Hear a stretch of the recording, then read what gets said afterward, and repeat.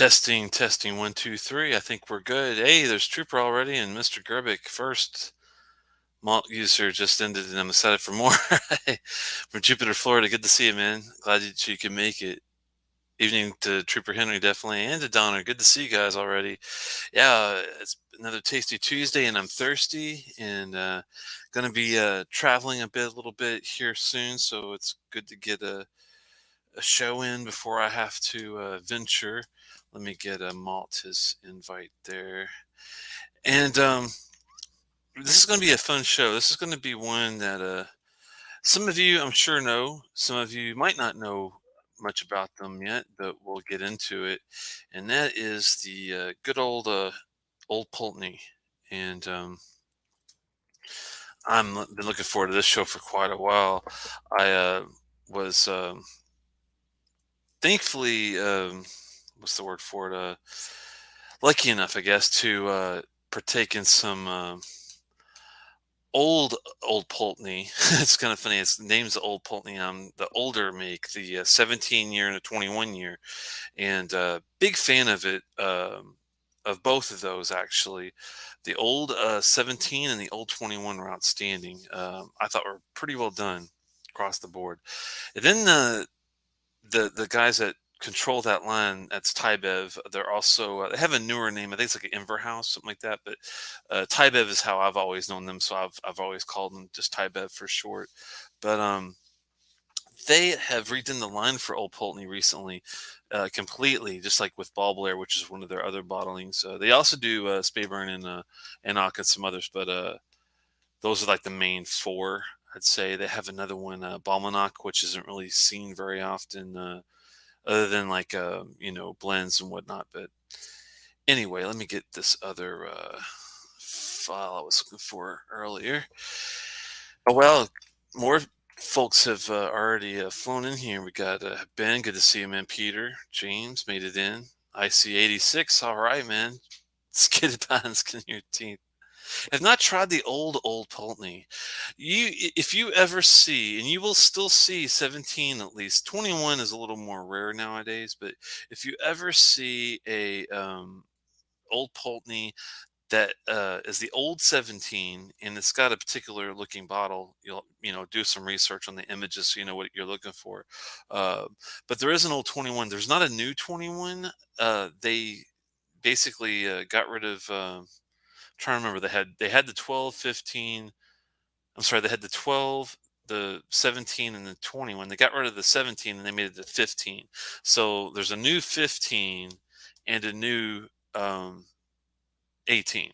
It's they changed the numbering system up on us a little bit. So looks like Ben Nevis has a new label on official bottles.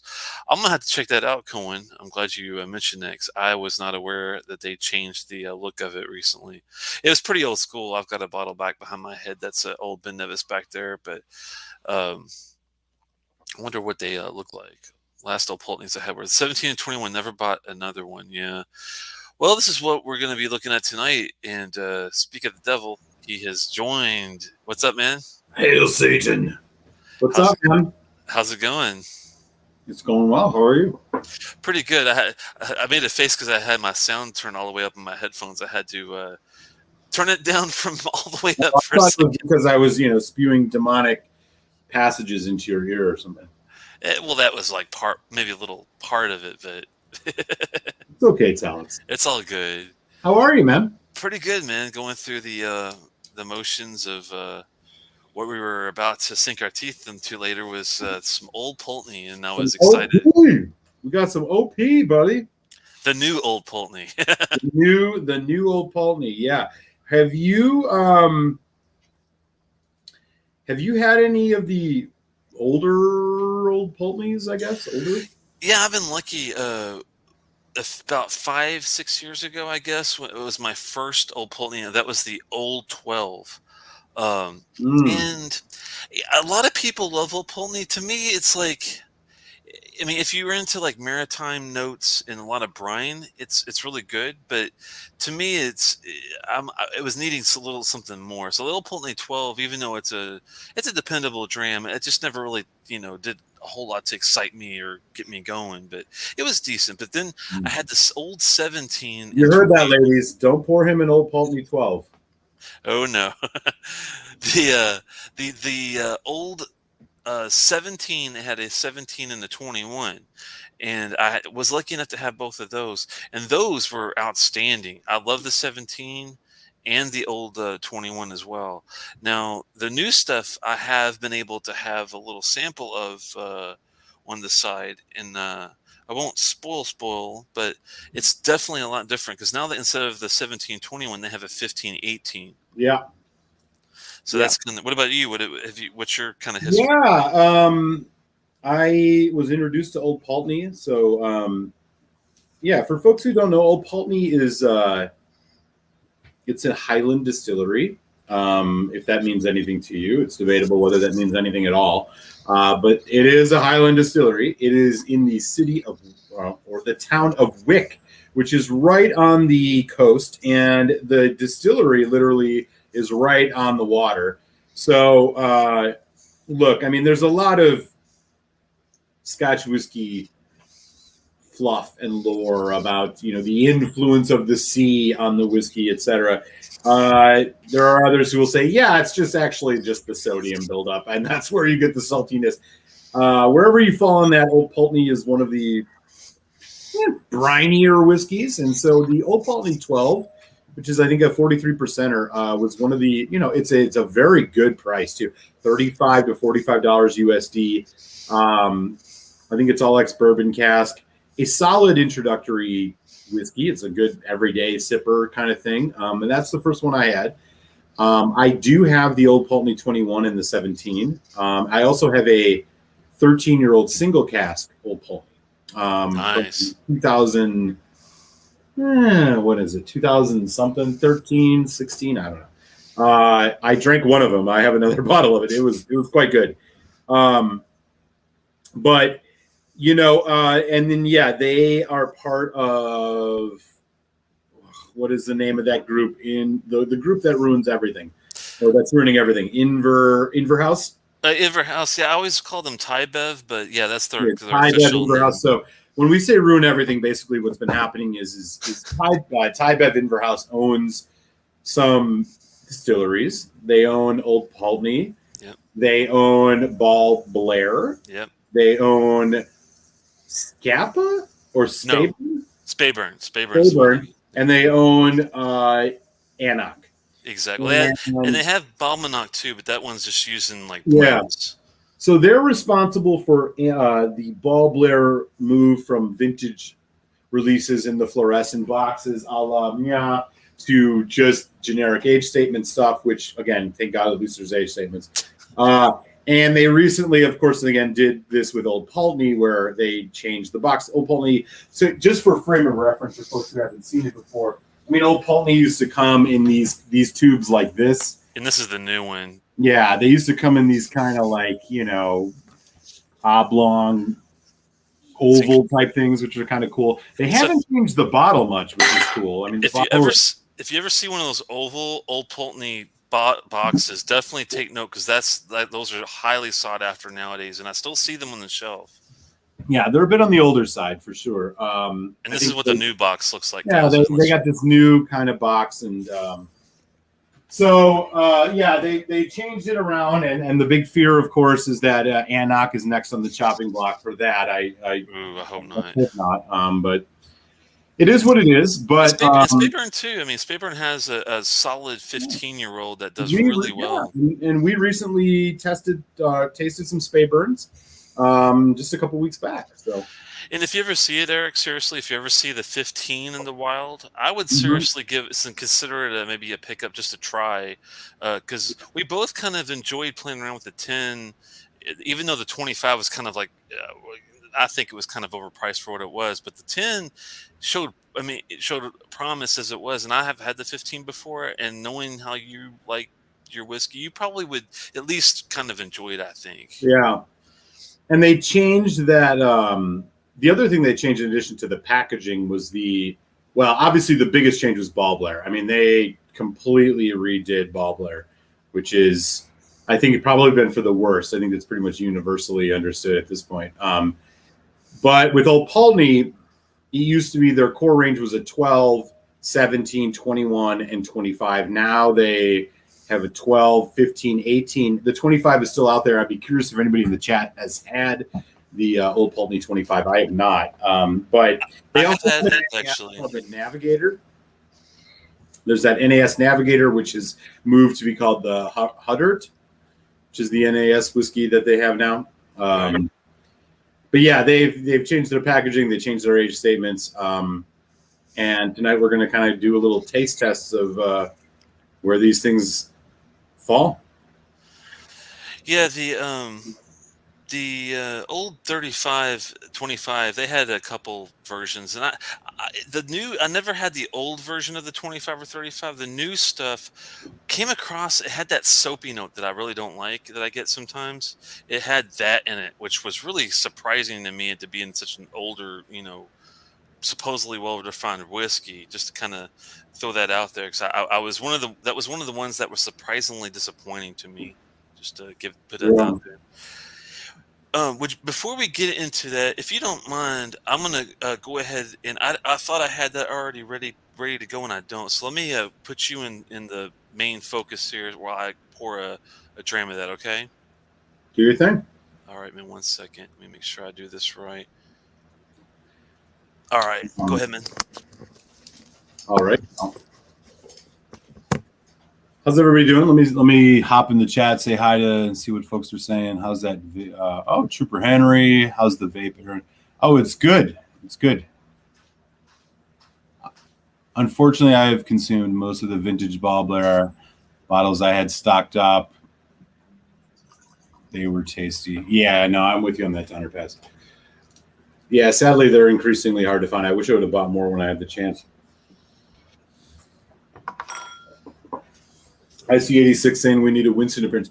Yeah, I'm not sure we Winston is tonight. He's not up watching the cartridges, obviously, which is his only job that he has. Dunner passes. Has anybody had the Ball Blair 15? I have not, but it doesn't look good. I don't know. I'm turned off by it. Similar to encountering Swami's mom, like you would just immediately do. Oh gosh, not that again. Swami. Good to see you, man. Oh man. And Juan's in the house from the Hawaiian Islands, which is rad.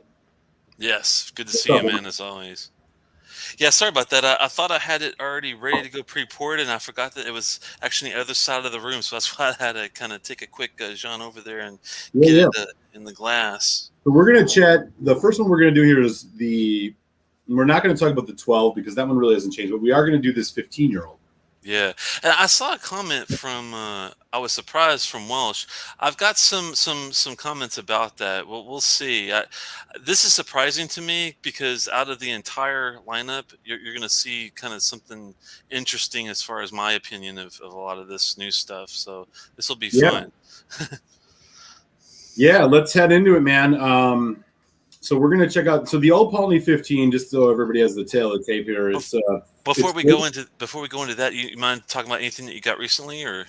Oh yeah, I don't think I've got anything recently. I did want to show you something special that I did pick up today that I haven't got anything since the last time we talked, man. Let me actually just double check. Oh, okay. Oh, I got a new Smoke Wagon Uncut, batch 75, but whatever. Still sounds good. yeah. I'm gonna crack that open next week, I think. Nothing new otherwise, man. I got a kind of a surprise for you that you don't know about. That'll be a live surprise, a live reveal, we'll say, for maybe an upcoming show down the road a bit. I know we've got a lot of shows already lined up. Did I mention the Ben Nevis? No. If you got a Ben Nevis, let me know. Yeah, I did. I don't remember if I mentioned this one. So what I got here, this is a single cask archives Ben Nevis. So this is like Ooh, Archives nice. is like the whiskey based folks.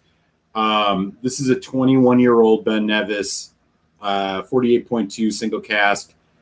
So I also have the Ben Nevis 10. So we'll do a Ben Nevis show eventually. I'm gonna crack this one open soon, but yeah, Ben Nevis 21, man. That sounds good. Let me show you something that I was kind of a lucky find to me because usually these run closer to 500 and I found it for 370 and it's called the Othros. Let me put it in Wait, did you say it's almost what? But you got it for 370? it's usually runs 500. Holy But shit! yeah, this is the Othros 25. It's a series of 3954 is the total number of bottles they did, and this is 3696 number, 51.2%. So it's cast strength, 25 years, and no coloring chill filtering that I'm aware of. It's not. It's looking to see if there's anything. This Whoa, is so light. If they bothered to put any coloring in this, I'd be so surprised. where'd you find that? And it comes in this cool, like it's almost like an old school box, and it's got Yeah, this like like it looks like a Kalila 25 box. it's Yeah, really like it's really like indiscreet, like just a regular box. It's got some information on the inside, but nothing crazy. This is a Diageo type of distillery, so that's why the coloring chill filtering is not as profound like it should be on some other groups. We see more information from on their boxes and bottles, but this one is matured in American and European oak casks, and I think that we'll be in for a treat. I'll do a little. damn man, yeah.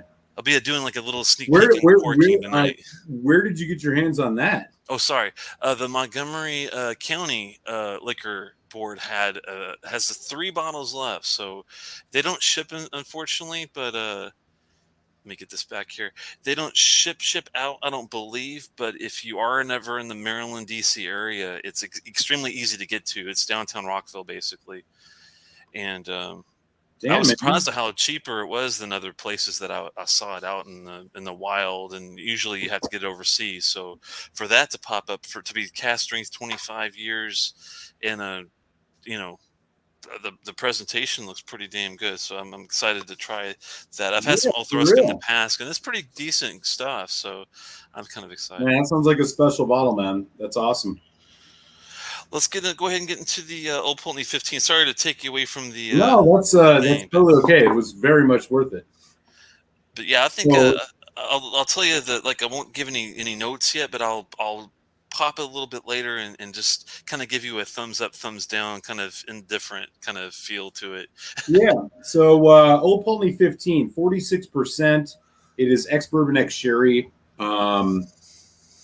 No, it's unclear whether it's been chill filtered or natural color. They don't mention it on the label, so we don't know. But it's this classic Old Pulteney bottle. The bottle's still the same. It still has the onion still kind of top to it, which is cool. And yeah, this is good. This will run you around $90 US. So around 90, 80, 85, $90 USD for the Old Pulteney 15 here. And this is part of that new range of the Old Pulteneys that they put out. So there you go. That is the tail of the tape here on the OP15. I got some in the glass. In fact, I'm going to just pour a little bit more because the hell. Yeah, I did a little pour earlier. The only thing I could verify for us is this is definitely not chill filtered, so that's good. Oh, great. I mean, I wish they put it on the label, but they don't. I wish they We did too. got it. It is ex bourbon ex sherry, 46% non chill filter. Let's do this, man. And I'm suspecting that they do not color this because usually if you're ever curious and you want to know a little bit more in detail, if you go to Whiskey Exchange's site, they're pretty good about having it because they use the German database for a lot of their Yeah. information. And the So that if you don't Germans see require that, yeah. if you don't see coloring on there, that means it's not colored usually, and it'll definitely tell you if it's not chill filtered or not. Sorry about that. Yeah, and Germany requires a lot more disclosure. I mean, we should all be like the Germans. Exactly. When it comes to whiskey, when it comes to Yeah. bottling, yeah, tell me all the information. Important to distinguish that. Yeah, here's the color. I mean, apparently that's Old Natural. There you go.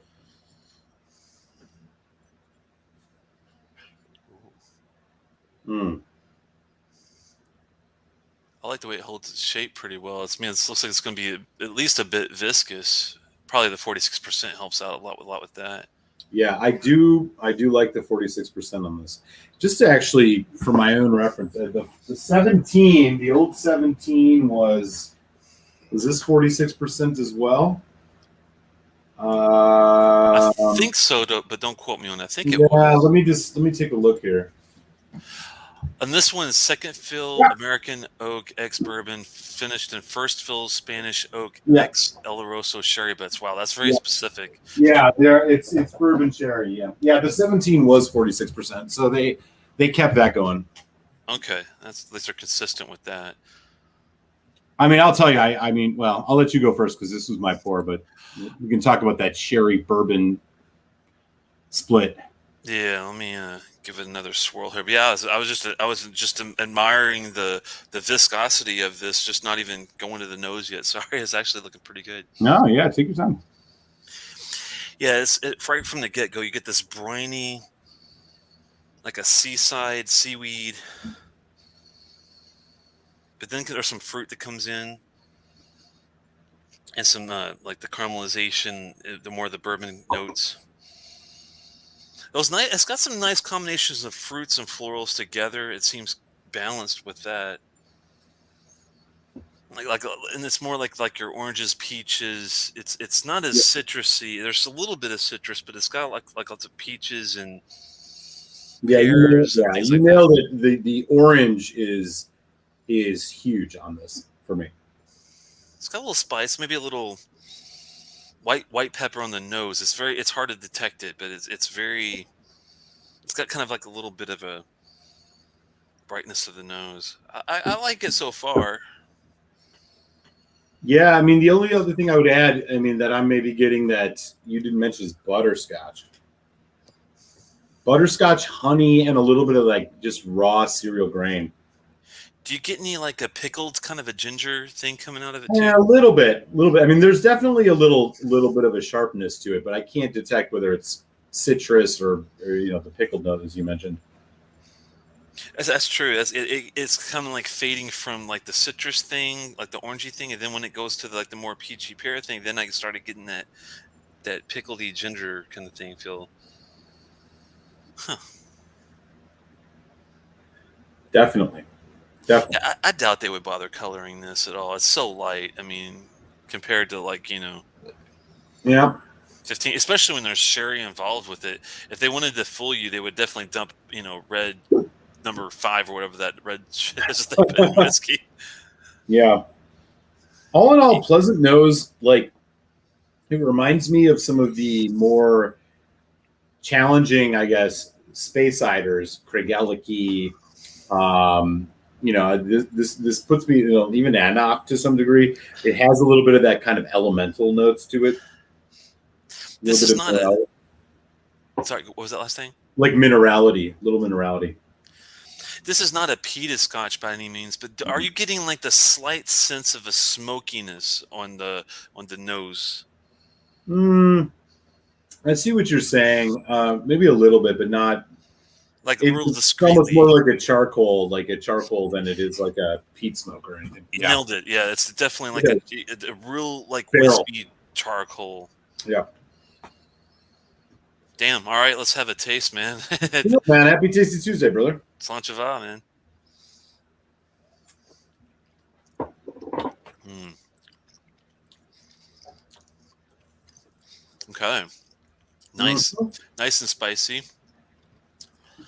I really like the spice hit on this with the sweetness. Yeah, sweet spice, man, for sure.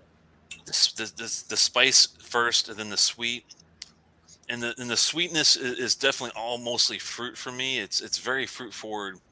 Interesting. Mangoes and It's getting kind of like not tropical like pineapple, but like more like a mango-y papaya kind of thing. Hmm.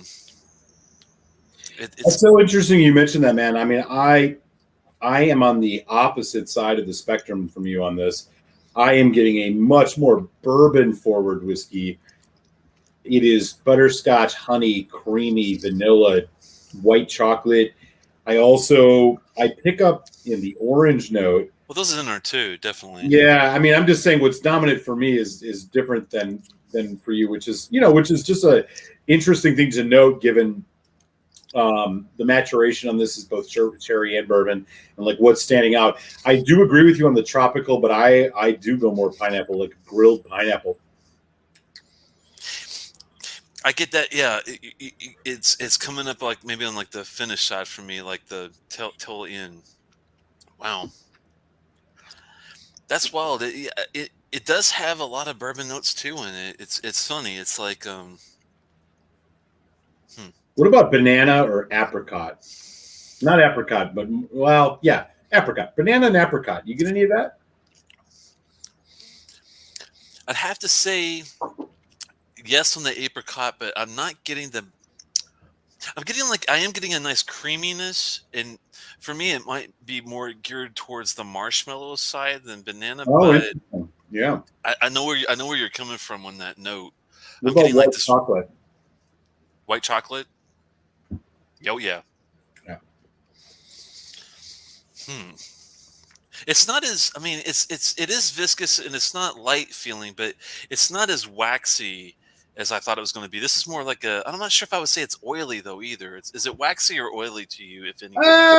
That's a good question. It's decidedly in the middle. It's very much like a medium body. I mean, it has some substance to it. It brings some heft. It's got a little stickiness. It's not incredibly viscous, but it's not light either. I feel like the flavor is lighter than the viscosity. Exactly. Yep. It is a good balance of the citrus fruits, the tropical fruits. It's got this real subtle smokiness. It's more like a charcoal, like you mentioned. It's funny that it's not peated at all, but it does say somehow can get that smoke out of this. I don't know That's how a they do. real. I mean, like that's what they would call in the music industry a deep cut, man. You're really pulling out like one of the, oh yeah. If you look at the B side of that one release, you're gonna pull that like you're really getting that. You're making me notice it more. And again, it's not. I'm not getting it the way you are, but it's there, and I know what you're talking about. For me, it's a little bit of a charcoal note, but yeah, you're right. I mean, there is a like char nature to this that for me is more of a bourbon. It's more bourbony, but like I get exactly what you're saying. Wow, I'm just getting like a boatload of the mango papaya combination for some reason on this, and it's funny because I am getting some of the butterscotch and the other notes that you're talking about too, but it's like it keeps changing every time I think about one. It goes to there, then I'll think about the other one, then it gravitates towards there. It's like it almost like follows your thought pattern. Yeah. I mean, it's a journey. I mean, yeah, look, I think this is a pretty solid whiskey. hmm Are you getting any? I'm not getting any minerality or anything on the palate. Not on the palate. I got more on the nose, like a little bit of that sharpness, or that kind of density that I'm not getting it on the palate. I'm gonna go with a little water here. Same here, This yeah. is 46%. We're doing three. I'm gonna do 3 drops. I feel like I'm really kind of curious where this is gonna go. And let us know in the chat if any of y'all have had the Old Pulteney 15 or if there's other Old Pulteneys you like or dislike. We'd love to hear about it.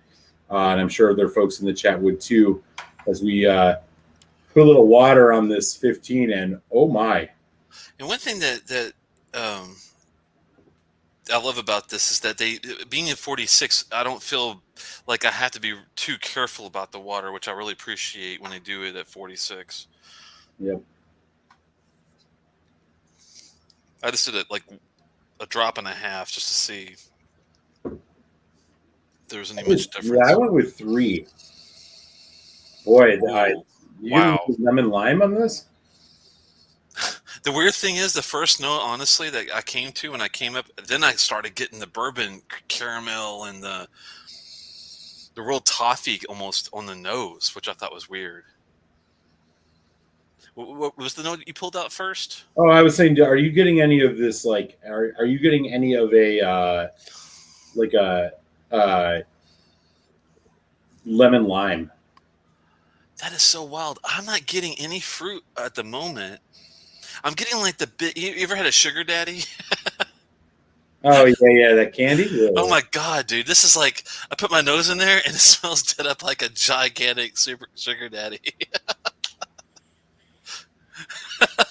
Isn't that weird? It's like maybe I don't know if the amount of water made a difference. I put like a drop and a half, but you never know. Maybe I'll put a couple little like one more drop just to see if I can get it to the get those citrus notes. Because you're right. Like when you add water, sometimes you should get like a spicy or a sometimes mineral or like a spicy kick on the side. I gave it one more drop to see if I can get this. Okay, that is wild. I think I know what you're saying. There's this. The funny thing is, the water makes it so sweet for me on the nose now that it's hard to get the acidity and the citrus out like you're getting. Mm-hmm, mm-hmm, mm-hmm. Hmm. Did you go for the palate yet? Yeah, I mean, I think that it shortens up. Like it's less viscous, but I do get a lot Ooh, more wood notes. and spice. That Like a butterscotch too, man. God, I'm getting so much butterscotch on this. oh, there's that lime. Oh wow, Yeah, yeah. yeah, yeah, yeah. That lime comes in the finish like a rush, but it's not like an assertive lime. It's a kind of a deep earthy lime. It's weird. Huh. Lots of salt, lots of like Yeah, that's one thing that neither of us have mentioned yet, which is interesting, is the like saltiness. I get more of it with water. I didn't get much saltiness on the nose or on the palate without water. I'm getting more of it now. Like it's like a little bit of salt on the edge of your margarita kind of thing. man, this one thing I will give Old Pulteney on this particular bottle, at least on the new series, this one would be perfect on a beach side if you were like on the ocean, on the beach, and you were just eating some like really nice swordfish or seafood. Holy wow, dude! There Could you? you That's if I'm in heaven, that's where I'm going to be eating swordfish on the side of the beach with a Old Pulteney 15. go. Mercury. That's a good dram. The only thing, I mean, it does have a finish, but the only thing with this one that's tough for me is it doesn't. It's such a salty finish that it dries it up for me really quickly. What about you? Uh, I mean, I still get some brininess, but yeah, I kind of see what you're saying. I don't know. I'm not noticing much difference. did you think it was a longer finish before the? Did you think the finish Hard to tell. was I can't. I'll be honest. I can't tell. I was can't good really. before the? Yeah. Yeah, I can't really tell. It's I'm trying to figure out like if it was any different before and after the water on the finish, and that's I think the brininess lasted longer on the finish after the water, but do I really want briny, salty kind of things in my finish? That's where it's kind of It makes you want to drink more of it. That's what the saltiness does, right? that's true. This is all part of their elaborate scheme to make you drink more of their whiskey. That is a good one, man. I actually like this one. Yep. I think I'm ready if you're ready. Let's do it.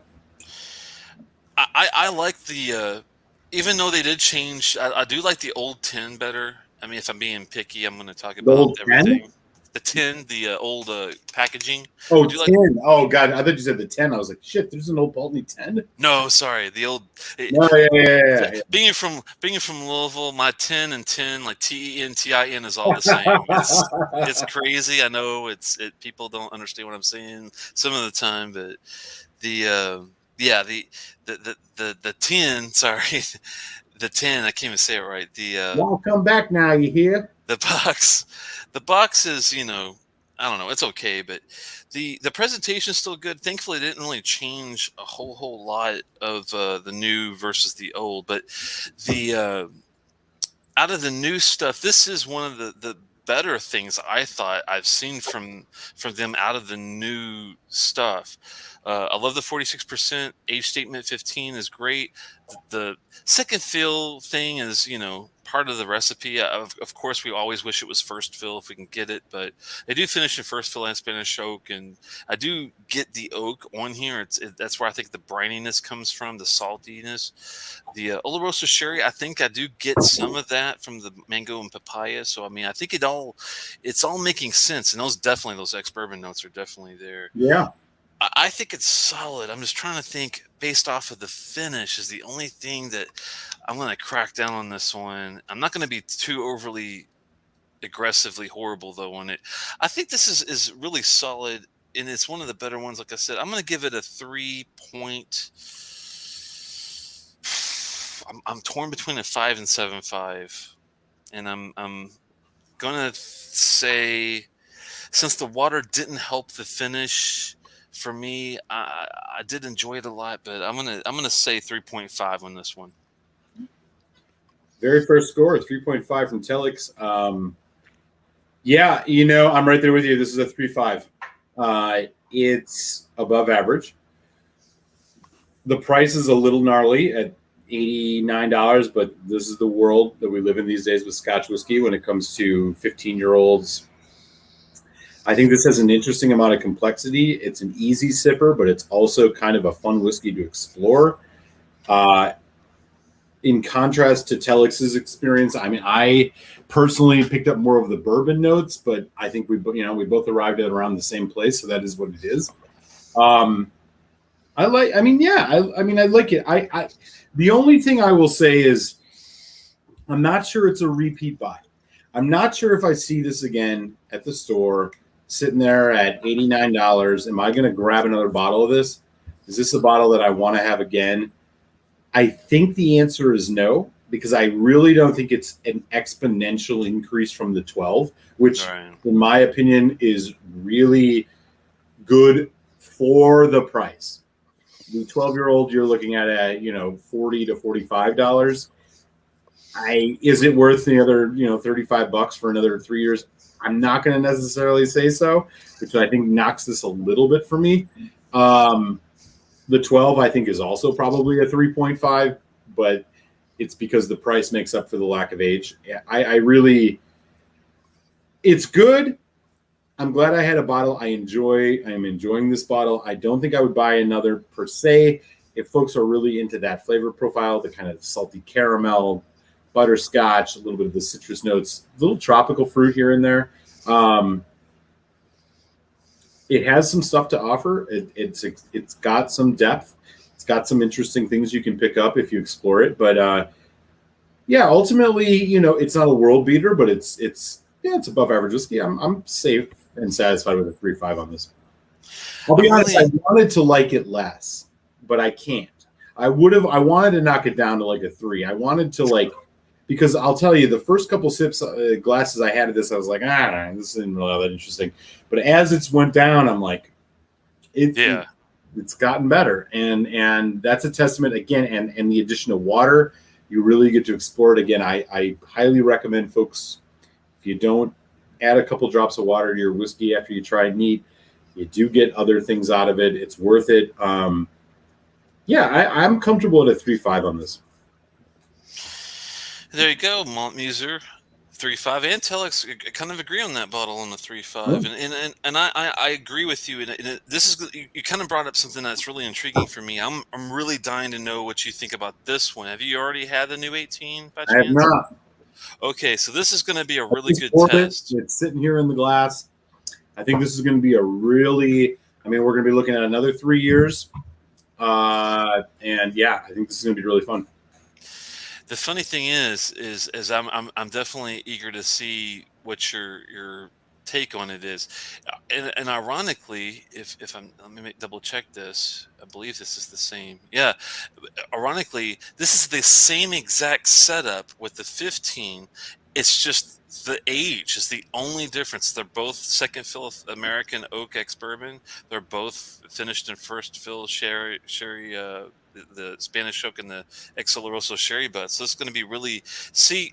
It's going to be really interesting to see if just a few years and longer makes a good difference, or maybe even a bad difference, or if it makes any difference at all. Yeah.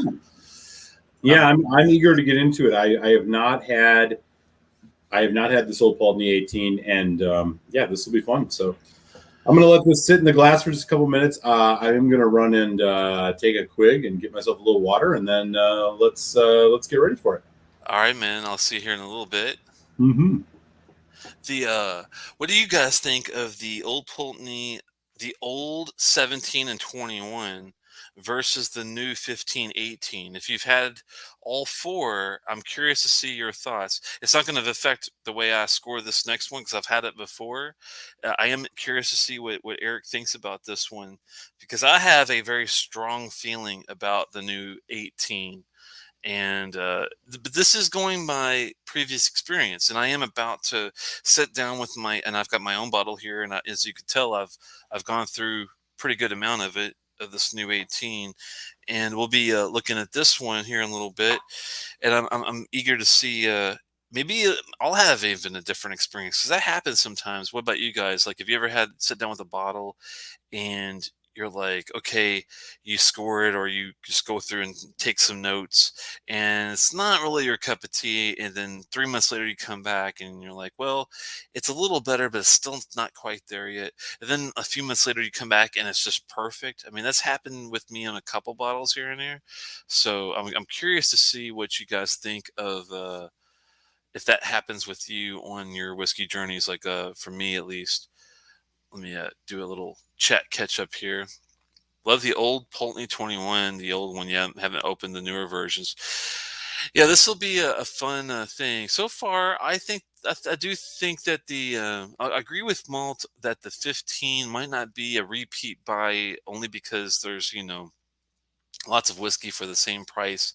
Yeah, that Decades man is a great bottle. I was lucky enough to grab the Decades version 1 back there. They have a newer Decades out now, but I haven't tried the new one yet. That first version is one of the best drams I've ever had. It was quality, but it had like 60s, 70s, 80s, 90s, and aughts in the same bottle. They took a little bit going back 50, gosh, 50, 40, 30, 20, and 10 years. And it definitely showed in the bottle. I mean, I was getting all sorts of crazy, awesome notes like basil, and um, there was like dark chocolate and mint, and all it was just it was all over the place. It was very, very complex, but very worth it. And I was lucky enough at the time to grab it for like 110 at the most. Surprisingly, for that type of maturation combination blend, it could have easily, I think it could have easily got 250 to 300 as first quality on that one. It was really well done. Oh, okay. Warming up with the Glenfarclas 17. Awesome. Just okay. The 12. Yeah, the only thing I differ with Malt Muser on is he likes the 12 a little more than I do. I think I think it's a solid dram. I probably would only give it like a 3.25 if I'm feeling generous because I thought it was rather average, but a lot of people do gravitate towards the salty, brainy, basic, like their make. They just like the make that Old Pulteney puts out, and that's definitely something that happens a lot with all this that we're going through. Some people just like the basic blend of Springbank, for example. Like they think the Springbank 10. Like I think Dustin is a good example. He probably would pick the Springbank 10 over many other 15s and 18-year-old whiskeys just because the fact he loves the make. And uh, that happens with Old Pulteney 12. I do know other people that really gravitate towards it. So I am so eager to see what he's going to think about this one, though. Good comparison would be the Old Pulteney 21 and the Glencadam 21. That is well said. I have to say, that is well said. What do you think about this one, Eric? Hey. I think he's got a good comparison. Like if you had the Old Pulteney Uh-huh. 21 and you Yeah, that's a put it good up one. against that Glencadam that we had, man, what do you think on Ooh, that? that's a good one. Oh boy. I don't know which way to go on that. I maybe lean Old Palton. That Glencadam was so damn good. Yeah, that's a really good one. It's been so long since I've actually had that Old Pulteney 21. It's tough to say. I was really impressed. Well, both of us were with the Glencadam 21. Yeah, That that would be an interesting one, man. That's a really good idea, Zan. Yeah. This is like Marvin Hagler against Michael Spinks, man. If you know what I'm talking about. This is like Roberto Duran and Sugar Ray Leonard. It's like you just can't pick one of these guys. It's Federer or Nadal. It's There you go. Yeah, I'm a huge fan of both. I prefer the Federer, but that's only because I'm not a huge French Open clay guy. But oh, okay, it's okay, okay. Hey, whoa, yeah. I mean, stay tuned for hour number 3, where we go in depth on our analysis of the sport of tennis. Yeah, right on, man. we could do it. I bet you and I could probably go off about every little thing you could possibly think of. I'm We should sure. just mess with people one day and just do a weird show about just Yeah, about there you everything. go. There you go. Hmm, Anyway, too funny. But yeah, no, I'm with you on that. I think that would be a really interesting comparison. I get it because I do think the styles are somewhat similar. I would, yeah. Oh man, I'm not sure which way I would go with it. trying to find yeah, I'm surprised that we've seen them. Our Tybev, our Iver House, we'll call them, already changed the ball player and Opolny lens, and it's so surprising that they haven't touched the Spaber and Enoch. But hopefully that Yeah, is way down the road somewhere. That would be nice. I'm not sure how lucky we're going to get on that, but you never know. Maybe that Balmanek is one that they haven't touched in ages, and they use it for blends. Maybe they'll hopefully focus on that one for a while and get that up to like yeah, yeah. single malt status or Let's hope, something. man. Let's hope. Um, yeah, shall we do the 18? I think so. All I was right. just catching up and see if anybody had any questions or comments on that, any Yeah, comparisons. But I think this is going to be interesting to see what you think about this one. I'll give the tell of the tape yeah. Let's and hear it. let you dive into it. This is really similar to what Malt's presentation of the first one at 15. This is a same kind of style bottle. Everything looks pretty much the same. The only Yeah, difference just is just those like the only difference between that and the old labels or old bottles are the labels, which are the white. They have the white label instead of the old clear labels. thankfully they kept the 46% profile. I like that. If they bumped it up to 48, I'd be even happier. But that's Ah, that's just a little yeah, little mention. 92 sure. proof's no joke though. Yeah, no, not at all. This is interesting. I was just looking at the back and it's sole importer IBHL USA Louisville, Kentucky. So I didn't know they had importers in Louisville. That's interesting. I've been thinking about trying to get ways to do it in Maryland because I've been so horribly mad about the whole California issue with getting whiskey in here. That's a whole other story. Mm. But this one's 18 years, 46%. And I believe, and I'll verify real fast, that this is also no chill filtration and no coloring. But just to double, triple check, you know how that goes if you don't do Yep, it. best to do it. Yeah, I'm not seeing any coloring on this, and this is not chill filtered. So they have the craft at least right on these bottles. I will give them credit for. And looking at the 18 color, let me give a little white balance here. Do you have a little white balance? Let's see. Yeah. I usually have a thing on the ready here. I'm looking for like a little piece of paper to use. Oh, we'll use this. This is a manual, but you'll get the idea. Yeah, Yeah. Yeah. it's. I'd say that's like a golden honey color.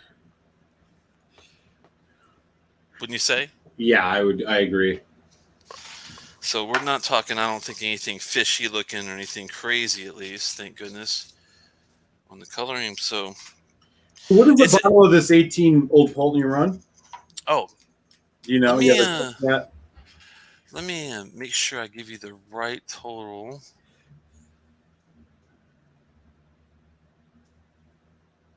The it's not terrible, but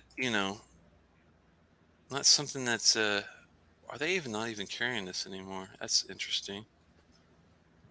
Try something one last time here. I'm pretty sure this was 140. I want to say So you're looking at about another $50 on the 15-year-old, give or take 40, $50, give or take. 130 to 140 is what Okay.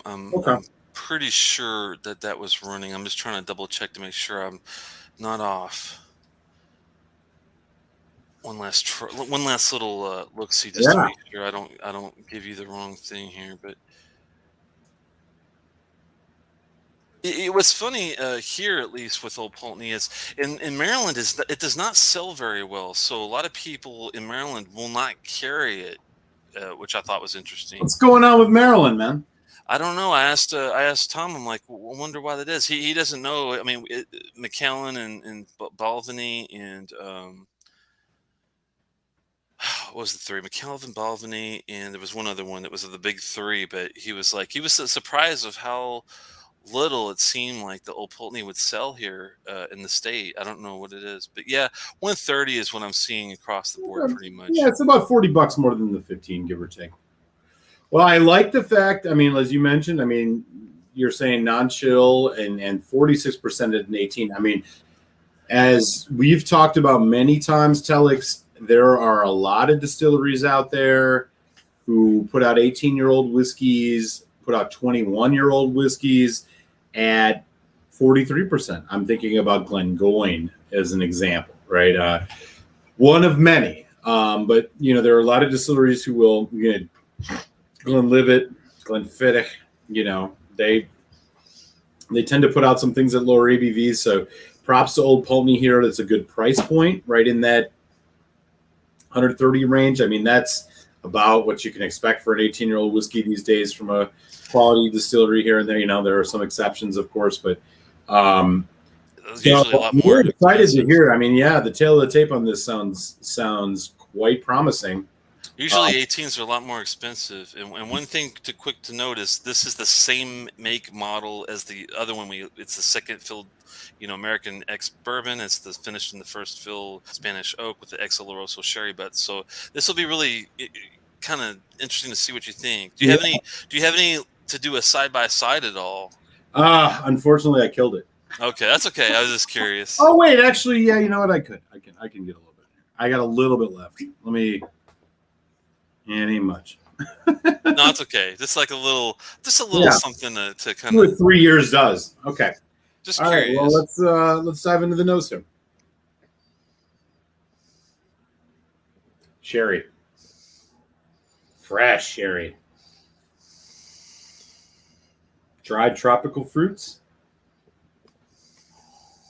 And kind of like some baking spices. That's what I'm getting here. I'm getting a fruitiness, sweetness, spice. Let me ask you a question. Slight herbal note too. Slight herbal note. Yeah, I was the first thing I was going to ask you if you were getting any herbal and you beat me to the punch there. Yeah. On this, do you? Wow, it's actually quite stronger than I expected. And when I say herbal, I mean this is like your, human allspice, kind of like your ground spices, not like fresh, herbs on the vine. Oh, interesting. Boy, man, there's almost like Huh. there's almost like a little bit of it's it sounds weird. It's like a taco seasoning. Yeah, And then again, there's a nice roundedness though. There's the fruit note. It's It's more on the light yellow side, yellow apple, some tropical fruit, the honey, the toffee, the caramel is all there. It's very rich. It's a very sweet and rich with some dried spice, dry herbs. It's definitely more complex now than it Yeah, used to be for me on the nose. On the last time I had this before, much more complex. I mean, it's more complex than the 15, no doubt. surprisingly, I mean, before I was not able to pull out as many notes on this one as I was the 15, but this time I This am does, able to get a little bit more. yeah, Yeah. this doesn't have the citric orange quality like the 15 had. I don't get that on here. If it is, it's faint. The thing I was going to ask you initially, like even we know it's Oloroso, but to me, doesn't this feel like it almost has a PX kind of a feel to the nose of it? Yeah, the creaminess, the roundedness. Yeah, That's what I thought. I was like, wow, yeah. if you blind tested me, I could detect the ex bourbon, but I would My definitely guess lean though is more that to it. Yeah, PX. my guess is that it doesn't show up on the palate though. But on the nose, I hear what you're saying. Yeah, this is a very deep. It's rich. It's got a lot of yes, spice, dried spices, and yellow fruit, and kind of your lighter bourbon cask qualities. The butterscotch is there. The this toffee. The I do love that taco seasoning kind of yeah, note. taco seasoning, man. Like like you opened up one of those powdered things, the cumin, right? Some extra There's spice. ginger too. There's like a ginger note. Yeah, that it's that herbal thing going on in the back is definitely makes it a lot more complex now that you mention it.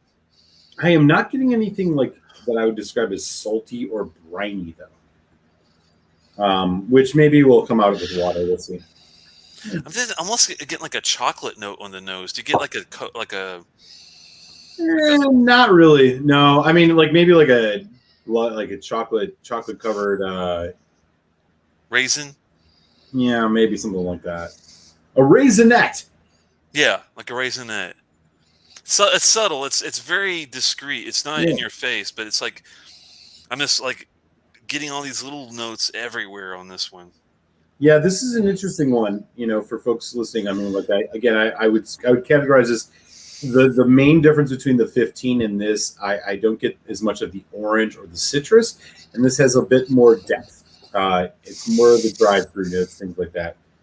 But yeah, it's more in yellow fruit. That's where it's at. So I'm gonna go in for a taste here, man. Let's launch.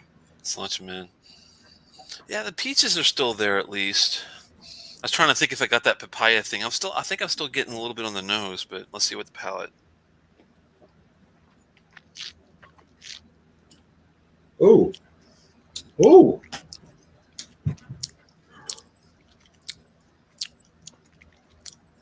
Oh wow, yeah. Okay. I need to go in for this. That was hot.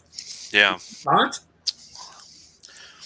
It comes in. It's not like a ethanol hot. It's like a.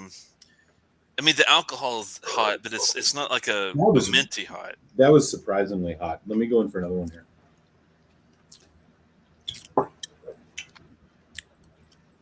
Yeah. Wow. Yeah. Mm. Whoa, Now you're seeing where I was coming from. I think on this one.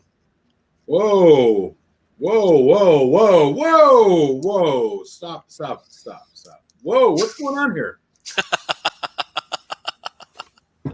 He's like, whoa, whoa, whoa, stop. It Make it stop. arrives very creamy and sweet and nectar like honey like, but holy shit, does that like you get a spice hit, but it's not for me. It's not a discernible spice. It's heat. It's just it's not even ethanol like you mentioned. It's not minty. It's just like it's just hot. Yeah. And the finish, it goes, the very hot, very hot. I think it's like too much of that Spanish oak. I think is taken over this. Mm. I think the And three then extra and then the years. finish, it's like it's kind of chewy, kind of sweet, mostly on the like it's like peach and like a peach cobbler, and then like chewy kind of like Bitto honey, vanilla. Yo, whoa, whoa, whoa, whoa, whoa. What happened with this? You're getting the same thing, right? I mean, like Yeah, that hot note. Like I'm not crazy, right? you're not crazy. Like This that's is what the fuck? when I had the old 17 and the 21, and then when I had the new 15, and then I went to this, I was like, something's just not right for me on this one. I don't know what it is. It's just it doesn't sit right with me compared to the 15. I don't know what it is, but This is the third neat sip here.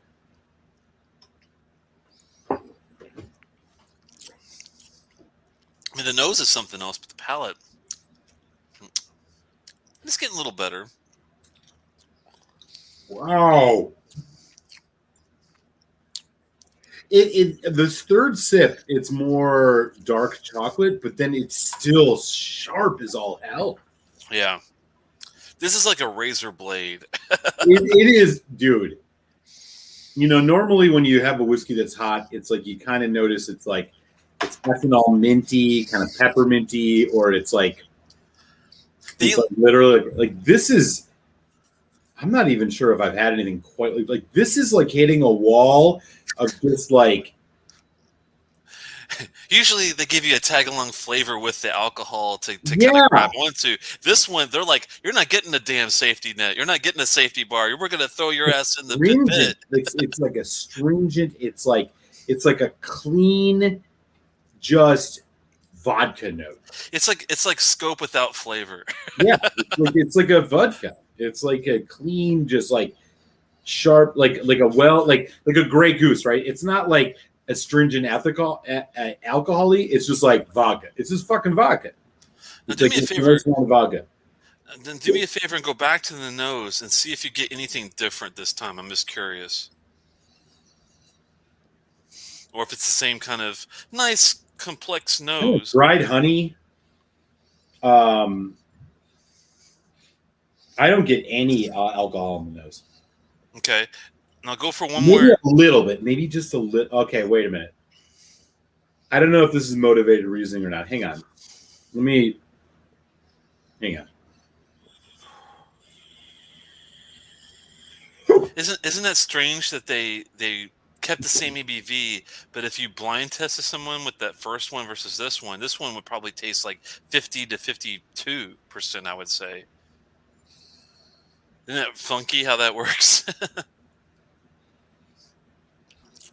I I notice a little bit of the edginess on the nose, but it's not that discernible. Again, I think the nose Yeah, is similar to what we were saying before. I agree. I just want to make sure I wasn't like Yeah, missing no, you're anything. not crazy. I'm going to do a fourth neat sip here. This stupid updates thing is telling me to update. I'm gonna tell it to postpone for 4 hours. There we go. God damn, man. Isn't that crazy? I'm gonna try to taper this with a couple. I don't know. Should I go 2 drops? Maybe I'm gonna go 2 drops. Nothing Yeah. crazy. Oh, yeah, yeah. Let's do one. Oh my. This needs something. That's for damn sure. The saltiness has finally come through. Yeah. It's like dark chocolate, salted dark chocolate. I'm going to do 3 drops on this one too. I'm It's just like the sad thing for me. The water just absolutely obliterated the nose. I'm hoping that. I mean, I only did 2 drops, so hopefully yours doesn't get obliterated like mine did.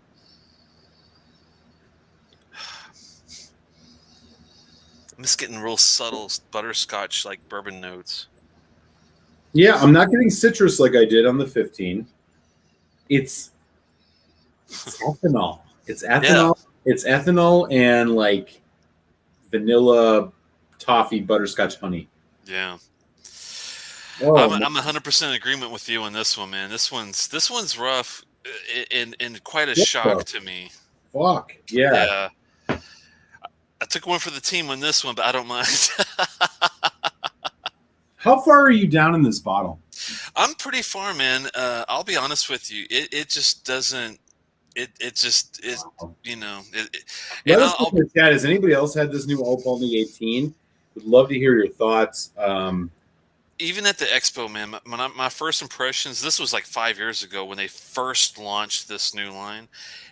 when I had the new 15, I was like, this is really good. I like the new 15. When I had this new 18 and the new 25 and up, I was completely like flabbergasted by what they were putting out for this. I just, it's so disjointed, and I don't know. Sorry, I don't want The to get ahead of. herbalness, that herbaceous, like dried, crushed seed, earthy herb thing is stronger on the nose, but I'll also say the ethanol note is stronger.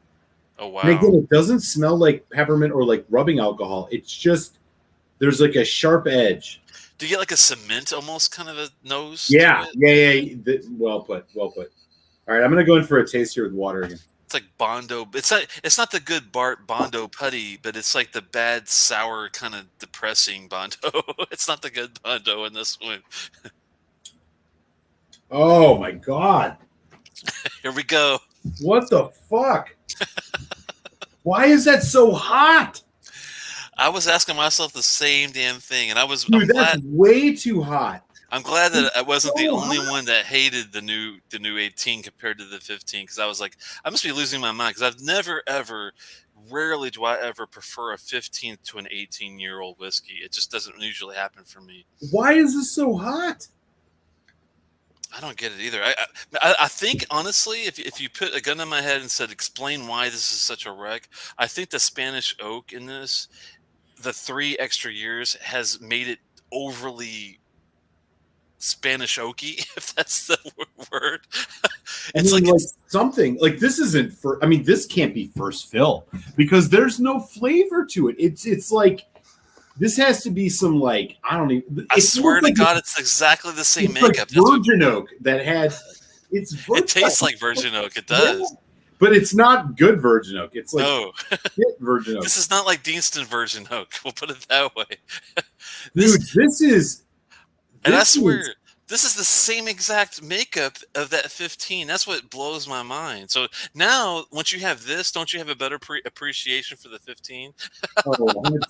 And the other thing, Telex, that I'm noticing here is it's not sulfuric.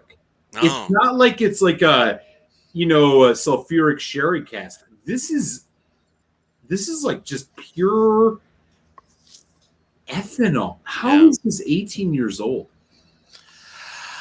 I'm wondering if that first fill the Spanish oak. I wonder if the oak, just the bite of it is with the 46% after Yeah, the. I would. Yeah, I'm like, man, I'm not even sure I want to finish this. I'm sorry, man. You don't have to. No, it's okay. I'm going to. This is all part of the game, but Did you taste the palate after the water, and again still got the yeah, same ethanol, twice, right? twice. Yeah. It's still there. I'm gonna do Try the try like a couple. If you have any left, try a couple drops before you finish it. dude. Oh, you already did. I'm gonna put 3 drops on it. Yeah, It arrives really nice, and then it's just this. Ah, there it is again, dude. I'm going 7 drops here. I just want to see if we could taper this down to where we both are like, okay, I think it's almost enjoyable now. This is 7 drops of water. 7 drops on a 46%. This has got to be Sometimes down this to. happens. No, don't Got be to be down alarmed. to 30-some percent. Yeah. But don't be alarmed. Sometimes this does happen with whiskeys I've had before, where you're fighting with it. You're playing like the Kilkerran, the first release of the Cast Strength 8. I had a fight with that one to get it at the right exact water level, and I remember having to add a lot more than I usually have to get it right. No change really on the nose. I might get more apricot, more dried fruit now out of the nose. Maybe a banana chip, but Yeah. So now you're getting the banana, that I got on the 15 a little bit, exactly, yeah. dude. This is 7 drops of water. Let's see what you think. I'm just curious. It's still there. Sweet. Yeah. Oh my god. Okay, it's more of a heavy cinnamon chili pepper now with 7 drops of water, but still it's too astringent. It's too astringent. Oh my god. How is this? If you would have poured this for me blind, I would have guessed this was the Huddart. Yeah, I think I would be with you because when I first had it, my first initial thoughts was this does not taste refined. This does not taste like It the doesn't age it taste should heavily be. aged. The nose is nice. Yeah. The nose is really nice. The only good thing after the water is I get some brininess now. Finally, after that, The all that finish water. isn't bad. It's what happens at the end of the taste. Right. It's like you get punched in the face with ethanol, and then it's like, oh, here's some like delicious coffee cake to soothe your pain. Yeah, there's no like nice balance of like pith or minerality or anything else to go. There's not like it feels very very hot. I have to agree with Eric on this one. Dude, I have 7 drops of water on this, and it's not chilled out. Yeah, What the hell? it's a rough bottle, man. I'm ready if you are. I think on final thoughts because man, Yeah, there I was mean, let's do it. It was your pour, or it was your sample, so I'll go first. Final thoughts. Fuck this whiskey. Um, to not put a fine point on it. This is a disappointment of epic levels. I having had the 17, having had the 21, having had a single cask, having had the 12 and the 15. This is by far the worst Old Pulteney I've had for what it's presented as, bar none.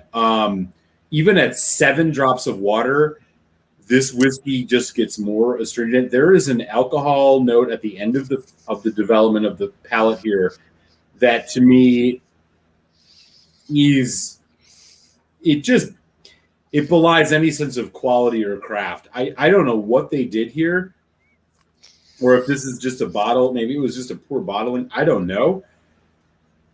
But compared to the 15, this isn't even close. The 15 is exponentially better than this. This is disappointing in a way that I'm honestly a little hurt. I was really looking forward to this. Like me too, and I didn't want to be like the bearer of bad news, but no, this is why we do it. This is why we do it. I get it. Yeah, fuck this whiskey. Don't buy this. My score on this, I'm going to be completely candid here. oh. Oh! Have we found the bottom of the barrel for Eric and the I don't Muser know. I Kingdom? mean, you said this was how much was the average? You paid 130 for this. This is 130 to 140, man. Everywhere you go, it's yeah. I mean, what cost consideration? That makes it worse, doesn't it? Oh man, I really like the nose, and the finish isn't bad. Oh. I think I hear a 1.5 to 1 coming out of you. Just hang on. Let me do one more sip. This can't be true. It can't be true, right? I think I'm going to join you and have a little more. Since I have the bottle, unfortunately, I'm going to have a little bit more.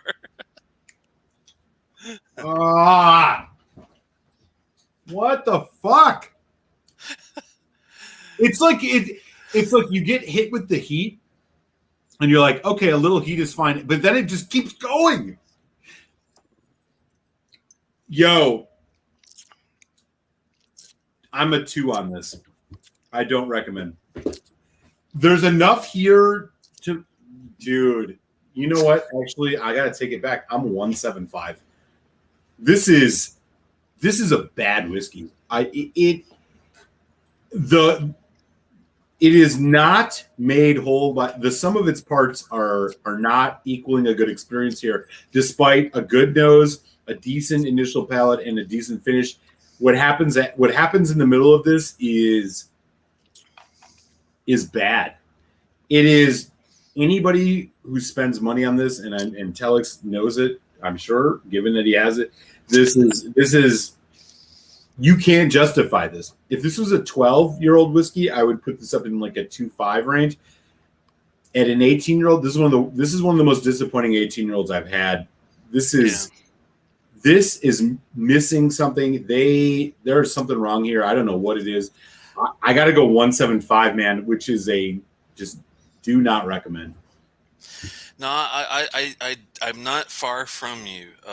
And I put my finger on it at the end as you were describing what your the way you felt about the ethanol and the heat of this. You know, it's also really heavily involved with this 18 that I think is causing the problem that you're also getting. That I didn't even put my finger on it until I had the last sip here just a second ago. This has a shitload of white pepper in it, dude. I mean, it's like Yeah. it's way too much white pepper. It's crazy. I mean, I usually don't mind white pepper like in Kregeliki 13 or Glencadam 13 or some of Is this a the. fucking travel exclusive, man? No, this is their regular 18 new release, and I Oh, mean, damn. I had this. Wait till you, dude. Imagine if you shelled out the money for a 25 or 35, right? Yeah. And you got soapy notes out of it. How the fuck would you feel about that? Tell me Yeah. that. If you spent Real talk. 400, Real talk, 400, man. Real talk.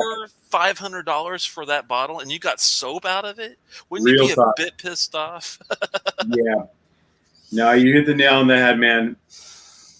I mean, they shine with the 15 for me. I do like the 15. Yeah, I do think it's above average, definitely, and that's why I gave it a 3.5. But this one, man, this one is way too dry. It's way too white peppery. It's way too assertive with the heat. Is the ethanol level is just feels like a 52% Fuck, man. plus. It's very heavily on the citrus initially. There's nothing else to really balance out the dryness of the white pepper that comes through after the fact with all that heat. The finish is obliterated. It's almost like someone put a smart bomb down and just fucking blew up the whole experience. Oh, Dude, yeah, man. I'm playing Spy Hunter with this one, man. That's crazy. This is some crazy ass stuff. I don't know what they were thinking. I mean, I knew that they got it right with the 15, but I'm here to tell you guys, and I think Eric will agree with me. Tybev, 3 more years of the 15 does not do it any justice. No. You should definitely find a different, take your 12, and instead of doing this, like keep the 15. I like the 15 for what it is, but when you're going for these older ages, and I'm talking 18, 25, 35, you better do a whole nother lineup because this is not working. Listen to the man. It's not working. No. I'm depressed with how great I thought that the old 21 was. I love Tybev usually. The 21 and old 17 were freaking priceless, and it makes me mad that I can't get those anymore. Thank God for the new 15, but 18, 25, 35, you guys got to revamp your line. I'm a 2.0 with this one. I'm trying to. I mean, there's a couple things I do enjoy with it, but it's just so fucking white pepper, dry, heat, crazy. God Water damn, doesn't help. I don't remember the last time we had a whiskey that disappointed at this level. Thankfully, it's been a while, and it's weird. It's weird because my first experience with the Jura 21 was rough. I mean, Jura. I mean, I don't want to put these guys in the same boat as Jura and Akantoshin, but this is putting them in the same boat as Akantoshin and Jura. Wouldn't you feel this? Yeah, for real. This is embarrassing.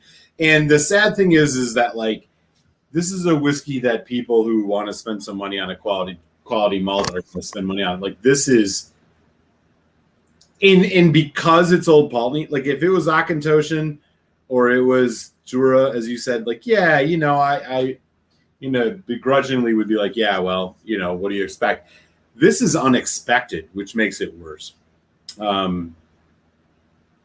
I've never had a whiskey that does so well for the 15 years to be an absolute train derailment in 3 years for the 18. Would you classify this as a train derailment? 100%. This is a fucking dumpster fire, man. This is like when the Amtrak guy, that Brian, and what is his face, ran off the rails in freaking Philadelphia back a few years ago. Yeah. This is what that is. Y'all, man. I mean, y'all know that what's best to do with your money, but if you've listened to Telex and I, this is not the way to spend it. So we, just to recap, we got 3 5s across the board on Old Pulteney 15. We have and it's 175 from Muser and a 2 from Telex on the Old Pulteney 18. Avoid it. like COVID-19, man.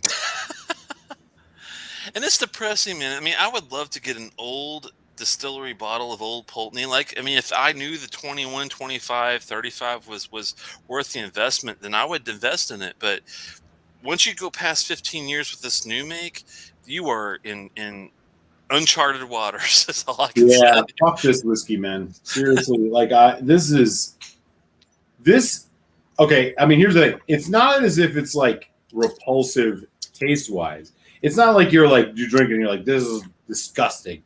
It's just so bad for what it presents itself to be. This is a 12, man. Like I think the 12 is better than this. Oh Like, yeah, this. You know what I'd love to compare this to is the Hut Art non-age statement Old Pulteney, because this. I can't believe they bottled this. The way it's just perplexing to me. This is one of the worst 18-year-old whiskeys that I've had, and this includes. I mean, I'm trying to think about 18-year-olds that I thought were more disappointing than this. I'm not sure there is one. The Abelauer 18 is the only one I can think of. I haven't had that, but I guarantee it's probably true because I've had the 16, and that is shite. Preach on, brother. Yeah, if I want a glass of rosé, I'll just pour some rosé. Dude. That was the only one that came to mind because I actually like the Dalmore 18. Is actually really good. I've not had that one. Yeah. I mean, I will if I have some left. I will definitely sample you a Dalmore 18 because I do think it's worth the trip to go there. I found it for a good price. It's the only reason why I bought a good bottle of it. But But yeah, I mean, I'm going through the distilleries just by glance, just finding something like 18 year that would be comparable to this. That's as rough. The only thing I could think of to compare it to, honestly, is the Akantosha 21 and the Jura, the Jura 21 experience. I mean, the Jura is actually better than this, I have to say. I mean, I know it's crazy. You might be right on that. You might be right about that. Well, what about a Glenfarclas? Here's the thing: they're not bad; they're just disappointing. This is disappointing and bad. Yeah, the thing about Glenfarclas, the only thing that's rough with me with them is the level of sulfuric stuff they come out with sometimes. Yeah.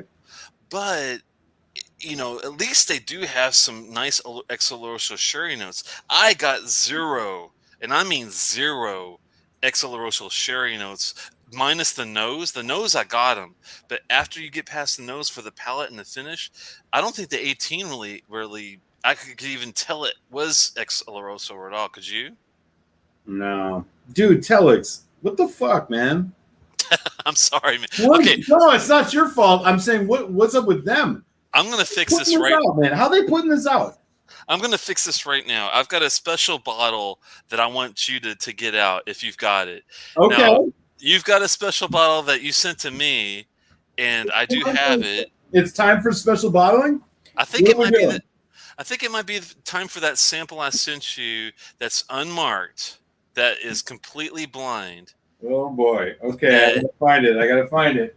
I did a specific blend that I want to see what you think it might be, what's in it, what your thoughts of are. And now while you get that out, I'll be right back. I'm going to go get my bottle that you sent. I'll be right back. All right. Y'all, I'm going to need something like that. Dude, this was really sad. This was a really sad experience. I'm really bummed. I'm really bummed. There should have been a bottle I sent you a bit back that's unmarked or marked as like a mystery bottle or like a Solera type bottle or something. Yeah, I'm looking right now. You sent me this bottle. Maybe we can do this one. You unmarked it. Well, I hope you remember because you poured it for me. Well, about that, bro. Maybe we should hold off on that. No. We're good. Let me just look here. And while you're looking, let me go get my list so I can give you what's actually in it because I did put a recipe together and I'll tell you what it is after the fact. Okay. I'll be right back. All right. Shit. Making me work.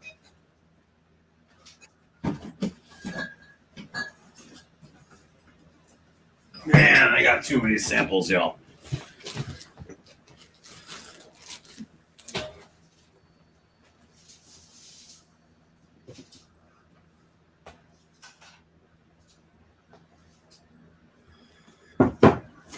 All right. Telex sent me something, he says.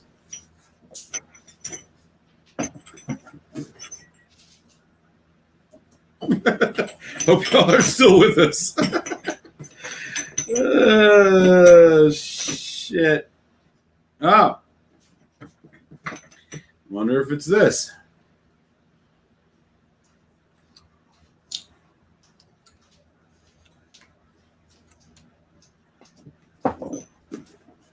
Well, I think I might have found it, Telex. It's the only unmarked sample that I seem to have in my box of samples here. But it also could be a total.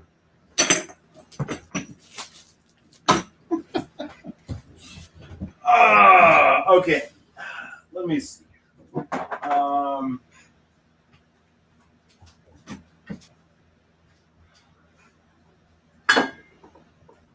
I think I found it, Telex. Let me just double check.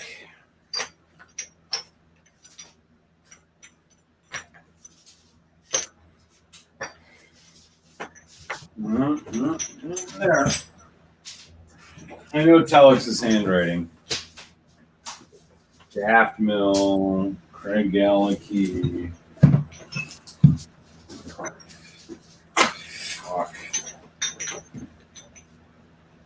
Scorch. And Moronic.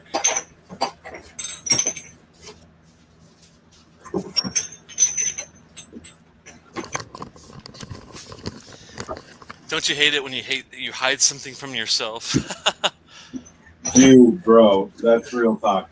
Okay, so I think I found it. Yes. But I don't know. This is an unmarked bottle from you or from somebody.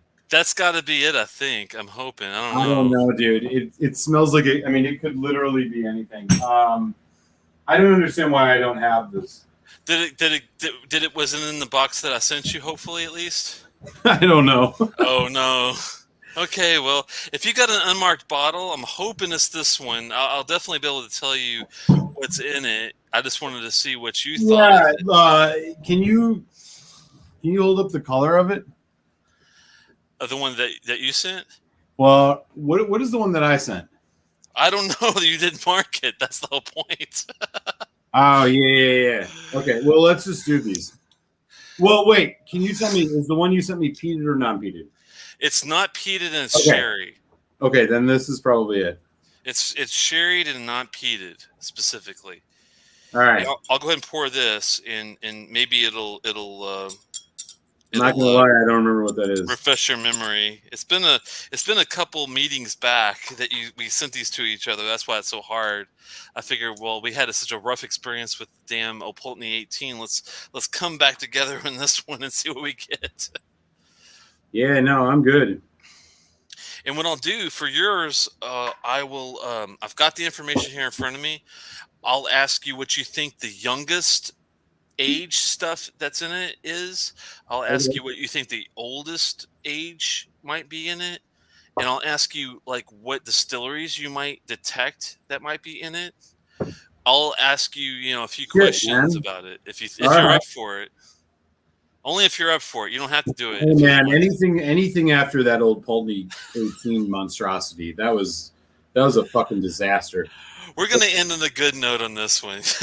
I have a feeling we will. If we don't, I'll be depressed, but at least I tried. Yeah. All right. So what you got here, Eric, in a nutshell, is my personal Solera blend that I put together. Now, this has 6 different whiskeys in it. They're all equal parts. And it's got, and they're all non-peated. They're all sherried. As far as if they're all Oloroso, I think that this one is all Oloroso. I don't remember there being any PX sherry involved with it. But hopefully this will be something interesting. Tell me what you think of it. So when And I then go into what the I'll do is I'll nose, do the same thing after you do on the yeah. other So when form. I go into the nose, I immediately think there's definitely Macallan in this. Wow. Okay. Good. You pulled one out of the gate Yeah, perfectly. there's definitely Macallan. There's definitely Glendronach too. And the reason that I think there's Macallan is just the Macallans have an unmistakable nose. And I've said this before, despite all the shit Macallan gets, and it's mostly deserved, Macallan has some fantastic nose. You did get the McKellen, but you did not get the. There's no Glendronach in this, so Okay. keep going forward. Yeah, there's Now definitely Macallan. I'm going to tell you that. Um, Hold on, before you go forward, some of these distilleries you might not be familiar with, so that might kind of throw oh, you off a cool. little bit. Yeah, well, okay. Did, but I just want to see what kind of. You don't have to tell me the distilleries per se. Just tell me some of the notes you get off of it. Yeah, I mean, so in the Macallan sense, it has that warm, short, like kind of fruitcake smell that's unmistakably Macallan to me. It's very full. It's very rich. Well, not rich, but it's very full. I wouldn't be surprised if there's something with PX in here because there's a sweetness that is outside of there's a sweetness that's outside of your typical Oloroso sherry. So I'm guessing there's a PX in here, and if I was going to guess what it is, something with a PX maturation. I mean, it could be anything, but I'm just going to guess for that PX.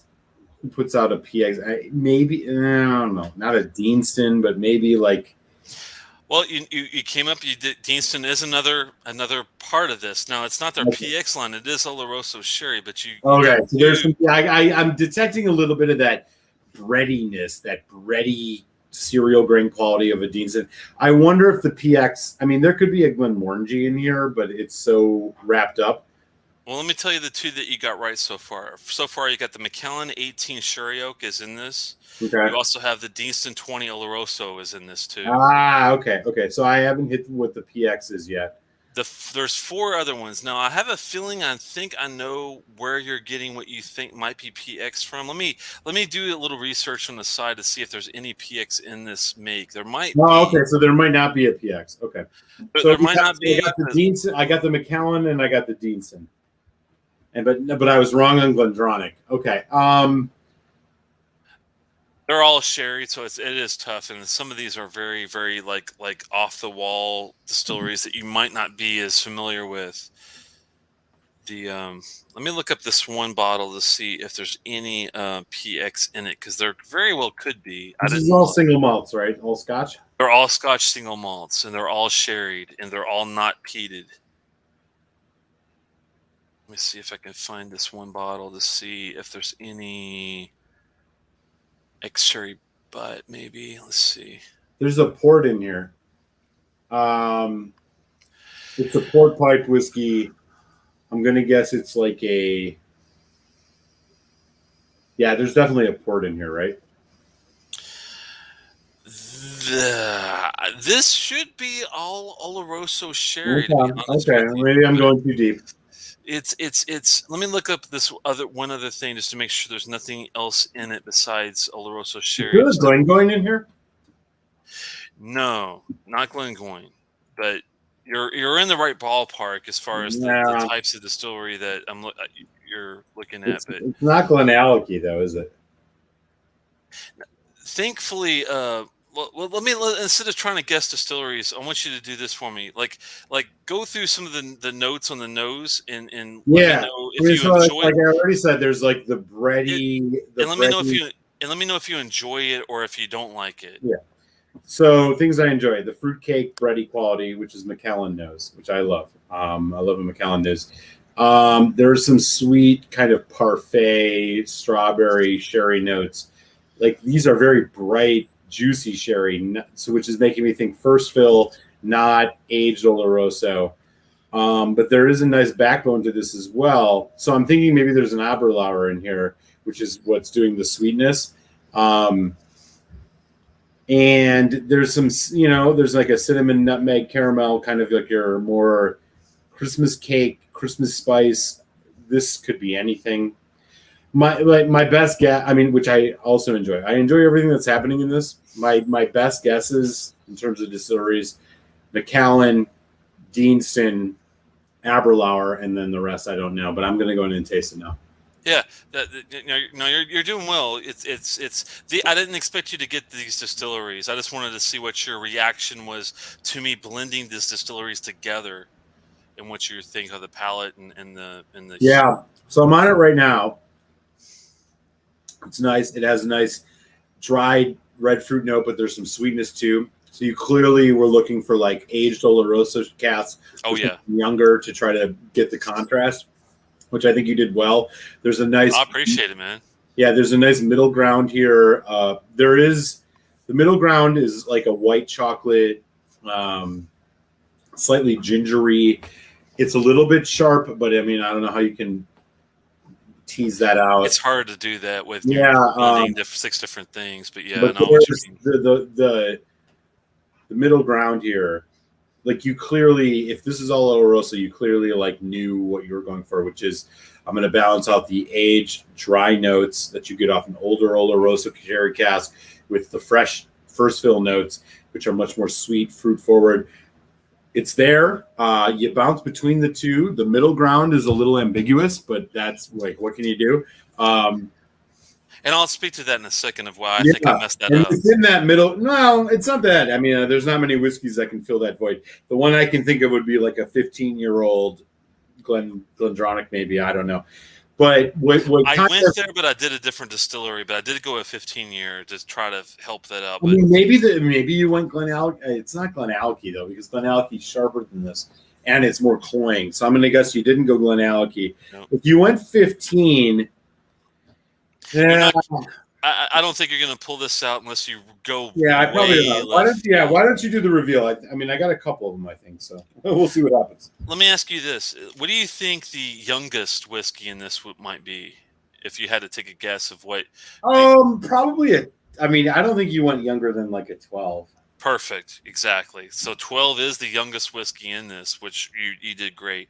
Now, if you had to take a guess what the oldest whiskey might be in here, would you do you get any like old notes, or are they Yes, all like no, there's middle? definitely old notes, and that's where. So the reason this is what I detect, and again, this is maybe a good way for folks in the chat, particularly when you buy an NAS whiskey, you don't know the age, to try to get a sense of the age. If it has sherry, if you're detecting more dry fruit notes than sweet fresh fruit notes, that will usually indicate that it's an older whiskey because the longer sherry whiskey ages in a sherry cask, the more you transition from sweet, juicy to drier notes.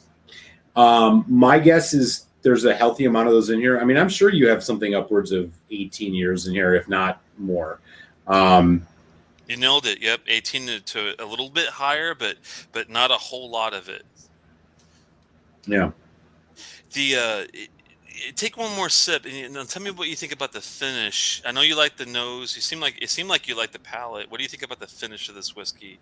If it's too dry, to anything, No, it's juicy. It's juicy and it's thick. It's not drying. The drying note is offset. No, it's very well balanced. Cool. In Okay. fact, I actually think the finish is actually the most enjoyable part of this, and it's long and again, I think everything about this is above average, but the finish is really delicious. And there's also some like nice chocolatey notes to the finish, which I'm really enjoying. Cool. Okay. If you had to sit back and think, okay, from the nose palate finish, if you were scoring this as like an actual, and I'm not going to get offended by if you give me a 1 or a 2, 3, 4, No, this 5. is a 4. You think it's a 4, really? Wow. Okay. Oh yeah, for sure. This is a 4. This there's complexity, there's richness, there's depth, and it's a bonanza. It's a bonanza. The only thing that would take away from it is that it's not focused. But like you're a blending, so what the fuck? It's I good. think I think you found my kryptonite with blending, and I went into this the wrong way, and I'll find out later if if we're both right, because I think I probably should have narrowed it down to 3 or 4 bottles and kept those 3 or 4 and decided on the blend I wanted. But what I did was I expanded it to 6, and unfortunately from those 6, I've actually added another 6 to this.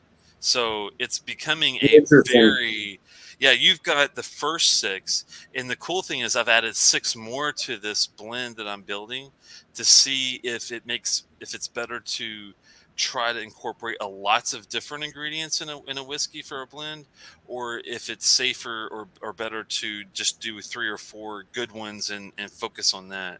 And I No, think this is good, man. Dude, you did a good job with this. There's clearly something that has some bourbon cask in this, in my opinion. I don't know what it is, but there's there's a little bourbon cask in this, and I like that. It gives it more body. This is a good blend, man. What's the word? Give me the big reveal. it's kind of cool that you said that, because you picked out a certain whiskey that is not the same as the other whiskeys I put in this. There's one, two, three, four, 5 of the 6 are sherry, 4 just regular Yeah. sherry whiskeys. There's one whiskey in here that's a little bit off, but it's a great whiskey, and I think you enjoyed it. So I'll give you unless you want to take a stab at what the mystery whiskey that's not sherry is. I honestly, I don't know, man. I don't know. There's a Kregeliki 17 base that I put in this. Oh, interesting. The Kregeliki 17 is the non-sherried, more like ex-bourbon straightforward base that I put in it, right?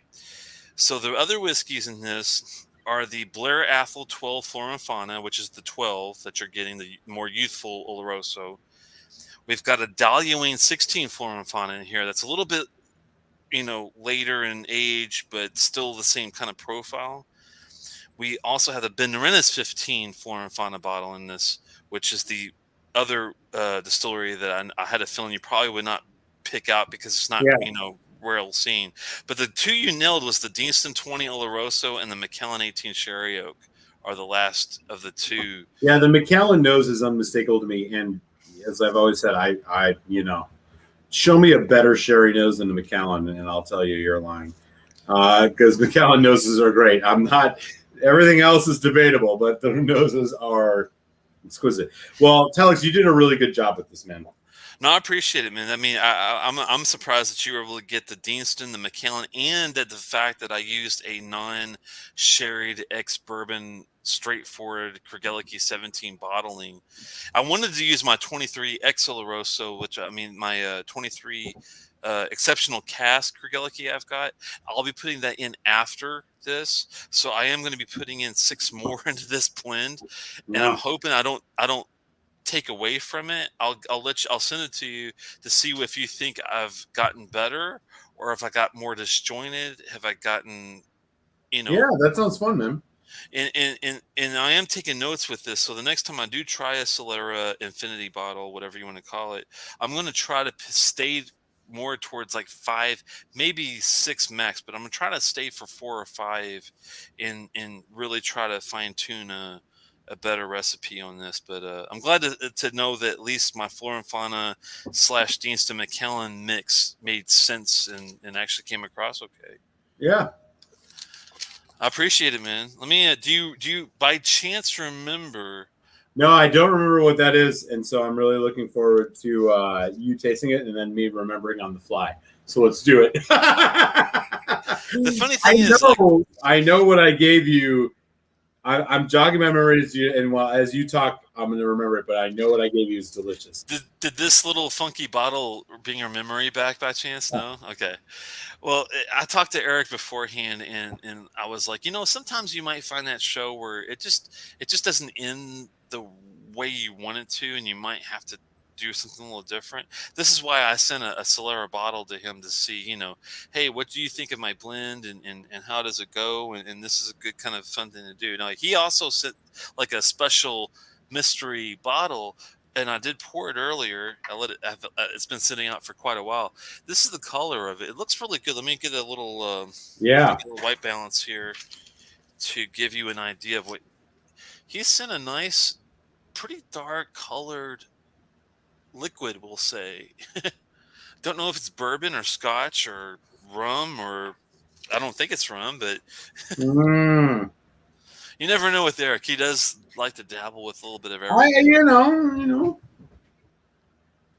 Hopefully, I can get some notes out here that'll jog your memory of what this might be, because I'll feel like an idiot if I'm like, well, I do get this, this, and this, and you're kind of like, well, still have no idea what it is. Yeah, I have a sense of what I think it might be, but Thank goodness.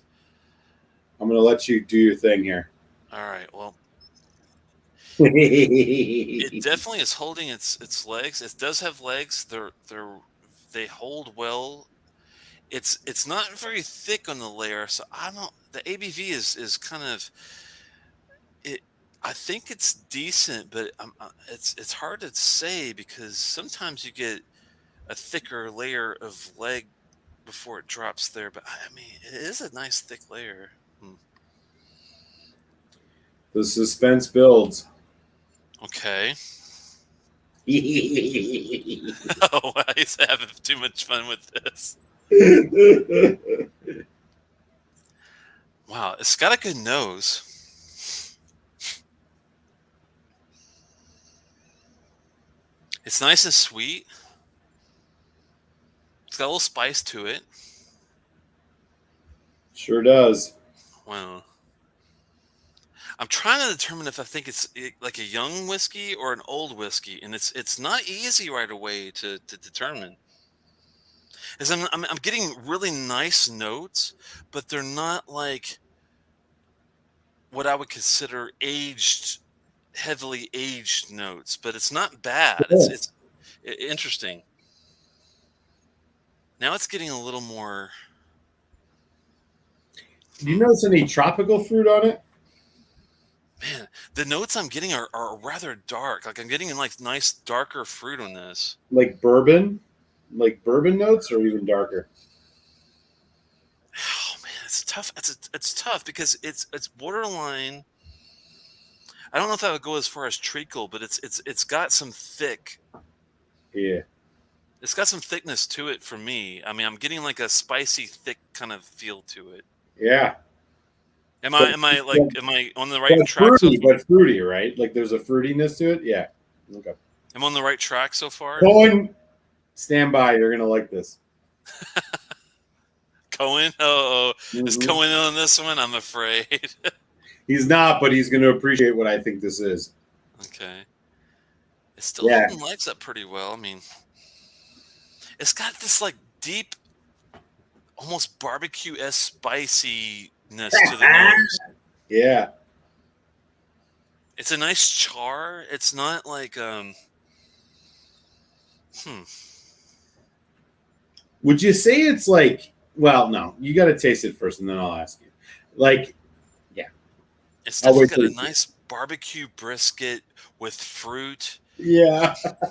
I know what this is now. Yeah. Okay, I thank God I'm on the right. I remember what it was. Go ahead. Dude, I just rotated this a couple times and watched the leg fall, dude. It's got some really heavy legs going on right now. Dude, this is a weird whiskey, man. Yeah, give it when you give it a taste.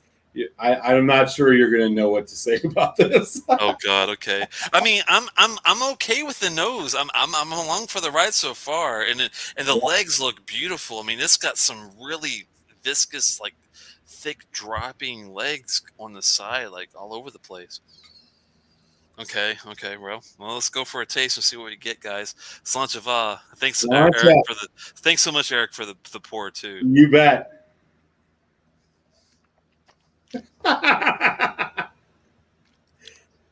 Whoa.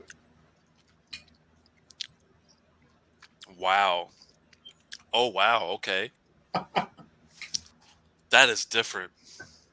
Different is right. Whoa, dude. Dude. This is good, but I've never had anything like it before. Exactly. Hold on. Okay. Definitely cinnamon. Definitely, like, not just cinnamon, but definitely like a licorice, like a gumdrop from like heaven. It's got this really nice, thick cherry slash grape gumdrop sweetness with this crazy amount of cinnamon-esque kind of spice. It's not waxy. I guess it's more waxy than oily, though. It's not a oily whiskey. It's got like a slight waxiness to it, but it's actually not bad. It's really good. Wow. Okay, hold Daniel on. H, you're gonna love what the reveal is on this one. It's there. I'm getting like a ginger snap kind of thing going on too. Yeah, totally. I don't think it's like a 21 or anything like a 18 year or anything like that. I think it's more of like a really nicely done.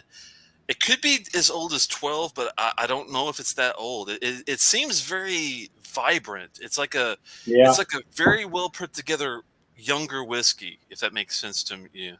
it does, and yeah, you're not wrong on anything you're saying. The legs on this are beautiful, man. This is one of the best leg watching whiskeys I've seen in a while. It really is. I mean, look at that. I mean, I've got like these crazy drips just like dripping down the side Yeah. of the carrier here. It's nuts. Would you say that, like, based on your taste of this, would you say that it's like a high ABV, a low ABV, middle ABV? That's a good question. Let me go back in for another. I'm trying to be careful because you didn't pour too much of this one, man. I'm trying to like savor it. I'm not going to be able to add any water to it, but let me go out for another. Is this a water adding whiskey or is it Oh, more go that? for it. Yeah. All right. Let me put a drop first. But wow. Okay. I'm gonna go like. Well, you know what? You asked me ABV before. Let me have a little mini sip and see if I can tell you ABV before I add any water to it. Okay. It Hmm. definitely seems like it's definitely above 40. It's definitely above 43. Let me see if I can.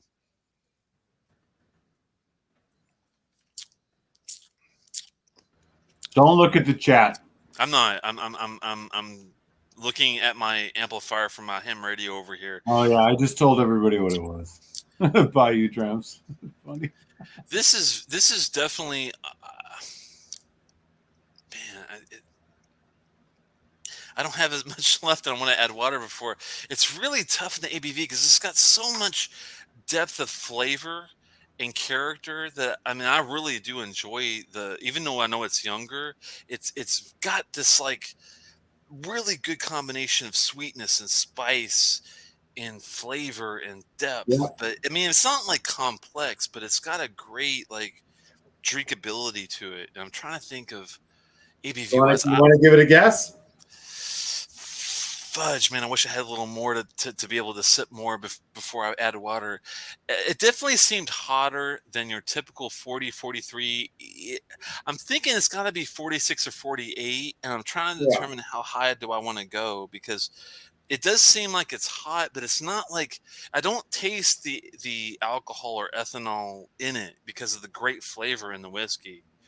So that's what makes it tough. I do sense a higher ABV, but I don't know how high I'm gonna go.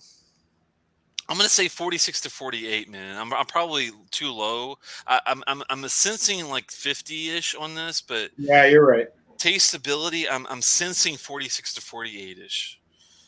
Let me add a drop of water and tell you if I get any differences. And I have a feeling this might be 50 to 52, but for taste and since I don't have more, I'm gonna go a little lower, but I'm probably way off on that. Just to tell you guys, and I put one drop because I don't have a whole lot left of this. I don't Yeah, want to like yeah, dude, it's all ruin it. good. I will say that what this reminds me of is like, wow, it reminds me of like one of those Texas whiskeys, like a Balcones kind of whiskey, is what it reminds me of. Well, does it now? Just going off, I've been lucky enough to have a couple bottles like samples before, and that's what it reminds me of. I'm not saying it's Balcones, but I'm just saying it has that flavor, like Yeah. that spice intensity profile char, that kind of thing. The water brought out something weird. Hold on. Wow, what is that?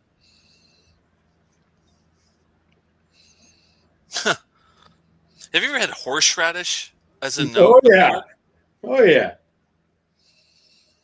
It's not like overbearing or overpowering. It's got like a slight horseradish kind of a.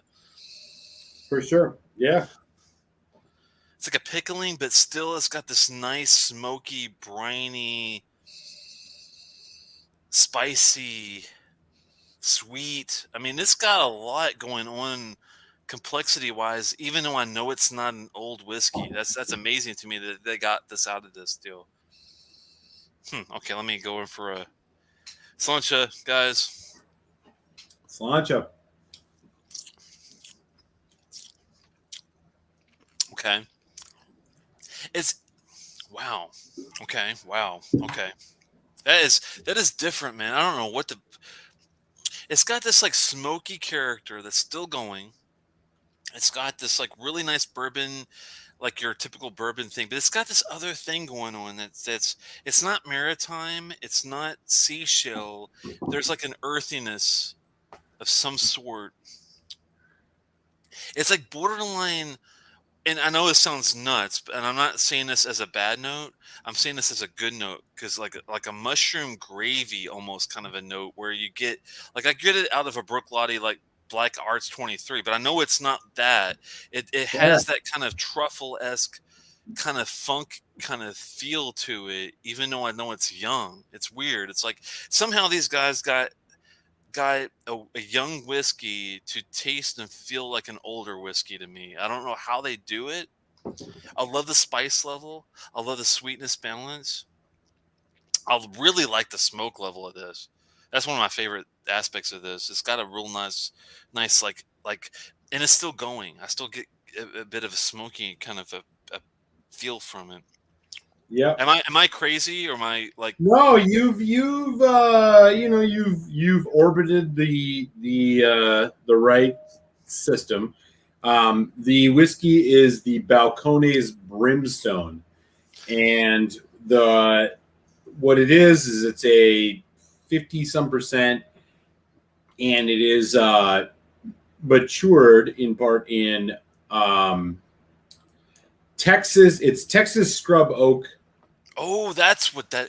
You know what? Now now that you Yeah, just that's mentioning where you're that, getting that flavor. I Yeah. know you think I'm crazy, but I actually get cactus out of this damn thing. I don't know, out of this Yo, this sample. dude's a cactus. There is fucking cactus in that shit. I was getting like this. It was I was about to say like eucalyptus. It had this like eucalyptus kind of a not herbal, but like planty kind of earth, but not earthy like dark ground, like earthy plant kind of feel to it. And I Yeah. couldn't put my finger on what the hell that was. It had this like I thought you were giving me some sort of weird like muscatel or something. Honestly, when I first tasted it, because it was so different than what I'm used to. But I liked it. That's the crazy thing about it. It was like Yeah. love at first sight. As soon as I tasted it, I was like, this is a good whiskey. Yeah, it's quite something. It's about Balcones. It's probably about 3 years old. I So know. consider that. Consider the fact that that's probably 3 years I old. know cactus and oak are totally different, by the way. No problem with that. Now this had like this. It did have this earthy eucalyptus leaf. Like I picture koala bears eating leaves when I tasted this.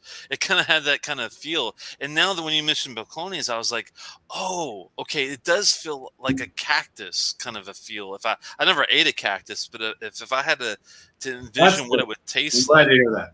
Yeah. You know, if I had a vision what the not soybean, but kind of like snow pea, kind of has like a snow pea kind of feel to it in the end. Righteous. That's pretty good, man. I'm Yeah, surprised I I'm got the glad you enjoyed balcones it. up. It's a weird whiskey. I'm glad you enjoyed it. I do have to sign off though, Telex, Yep. and I know we're about to hit that 2 hour mark, and you will be gone next week on family vacation. So just so everybody knows in the chat, I will have a 2 hour. So I'm expanding by an hour. I'll have a 2 hour happy hour next week. So I hope folks can join. That'll start at 7 p.m. Central, 8 p.m. Eastern. and we'll have a couple drams while Telex is away, and then Telex will be back in 2 weeks to get into some Highland Park Fire and Ice, which should be a lot of fun. Yes, I was lucky enough to find a fire and ice, and I've had them before. And when I found the bottles recently, I was surprised. If you do your homework, you can actually find a fire ice for around 220 right now. So if you want to join us and have a dram, and if you are a Highland Park fan, I highly recommend getting the fire and ice to join us with that.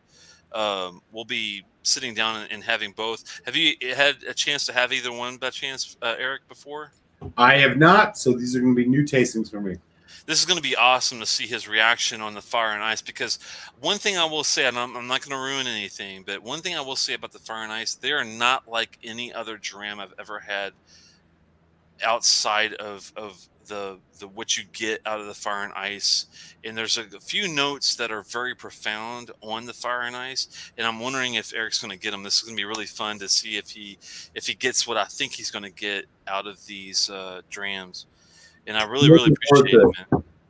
And stick around. I mean, not. I know you have to go, but once you go, watch this end of the episode, because I'm going to pop this open. I'm going to uncork this and give a sneak preview. Oh shit, he's going to uncork it. I wish I could stick around for it, man. I will definitely watch it It'll again. be a brief, like it's pretty good, not so good.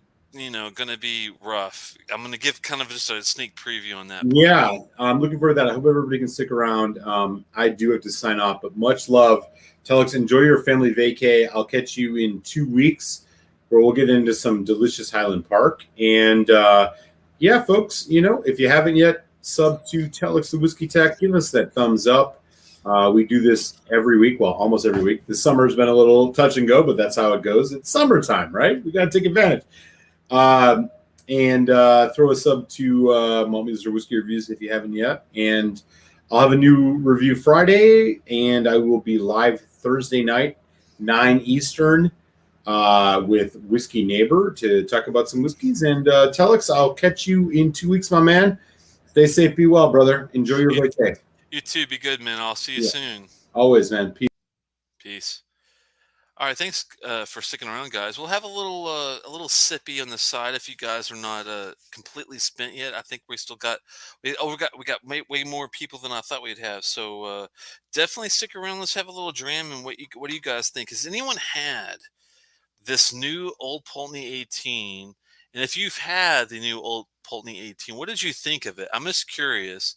Was your experience way different than Malt and Ice? Because we did not really enjoy this whiskey very much, sadly, compared to the 15. The 15 is, to me, on the new whiskey that they're putting out, is a much better buy. I will just say that. You know, Aloha to Juan Quintanilla. I think he might be. Taken or who's sorry, he's saying aloha, Eric, sorry about that. Glad you're sticking around, man. Let's have a little pop of this bottle and see what we think. This is a sneak preview of a particular bottle that I was lucky enough to pick up at the Montgomery County, Maryland, whiskey whiskey conglomerate. I'm not sure what to call them. The weird thing about Maryland is that the whiskey is regulated on a county level, not a state level like most states are. So my county's Anne Arundel. They're pretty kind of like lenient. They're not really, they don't really have a whole lot of rules on anything. And there's lots of like specialty stores that people own that sell whiskey. If you go to Montgomery, where I got this bottle, they regulate it like a state would, like Virginia, Pennsylvania, that kind of thing. So you got to be knowledgeable about where you're getting your whiskey from. It's very important on knowing, like, if you're getting into whiskey hobby, the first thing I would do is figure out, what does your state allow, what does your state do, how do they function, what do they allow for shipping. It makes a huge difference by the way you enjoy the hobby. There's thankfully ways with auctions, and DC, if you're in the East Coast, being an option. California is always a good option to order through if you can. Sometimes you don't get lucky enough to get a state to ship a different, whiskey to you, from California, Maryland, for example. Sometimes for me it works, and sometimes it doesn't. And I've noticed these laws change on a regular basis, where I'm always like juggling. Like the Masters of Malt used to sell me whiskey. Now they don't. The whiskey base people used to sell me whiskey. Now they don't. The whiskey exchange still sells whiskey, but they want to charge you like an arm and a leg for shipping. Same thing with the Scott Much, Whiskey Society. They are great independent bottling. They charge a lot for shipping. So you got to learn your rules, learn your shipping costs, learn if you're buying from England, you got to do the translation from pounds to dollars correctly. There's a lot to keep track of. But anyway, let's have an uncorking of this, and I'm going to give it a little time. It's a 25-year-old bottle, so we have to be, patient with this. But I will go through the motions and see, what we think, what we like, what we don't like. 51.2 is no joke. That's cast strength whiskey, and thankfully, it says natural cast strength right on the bottle. 25 years. I mean, it's really hard to beat that age on a whiskey, and thankfully, this does not look like ultra colored or changed by any means. They're not really much for saying the chill filtering versus coloring. I don't think either one of those would equate with a 51.2% whiskey chill filtered. Why would it's not the right market for that. And for coloring on a bottle like that for 25, I think that looks pretty legit, don't you guys think?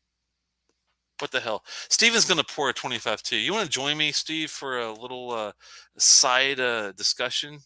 Let's do it, man. I think you do. Let's get Steven on to chat a little bit on the side here. So let me go, Steven. Connor. Always good to see you, Steven. He's Tennessean, even though he's not a Kentuckian. He's still cool in my eyes. let me uh let me invite him here to the old stream. If he feels like it, he doesn't have to join. I don't want him to feel like he has to, but I always enjoy a little discussion with someone live if I can get it, because he said he was going to pour a 25-year too, and this will be fun to see what he pours and what he likes. I'm almost about to 18 to join you tonight. Glad I didn't. Thank God you did not. Daniel, that was one of the worst 18-year-old experiences I've had, and that sounds weird saying it that way, but it was definitely not what I expected. I mean, I've had it before and had it let down. I was hoping that oxidation or water or something would have, but the 15 I really enjoyed, and I'll agree with Silver Overlock. The 18 I did not enjoy. It was rough, man. It was not cool. Not at all. I sent you an invite, Steven. He said, "Give me a second." That's no problem. No rush at all. While we're well, let's go ahead and pour this while we're debating and talking about people joining and all that stuff. So let me. I don't have any fingernails, so this makes it a little different, a little more difficult to get. There we go. I love a nice uncorking. There's nothing quite like it especially when you have that beautiful find. You do your whiskey research and you're like, I know there's this nice 25-year-old bottle for lower than $400 that I can go get and enjoy. That's cast strength right now. I can get it, and this is why I'm very excited to have this bottle. So let's have a little. Ooh, I like the sound of that. Ooh,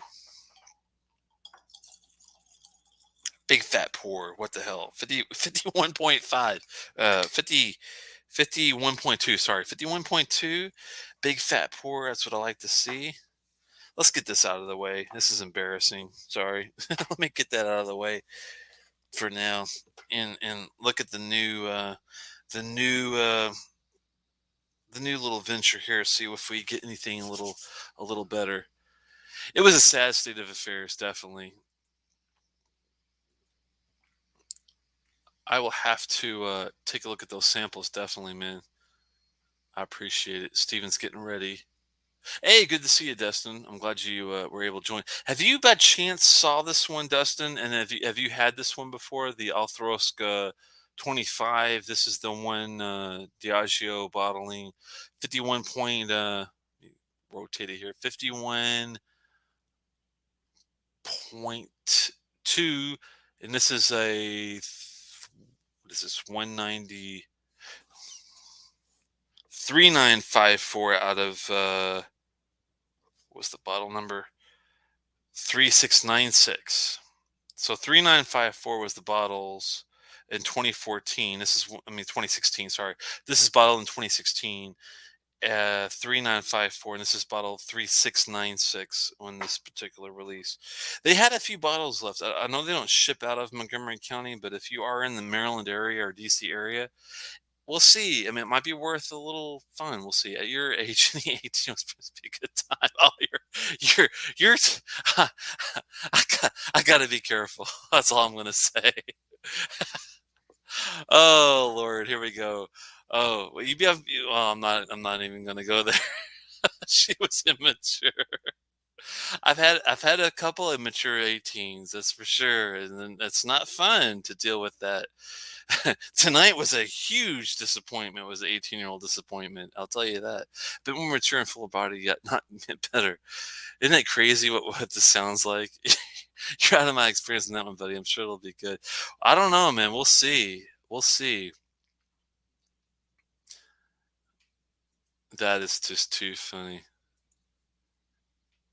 Thanks a lot, man. I appreciate it. IC86.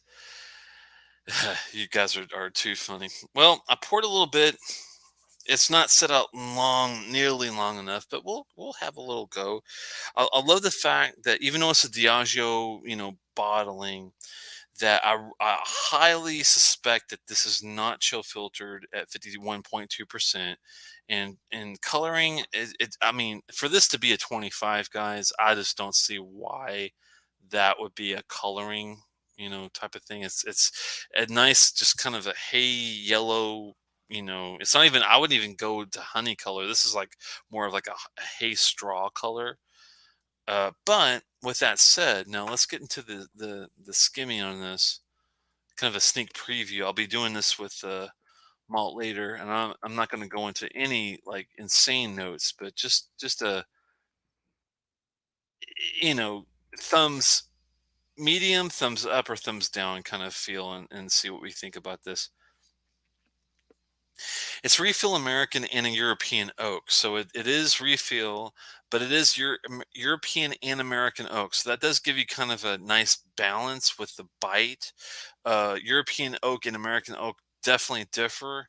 So, keep that in mind when you're looking at, it might seem like, oh, I'm going to get like, it's going to be over oaked, but that's not the case when you talk about American and European like together. Being with it being a refill, I don't think it's going to be in your face. If it was first fill American and first fill European, that would be a whole different discussion. So keep that in mind when it comes to the balance and this stuff. Oh, here we go. Let me get Steven in here. Hey man, good to see you. Hey, good to see you. How you hear me been fine? doing, man? Doing pretty good. Doing a little trip tomorrow with the family, but I'm so happy it's Tasty Tuesday, man. Yeah, no, man, I just got done with work and really should be working still, but it is what it is. Dude, it's 11 Eastern time. It's time to close her down. I know. I'm gonna take 1 hour and then I'll, got to get back at it early tomorrow morning. But no, it's all good. So I the hear it. You sound like me when it comes to work. I saw that Old Pulteney is no go, huh? The 15 is not a bad dram for the price. I mean, it's okay. I mean, if you just want to try some of the Old Pulteney's new make, I would say the 15 is definitely where I would start, Right. rather than the 12 or 18 or 25, 35. The new 18, 25, 35, man, I just was not feeling it. It just, the 18 was way too hot, too aggressive, Mm-hmm. not refined well enough for some strange reason, even though the 15 is great. 3 more years did not do it justice. And the 25 and 35, I just was not huge fans of on the new make. Gotcha. Yeah. I haven't had any new regular lineup, the new Old Pulteney stuff. I mean, the old stuff I have, and I enjoy it. Yeah, the 17 and 21 are no joke. Those Yeah. old tins, those oval tins, if you see the oval tins, 17, 21, pick them up. Yeah. New 15, okay, take a chance. But new 18, 25, 35, there's no way, man. That's good to Not know. even, not even close. Try to get on here, get onto the chat here. No, I really appreciate you last minute having a little sip with me just to Yeah, see man. Let what. me pour. I was drinking. I had just a small taste of it, but I got a sample in that I'm really excited about. It's you need to look it up. It's from 70, I think it's 77, 76. A Kalila Ooh. 15-year-old manager's dram is probably. Oh, dude, I think I've heard of that, but that's Yeah, like one of those. That's like a unicorn bottle. yeah, it's a unicorn. It's literally one of the most. It's probably I could say one this most sought after Kalila out there for collectors. And this guy happened to open one, and I was like, I bought a couple of ounces of it. So had a little sip tonight, and not much, just enough to kind of get an idea. But it is really nice. I mean, I don't think it's worth what it's going for, but it is very nice. Yeah. What's the price point on that one right now? It's only a 15-year dram, right? 15-year-old. It is probably, I think the last time I looked at auctions, What's the before you say what's the yeah, cast type on that one? it's sherry. It's All sherry. sherry. Yeah, Oloroso or PX or it's Oloroso. Let me let me look it up here what it went for on the last auction because I don't want to. And what's the ABV on that one? Over 60. Ooh, that makes a big difference on that one. Yeah, it's I'll give you some stats on it here. But I also want to see what it went for. Ooh. Okay. And it's not a pretty price. Uh-oh. Ooh. Okay. Huh. There we go. Okay, so the going price, it fluctuates, but let's just say it's the high this year that I'm seeing is 4,200 pounds plus. That's plus 10% plus the exchange rate. So. Oh wow. Did So you that's say? about, Hold on. Did you say 4,200 pounds? Yeah, 4,200. Oh my goodness. This is for a 15-year-old, right? Yeah, but it's like I said, it's the most sought after, and it really goes. It really has to do with kind of the fill level and the quality of the bottle. What it looks like is what it goes for. It's the cast. It's got to be those Oloroso casts they use too. Well, it is. No, it's a fantastic cast. I mean, I can tell you just from trying it. I mean, I had a minute amount tonight, and it is really really really nice. Now, like I said, it's not worth the price. I mean, I could tell you the Port Ellen that I tried. I like that better. I can already tell you that. But it is, it's fantastic. But I think the last one went for 3,500 pounds plus 10%. So that's, add 40% to that add 50% to that. So, wow. over $5,000, 55, 6, around. Jeez, man, that is something else. Yeah. I mean, I understand like when you guys go into the Glenjornik single cast 30-plus-year-old whiskeys, then I understand where you have to spend, crazy money. But man, for 50, I mean, these casks must be like one of a million type of casks. It's very, very rare bottle. It is. I believe this one was possibly. Let me see if the story's right on this. I'm trying to remember if I remember correctly. And I haven't looked up this is just me off the cuff, but I believe this one was something that was kind of given to distillery workers. I think I'm not sure if it was maybe it was sold there, but it wasn't. Here we go. Let's just see here. So it's from 19. So it's 75.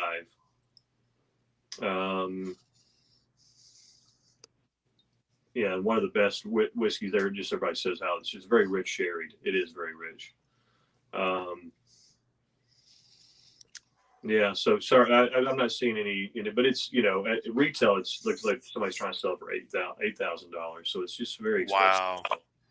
And I mean, I paid out the nose for a sample, but it was, it's a unicorn bottle. So That sounds like it. Have you, by chance, ever had? I mean, not even just this bottle, but have you ever had an Othros before? I have not. No, not at Okay. all. No.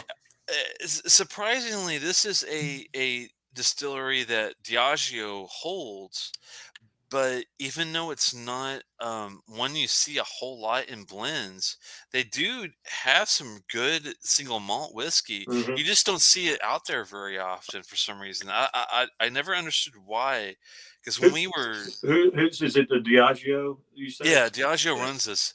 It's Right. it's Auchroisk, but it's pronounced Othrosk, and Right. it's a weird it's just a weird thing where I've had the 12 basic year of this, the full and final bottle, and it was actually, pretty decent. So when I heard about this, I'm like, well, 51.2% cast strength, natural cast strength, you can't really go wrong with that, you would think, Hmm. right? Yeah. Not at With all. with the age and with the color being this color for 25, I would say that's pretty, what I would consider pretty basic. I don't see that as being like Yeah. a colored for a 25. No, not at all. And why would you chill filter at 51.2, right? Right. It's 39.54 bottle. This is number 36.96. So if you're so you've never had this one in particular before, right, Steven? No, I Okay. haven't. Mm-mm. Do you by chance like floral notes in your whiskey at all? I don't gravitate toward it at all, Okay. honestly. I depends on the balance, how it is in the whiskey. But if it's the predominant note, I'm not usually very. It doesn't excite me too much. I am drinking I love this glass. This is my favorite glass. Is that one of those copitas? No, it's called the 1920s distiller's glass, I believe. Ooh, I gotta get me one of these, man. Well, it's a great nosing glass. It's got this huge and a very kind of narrow opening there in the top, but it's heavy. It's heavy. It's really high quality. If I'm And looking if I'm looking for that, what would I search for that glass? um, you could it's 1920s. Look up 1920s, and I'll be honest with you, I've only seen them in Europe. Okay, that's Yeah, okay because though. I had to get it, but you can get it over there. It's the 1920s. I think it's the distiller's glass. Is it a professional blenders type whiskey glass? I think I see one over at Whiskey Blender. Yeah, Exchange. no, blender's glass. That's it. Okay. Yeah, Yeah, 1920s professional blenders glass. yeah, that's it. Blender's glass. 25 pounds, that's about what, $50? 40, No, 40 45? at 40%, right? So add about 40 plus. But shipping. The problem is if you go and order from there, it's going to be. I just got something ordered. I ordered from Whiskey Exchange, and I wanted another one of these glasses as a backup, Yeah. and it was going to cost for shipping just the glass, just to go in with other whiskey. It was going to cost as much as the bottle, or as much as the glass, if not more, just to ship it along with other bottles. And I'm like, yeah, no, I'm not going to do that. I So did I did find this on AliExpress. I'm not sure if people are familiar with AliExpress, kind of like Alibaba, but for 1787 US, yeah, same glass. That's a pretty good buy, I would have that's to really say. good buy. It's worth it. I'm gonna take you up on that. I don't have any of those, and No, I you'll call. love it. It's really, I mean, especially for a lower proof whiskey, it just concentrates. I don't mind it being a higher proof. I like even in concentrated. My nose can take it, but if your nose is a little sensitive, then it might be too much in this glass of high proof whiskey. But it's for 43 percenters and stuff and 46s, and this works fantastic. And I think it works. I mean, I'm sniffing a strength now. And you poured that's the manager's dram there, right? No, no, no. I didn't pour the manager's dram. I'm just kind of. I had a little bit of taste earlier, and I'm kind of. That's the one I really want to sit with, and I will use this glass with it and stuff. And it's 63% ABV too. Woo, yeah. So What you did know, you I, just pour there? I poured it said a 25, so I poured a 25-year-old Talisker. Oh, beautiful choice. Um, Is that a cast strength version? yeah, it's a 2007. It's a little more sherry influenced than some of them. Oh, that's exactly what I want. I'm Yeah, afraid to ask you, does that bottle go for like thousands of dollars, or do no, you? no, no. But it's goes for about. It's gone up a lot in price lately. You can probably get that for around 700. Ooh, if Yeah, you said five, I would jump all yeah. over it. They used to be not too long Yeah. ago. They were. So If you ever find a Talisker Cast Strength 25 that's around five, please let me know, and I yeah, will jump man. all over it. That time is long gone. We're not going to do it. I You're mean, so 750, man. They keep going up in price. Like it depends on the year. Some you're so years are mean. more. This 2004, the 2001, the original one goes for more, but the 2004 also goes for a little bit more. But the 2005 is even getting up there about the same price. The 2000, you might be able to, like the 2000. I think nine was the last year. Maybe get that for a little bit cheaper, maybe around 600, maybe depends. Be tough to find it, but it's probably more, honestly. It's like It's, it's like borderline masochist, man. it is, it is. I mean, I'm still buying them. The pricing of those are. I've got a bunch of the 25-year-olds now. I'm still buying up because I see that price continually going up and up and up and. Please think about parting with one if you don't mind at some point. I mean, I will beg you in person for a decent Talisker, because my best Talisker is that 18, and it's not a bad bottle, but when it compared to a cast strength 25-year-old with Yeah. sherry Talisker, dude, oh, oh my goodness, different. Yeah, yeah. I mean, my favorite. I'll be honest with you. Right now, my favorite is the 2004. I just really like that 2004. Um, this is very good though. This one does the best to my. It's after it opens up a little bit. The 2007, but it's very good. Um, it's fantastic. 2005 is very good too. The 20-year-olds are very good. There's the 2002 and 2003 20-year-olds. There's I believe there's two 2002s. One depends on where you bought it. So there one's in the UK and EU area. Then there was a US release too, I think, two separate ones. But yeah, they do great stuff, man. It's funny how expensive these are getting, and Kalila, everything's going up in price, but there's some that are just jumped up a lot compared to what you know you can normally used to get them for. So Seriously, if you see something that's a Talisker 25, anyone that's cast strength yeah, for around five, please let me know. I will. I will definitely jump all over it. I know mine probably stuck in the past on that price, but I'm trying to be as honest as I can when it comes to some of this affordability. No, This no, no, one, no. It's there. It's crazy. I mean, I've got coming in on Thursday. I've got and I don't know if I told you about this, but I've got a few bottles coming in um, for the 50th, and I'm pretty excited about that. But I'm of course I overpaid for it. So one's a 72 Ben Nevis. Um, it's a oh, 19-year-old. oh Yeah, it's only God. 19, so but it's still. I mean, 19-year-old 1972 distillate. He And says only 19 and only 1972. well, 19, but it's yeah.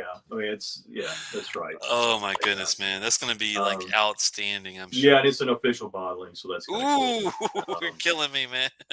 and then your one that you get excited about is a 72 Ardbeg that I've got. It's a Douglas Lane old malt cask, Oh, and but it's at cask strength. It's not the 50% like you see a lot of the old malt cask. still. This is it's a European pick. Some European. I have to look it up. I can pull it up, but it's at 48.7 around there. I think 48.7, 48.6. But 72, and it's That's supposed to be perfect. divine. Yeah, When is your birthday again? next year, next May. Next May. I just want to make Yeah. sure please definitely give me a heads up, because I will block off No. 2 weeks for that type of thing. I will make sure that if I have to walk to Tennessee from Maryland, I will walk, dude. That's Yeah, no. I mean, well, it's going to be a blowout, no doubt about it. It'll be fun. Live music, I'm sure, will be involved, and it'll be a lot of oh fun. nice, man. Yeah, as long as COVID, as long as everything, of cooperates. I'm double vaxxed. I've got my card back here. Good. I can show it to you. I Yeah, yeah, swear. And I'm immunocompromised, so I need to get this third shot here coming up really soon. yeah, yeah. I take Humira for some skin issues that I suffer from, but with the Humira, I'm like, I probably should go ahead and get a third booster, even with Moderna, if I can get my hands on it, kind of thing. I have a question for you. This is an interesting bottle, Stephen. I'm not. I'm Mhm. trying to determine if this is something that would be up your alley, and it's really puzzling because on one hand, I'm like you. When I get to a dram that's got florals being the forward aspect of it, usually I don't like go for that.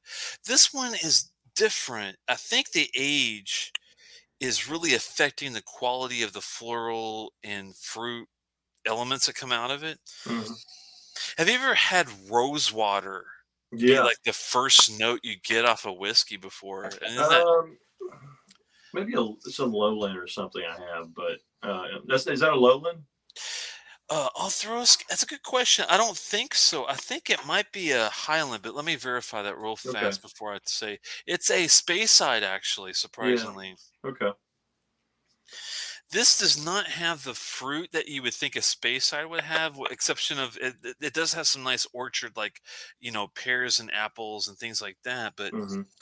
the first two notes I got literally from this was like a rose water type of mesh with some really nice sweetness. It's well balanced. I like the nose on it. It's not earthy though. It's definitely more floral, sweet fruit, vanilla, that type of feel. Huh. It's got like some nice. It's got some funkiness, but the funkiness is so airy and light. It's Right. interesting. I never had a bottle, I guess, that's this old. That's more of a lighter, you know, make in Right. general. What's the proof on it? This is 51.2. It's a cast strength whiskey Oh wow. at 25 years. Yeah, I mean Yeah. it's definitely nothing to sneeze Yeah. at so far. This is an uncorking, so this might change over time. But Hmm. Yeah. I just popped it, and this is something that Eric and I are going to dive into later on. I just wanted to kind of get like a lay of the land before I really got into the bottle. You know what I mean? You should see if Dustin wants to get on. I don't know what he's doing. So Hey Dustin, do you want to let me see if I got I think I still have his email here. Yes, I still have it.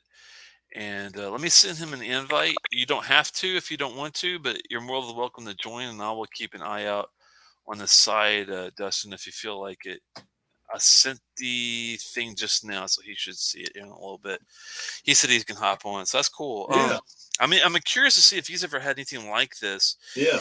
It's actually well balanced and very complex, even though all the notes are nothing that you would normally gravitate toward. Like I'm like you, usually I want my peat and my smoke. I want some depth of flavors and I want them to be really deep and I want the deep dark fruits in there and that kind of thing. But this isn't bad at all. It's just so different than what I'm used to sipping. You know what I mean?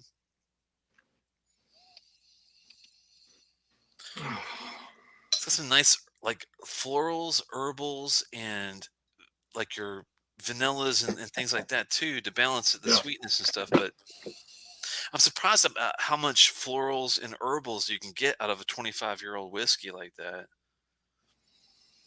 Oh yeah. I mean, I will tell you, quality. The older you get, the more in the whiskey that if you get the quality drams. I mean, Ooh. there's so many more notes you can get out of the older drams. So if they're done Oh right. wow! I had a first Complexity palate. is much not always, but the complexity can be much more. I just had a first palate on this. Wow, man, it's not hot, even though it's Hmm. 51.2. Hmm. But wow, there's a combination of like it's funny the bourbon ex bourbon cast notes are definitely there in the background, but there's a lot of like and this is refill American and European oak on this specific Right. one. Oh, you're refill. Oh, European. So it's got sherry. Yeah. Okay. But very subtle. It's Right. not like sherry. It's just refill American and European oak. Period. There's I've no been like. I've been I've been gravitating toward less sherry bombs lately. I mean, I still love the sherry bombs. Some good, Glendronach single cask, but I've been gravitating toward more balanced, bringing out the distillery character, just kind of, still have sherry influence, but quality sherry influence, but yet be a little bit more balanced, especially with my peated drams. And even, like the Port Ellen is not a first fill sherry at all, and as the older, I guess to me, it's the older drams. Is the older drams? It's tough to get a super old whiskey to be, in a first fill sherry, because it's just the cask influence is going to kill the distillant and just be too much overbearing. But if you get the reuse, refill cask, the second, third fill, and you let some, good Kalila, age, or Port Ellen or some other Isla, age for a long period of time in that, then it could work. It could be magic, refill. I'm gonna have to make this one of your first taste that you have when I see you next. But I'm Yeah. gonna save this, and I'm gonna save some of this to bring with me when I come to see you to see what you think of it, because Yeah. it's it's weird. It's like, Never had any, so I mean, I'd love to try it. and I'll be honest with you, this is not like my typical wheelhouse. Oh, let me get Dustin in here. I see. Yeah. Hey, how you doing, man? Good guess. Hey. Thought I'd join you. Buddy. He's got some Talisker 25 in the house. Yeah. Let me put you Is on that solo unopened or is it here. open? Oh, it's open. It's All open. right, It's in the which one is glass, that? buddy. Which one is that? See, yeah, 2005. Oh yeah. 57.2? Yeah, I got this back probably like the March of April of last year for about $5.50. Yeah. See. Ooh, Yeah. that's perfect, man. Well, that's what I want. Well, It's- that hasn't been that price since back then, and that was Right. $100 below the going rate then. It was because they didn't have a box. Yeah. I got the box from Mike when he finished one of his bottles. Oh, Yeah, man. yeah. Hey, I'll tell you. Give me a sec. I'm gonna go get my charger because my phone's about to die. Sure. You're right back. Yeah. All right, no problem, man. Unfortunately, make sure you save your Talisker corks because you are going to need a replacement cork Yes, as you soon do. as you I've already- open that thing. Trust me. I think I had. I'm trying to think if I had like a George T. Stagg cork. I think I put in one of them. So Yeah, I had some Diageo because Diageo corks are usually pretty good. So I had like some Diageo limited release cork ready to go. Look at those Ardbegs he's showing us on the side there. Ooh, look at that one. Look at that one. I see some nice looking Ardbeg on the corner there. I have to ask him about later. Looks on. like a Lagavulin 25 here in the middle there. Ooh, dang. Could be wrong, but I think that's what that is. I know when the shit hits the fan, I know whose house I'm going to. That's all I'm gonna say. Have you ever had Dustin by chance? And the odds I know are extremely low because this is not one of these distilleries you see very often. Have you seen this one before? This Althros 25? I have seen Althros before, but I have never like purchased the bottle or even really given it a second thought. It's. Do you like lighter notes like florals and herbal and sweet notes together? Like if it's complex enough, would that like intrigue you, or does it have to be earthy and unless stuff? we're talking Kalila or something like that, like cast strength Kalila gets into that realm of like, oh, okay. But generally speaking, no, that's not where I go. Gotcha. I mean, I'll be honest with you guys. I don't think it'd be in your wheelhouse specifically, but if you were just like judging it as a whiskey in complexity, it's got it. It's just so different than what I'm used to. It's got so many more florals like jasmine and rosewater, and it's got like this. I mean, it's got probably 10 to 12, floral notes alone with lots of fruit and other things that are going along. I mean, it's very complex, but it's so different than what I'm used to. It's intriguing. So, I mean, are you going to be able to make it to the 50th birthday of Stephen there, Dustin, by chance? Do you know? If I'm invited, I definitely. I mean, that's more than enough. That's more than enough lead time. I think Mike and I definitely could make our way down there and power blackout in his kitchen, and then hop in the car and go home.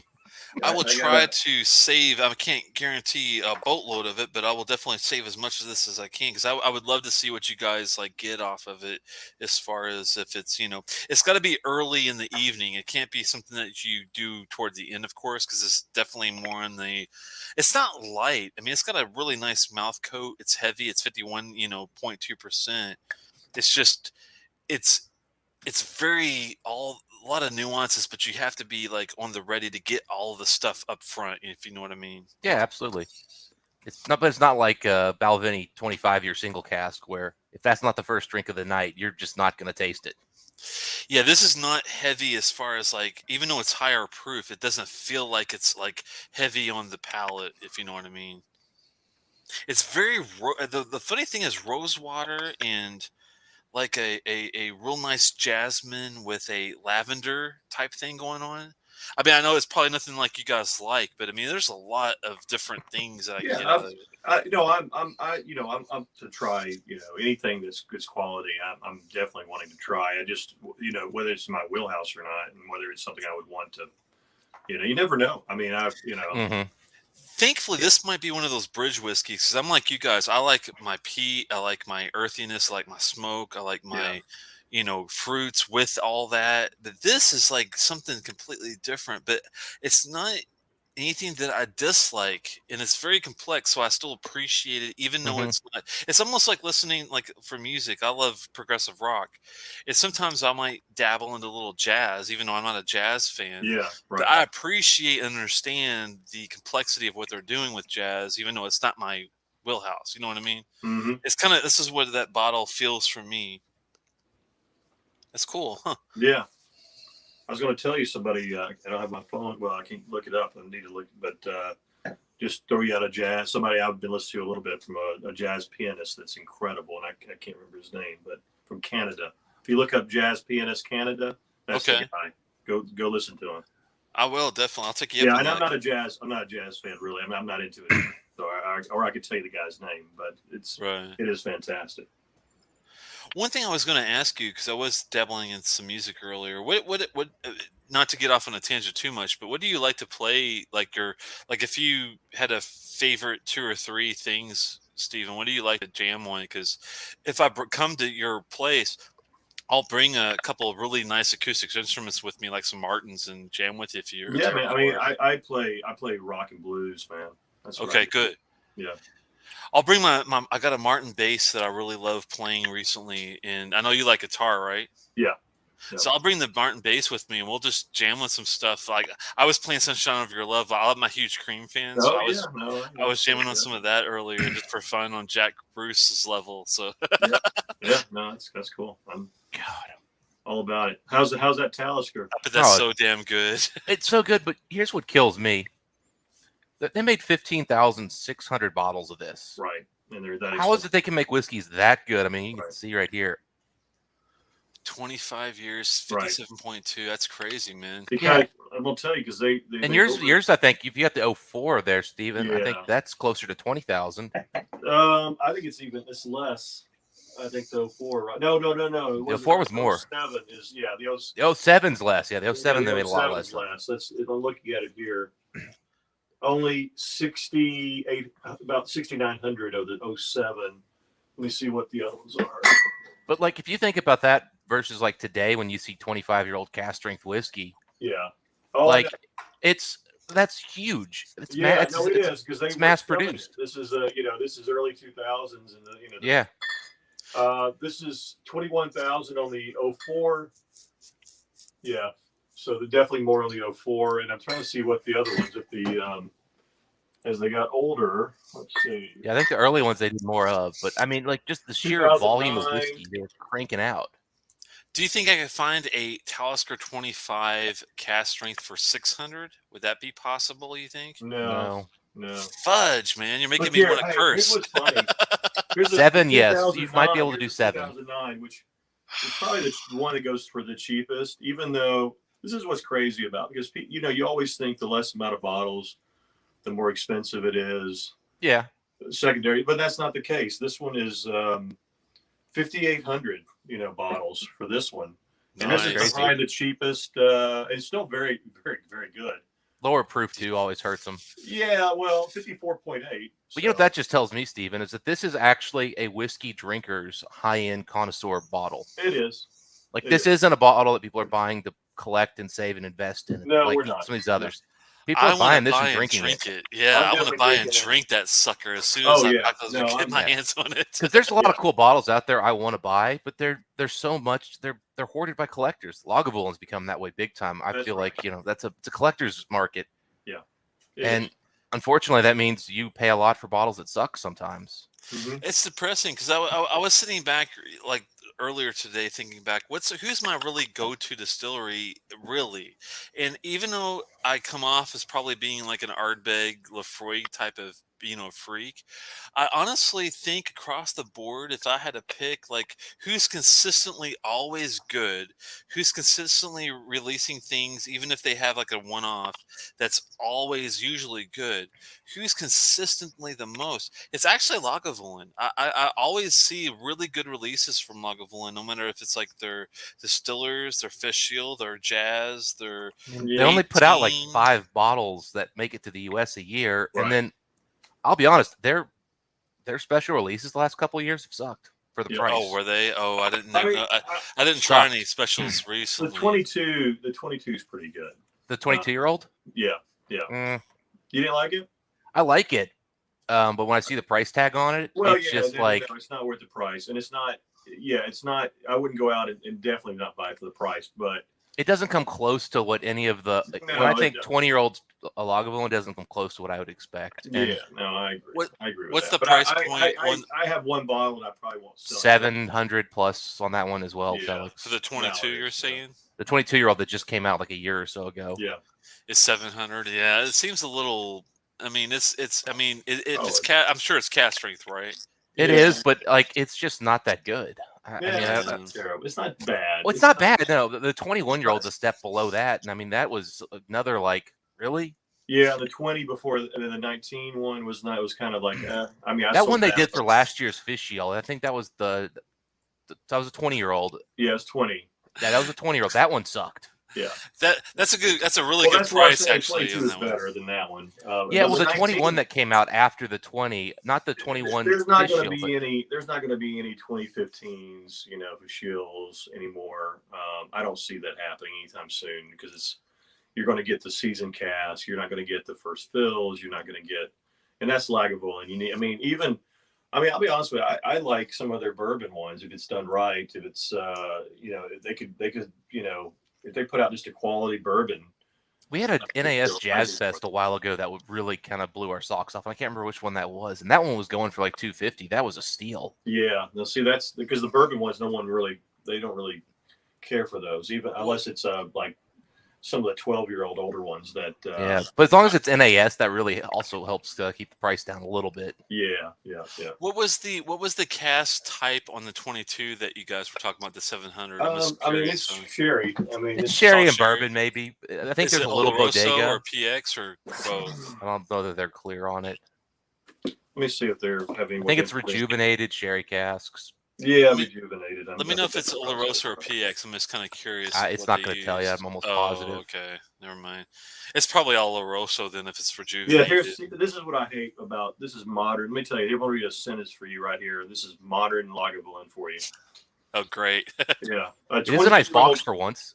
A 22-year-old malt matured in refilled American and European oak, top dressed by active cask.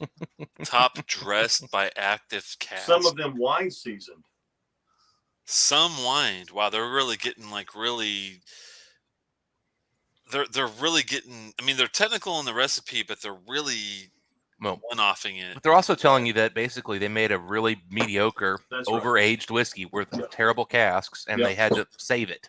Yep, that's what happens. Let me tell you what. That in its nutshell, that's why I don't buy Lefroy offerings anymore either from last year because the one last year I bought the 20. Oh, that port wine thing. The 30-year-old.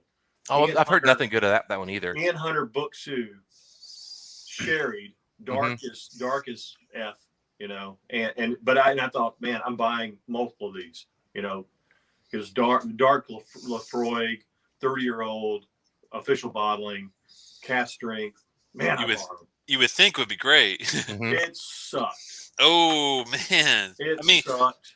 Like honestly, suck me, or what? no, well, I mean, let me ask you a question. Was $1,000 sucked. Yeah, I was gonna say, was it like the shock suck, or was it really literally like that really sucked? I didn't want to drink it.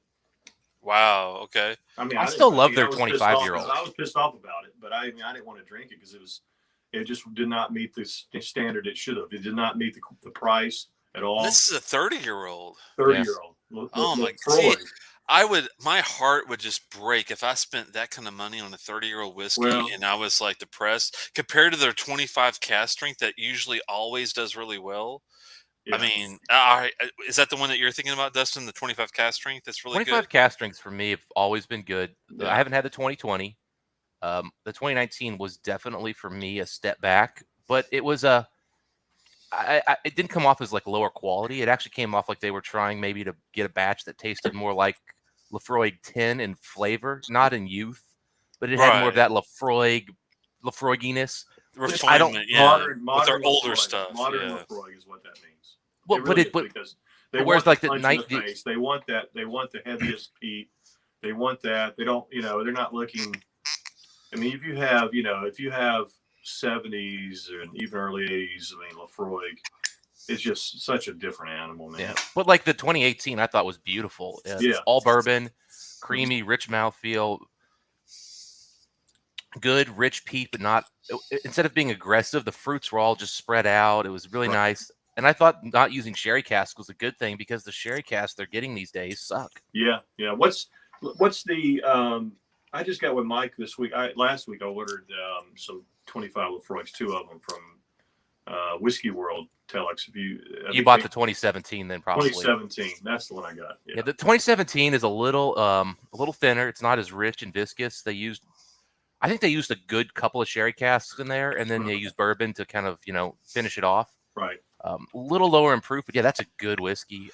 This is a Talisker 25? No, these are Lafroig 25. Yeah. Lafroig 25, sorry. Yeah, I've got both. It's a good value. It's a good value. They were selling them really cheap on Whisky World if you want. Yeah. Lafroig 25. I'll have to keep that in mind if I. Yeah, I've got both the 17 and the 18 in the closet over here.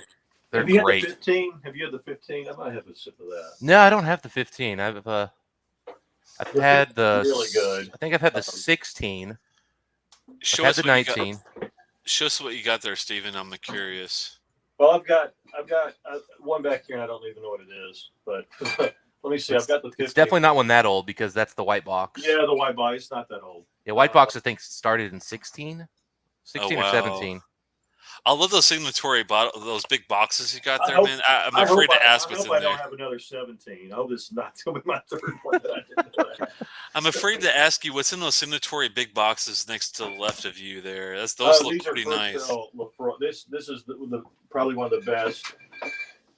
Oh my God, man! I'm afraid to even ask what that is because I have a feeling that's signatory, right?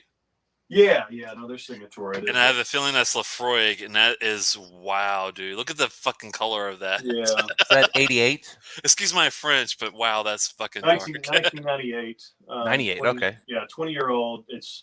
There's a special date that Lafroig, this is distilled on 9/22 of 1998, and it's kind of a special date that there was a really good bottling to put out that exact date that distillate was that exact date. Like this one right here was another same exact date. Thank God they gave you a Glencairn to come with that one. They gave him 2. Exactly. Well, look at that. That's a nice looking bottle, man. For 16 years, yeah. Yeah. This is a beast. This is a beast. I've had that's before. That's got to be a La Rosa sherry in there. I would. It is. Think. It yeah. is. Yeah. And Steven, right now, who would you say is actually putting out the best current bottles? Like consistently quality stuff right now? Like, oh man, I don't even. It's not like I'm buying. It's a good question, guys. That Definitely. is a great question, Dustin. because I've got an answer for you, and I don't think it's even close. I have one too, but I'm going to say it's the same boat there. You're going to say Springbank or probably, right? Nope, not Springbank. Nope. I'm going to say, well, do you want me to say something first? Or you want I would put both of those guys like in the top 5 or 6 for sure, I think. Yeah. But Aaron hasn't been around long enough to have enough old juice, I think. And you're talking about Scotch, right? No. Oh, Cavalan. Bingo. You know, I mean, I love, as you know, Justin, I love Cavalan. But I'm kind of, I saw your review of the PX. The PX. Yeah, that's fantastic, and then especially after it opens up, like you guys did, let it open up. Makes a world. It did take that one needed a lot of time. Some of them have been ready to go out the gate. Difference. That one really needed help. Yeah, but because I'm looking at my thing here, Cavalan's, I'm just kind of. I think they use great casts. I think they use great. They're great overall. I'm just kind of. This is me. This is such a first world problem, but I'm kind of bored of them a little bit. That sounds very first world. There's first world problem. Have you had a peated cask of them from them? I have. Stuff? I didn't like the one I had. Oh, really? Wow. Yeah. No, I only had one peated by them. Well, so they do. Yeah, they do like it's all single barrels, and I got very lucky in the fact that I happened to find a Les Maison pick, which they're probably pretty good, right? Oh my God, it's good. I've heard Les Maison is where to go on that one. I got lucky. I got a really good price on it too. I paid like $160, and I mean it was a secondary price. That was secondary. That's a hell of a price, dude. That's crazy for secondary. That's insane. You know, it's. I really thought Cavalan was going to, really bust, especially after Ian Chang left. Yeah, but let me show. I got a bottle I want to show you. Yeah, let's see it. This is the reason why I've gone and I've made the decision that it's no question Cavalan. Just 1 second. And while he's looking at that, if you can, Stephen, I mean, as far as Scotch, now the two distilleries that I see that are really going to take the map, and I'm curious to see what Dustin thinks too, but I think that the two distilleries to watch for in Scotch nowadays is probably a combination of Glenallachie and Arran. I think are going to be your two to watch for the next couple of years. Glenallachie, I've had it, and I've had, I wouldn't say I've had a ton, but maybe 4 or 5 bottles. I'm talking about the new stuff after Billy Walker come back. I'm talking about the new stuff too, and I'm like, not really. Okay. I don't like the casks they're using. Yeah, what about Arran? Do you like the new Arran stuff at all? I do like Arran. I did not like the 25 that much. I mean, it's a right, and we all know that. We know where I'm not saying I hate it or anything. I just was like, I wanted more out of it. Right. It's not as bold as Steven was hoping for. No, I think that's. But Dustin liked it. Dustin liked that 25. It's not the boldness is not. There was a couple of off notes for me at least. And okay. There's one really off note that I didn't quite like. Really, what was the note you got that kind of sent you back? Because I mean, for me that is like that's weird. I don't recall really. I mean, that was like slightly barbecued sherry with like this really nice oak tannin thing going on, and it was very. That sounds it was good. I'm debating: should I pour an Arran 25 or? If you don't mind, I mean, if you have an open bottle, Stephen, if you don't mind, pour like. I'd love to hear your notes on that Arran 25. Yeah, because I'm thinking about buying my own bottle of that. There you go. Look how dark that is, man. Hold on, let me put you on solo here. 1 second. There you go. Look at that bottle. That's crazy dark for 25, man. That's a great bottle. The box is beautiful too. But you don't want it. If it changes temperature, it won't shut anymore. And it'll crack. Literally, it will crack. And in the wintertime, don't even think about trying to shut it because it's not going to happen. So I actually took a Dremel tool to mine, and I still couldn't get it to like. I know. Close. But then when it warmed up, and I turned the humidifier on, and it closed right away. Closed up, perfect. You gotta love humidity, man. Yeah. But this one blew me away, guys. And the reason is we all talk about how great their casks are. Mm-hmm. This is ex-bourbon. No, it is first fill bourbon cask. But they have great ex-bourbon. This is excellent. By the way, that's ex-bourbon, and I mean look at the color on that. They're ex-bourbon bottles. I love them. I mean they very underrated. What's the ABV on that, Dustin? 54.8. So it's not even a high ABV that's one. Yeah. And I can tell you, here's a fact. Here's a fact for you guys. All the Cavalans now, none of them are cast strength. None of them are. That's crazy. 54%. I mean, none of them are. If you see any in the 58, put it this way: it's very unlikely that they're cast strength. I mean, there could be a one-offs and stuff that could go below, but they put a little water in them and get them below 60 now. They really don't. They get them below I believe the new ones you don't even get in the 59s. You're in the 58s on all of them. Oh, it's probably Yeah. because they're Taiwanese, right? It's shipping laws. I think it's shipping. It's all about the shipping. because it's hazmat if it goes over 60. That's but I'm right. assuming this one coming in at 54.8. Oh, I That's did cast not- strength. That is probably cast strength. Hold Because on, there's just no reason to bring that That's one down. exactly right. Yeah, this is that's right. important for everyone listening. If you guys didn't catch that, 60% hazmat is a level that they have to watch out for. Right. So they typically try to get it below 60 if they can. Sorry about that, guys. But I will show you one thing. Hold on a second. Let me get this out. I'm afraid.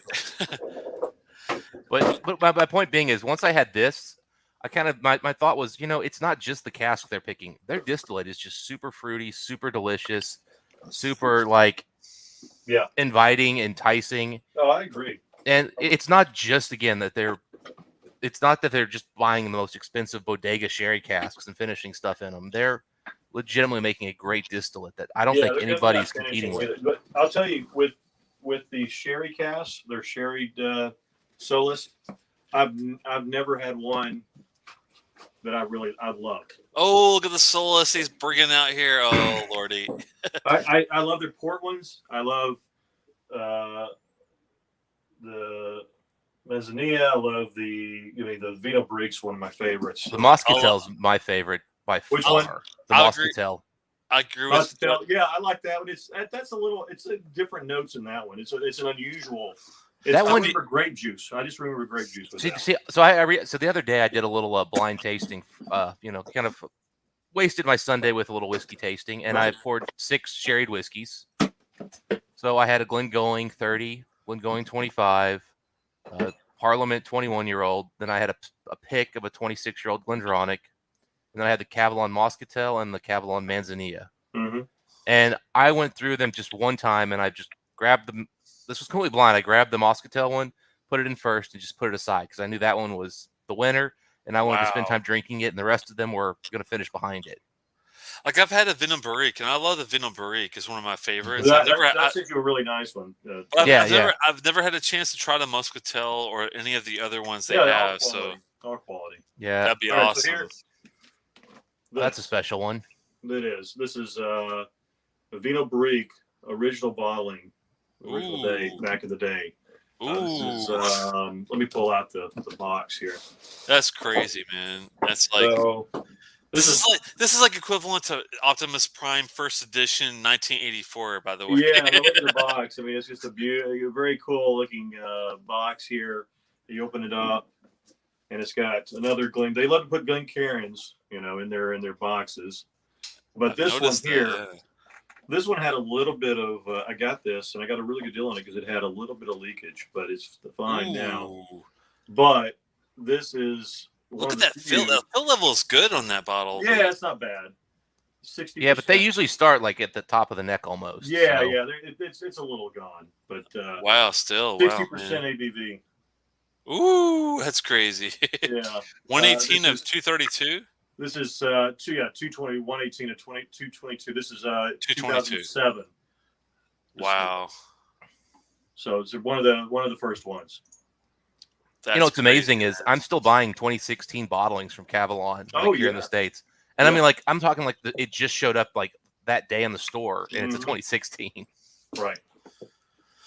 That's one thing I have to try is a Muscatel finish of a Cavallon. I've never tried. I have to find one of those at some point. It's got a kind of wood oak funk thing that on my particular bottle in the background that actually reminded me a bit of that Glendronach charcoal note you get on those older Glendronachs, which made it do very well against another Glendronach where, God, it was just so much more viscous in the Glendronach, and that was a good 55% Glendronach. Did it have any? Have you ever had a Black Arts 4.1 by chance? Yeah, before? Of course. Does it have any connection to that one at all, or was it completely different than that? I think there are some notes that are similar between those two now that I think about it. I wouldn't have made that connection, but yeah, I think there is a few similarities there and like some of the spicy, oaky notes that are kind of showing up there. when you were like explaining it, I was like thinking, that's what it reminded me of was that 4.1 Black Arts bottle. I've got to get my own bottle of that. I don't have my own Black Arts bottle of anything yet. That's So unfortunately now one that's going to be more than it's you gonna want to be like pay. $2,000 probably for No, that no, bottle. No.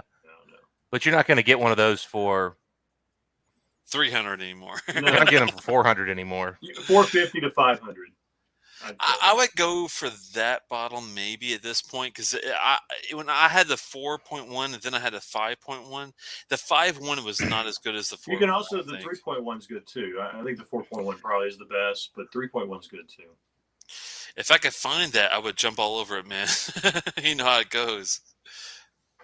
But yeah, so what I was going to say. Oh, the Muscatel to me, when I had it, I only had it a couple of weeks ago, maybe 2 or 3 weeks ago. And it was just, it was very grapey, Welch's grape juice to me. That wasn't bad. It was good. And trust me, we were trying it in an incredible lineup too. It was like, there's not a bad one in the bunch, so I'm not going to knock it because it's still quality, but there was like, I'm trying to remember what we had, but it was, and again, they're all single barrels, and it depends on how long it's been open, exactly. and all those factors. Yeah, it's all single barrels. So when I did those 6 bottles, you know what my finished last for me? Which one? The Glengoyne 30. Really? Yeah. Wow. And that was actually an easy last place for me. Huh. It was it was the Cavallon Muscatel. It was that Glendronach 26-year-old that Whiskey World's got right now. Then it was the Manzanilla from Cavallon. Mm-hmm.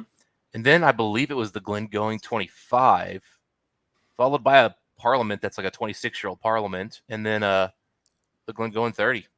Wow, that's quite a combination there. I can see that. It was and honestly, I mean, the 30 is just oakier than it needs to be. Yeah, unpleasantly so to a slight degree. I mean, we're still talking epic whiskey. And then the Parliament just came off was a little thin compared to the Glengoyne 25, honestly, and not quite as just complex. What did you like about the Glengoyne 30 the most there? The Glengoyne 30 is definitely an oak forward whiskey. So okay. It's if you enjoy oak forward notes in a sherry whiskey, I think it does stuff for you, and it really does show its 30-year age. Do you remember the ABV on that one by chance? It's like 45.6 or something, I think, is what their standard bottling is for those. Yeah, that's not bad. So was it usually their thin profile, or was it a little thicker than usual, or was it more of the thin type of thing that you usually get from Glengoyne? Well, I only like to judge Glengoyne on their 25-year-old. Yeah. Which is 48%, so it's thinner than it's definitely 25. Thicker. Yeah. Okay, Glengoyne. Where's my Glen? Where is it?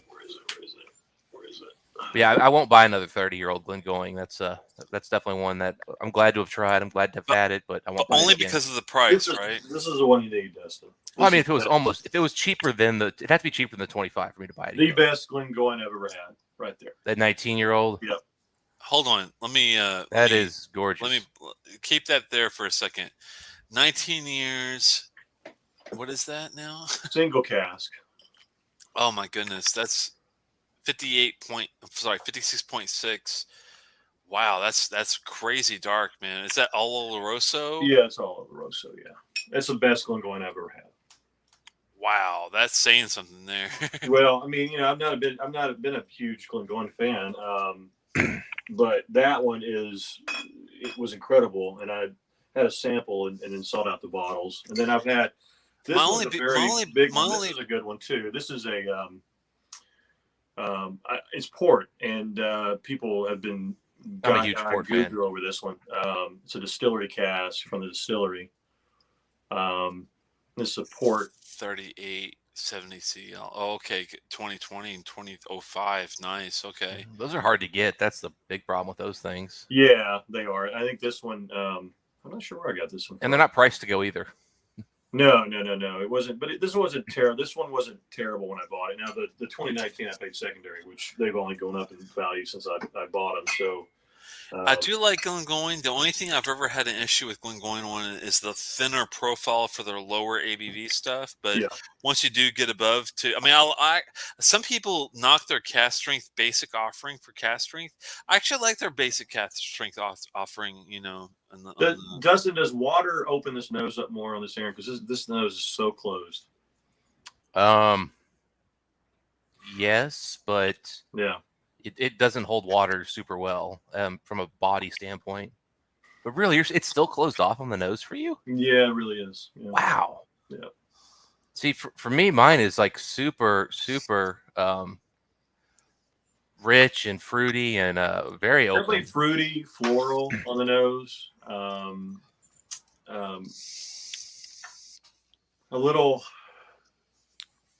When I say floral, I almost get. It's almost. I'm not going to say. I mean, I'm sure this is not. It's a little soapy on the nose to me.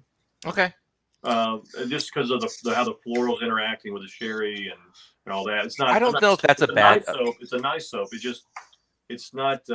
That's a note I can understand you getting. Yeah. But it's somewhat closed off. It's just not very complex to me. Are you getting like the meatiness to it? No, there's not much meatiness here to me at all. See, the funny thing is with that whiskey, there's days when I'll drink it and I get that meatiness, and there's days I don't get it at all. Yeah, it's weird. I mean, look, I just had a Talisker 25 cast drink, so yeah. I was getting ready to say I was getting ready to say I can go pour mine, but then I just thought to myself, you know what? Right. Yeah. So it's that we're not. This is not. I don't think. And also, I had a little bit of Elijah Craig barrel proof sitting over here too. Yeah. And So this is going to be a lost on me. Right now, the Elijah Craig has been open, sitting in the glass for a full 24 hours. So to bring it full circle, just before. Yeah, your final thoughts on this one now that's opened up there.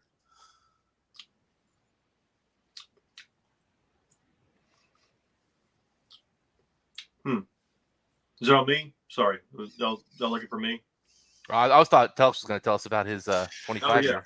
No. I was just giving a sneak preview on that one. We'll be coming back to that one later on. But going back to the Old Pulteney 18, so neither one of you guys have had the new make of the Old Pulteney 18, correct?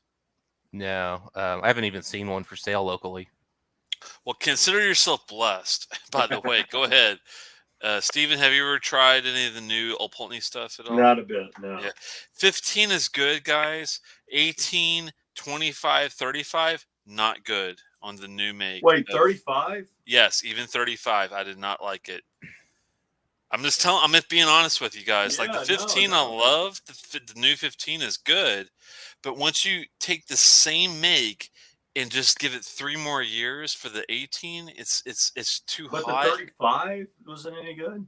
I did not enjoy it. It was too soapy. I got this like really intense soapy note on it that I don't really prefer. Wow. And the 25 wasn't? I mean, no go? For me, guys, the new stuff, other than the 15, I thought was solid and good. Once you take that same make and age it, it didn't make sense to me at all. That Spanish oak they have in that was just too forward in the older makes when they age the same exact profile, because basically the 18 is the same thing as the 15, just 3 years age. It's the same second and third filled crap that they use. They just put it in longer, and the 15 is the way to go. 18 and above, no way. Not good. All right, I guess I'll just leave out Old Pulteney altogether in this next run. That's a little sad. That's a distillery that has a lot of potential, I feel like, but I agree. Like, I love the old 17 and the old 21 are my favorite whiskeys. Like, I love those two. I would buy them today if I found that old, oval, bottle. But this new box that they're doing, if you see this box, it's no. Okay. Did you? No way. Kelly, you remember that? I don't know if you probably don't remember, but the single cask that I let you have from the whiskey shop. That was an excellent.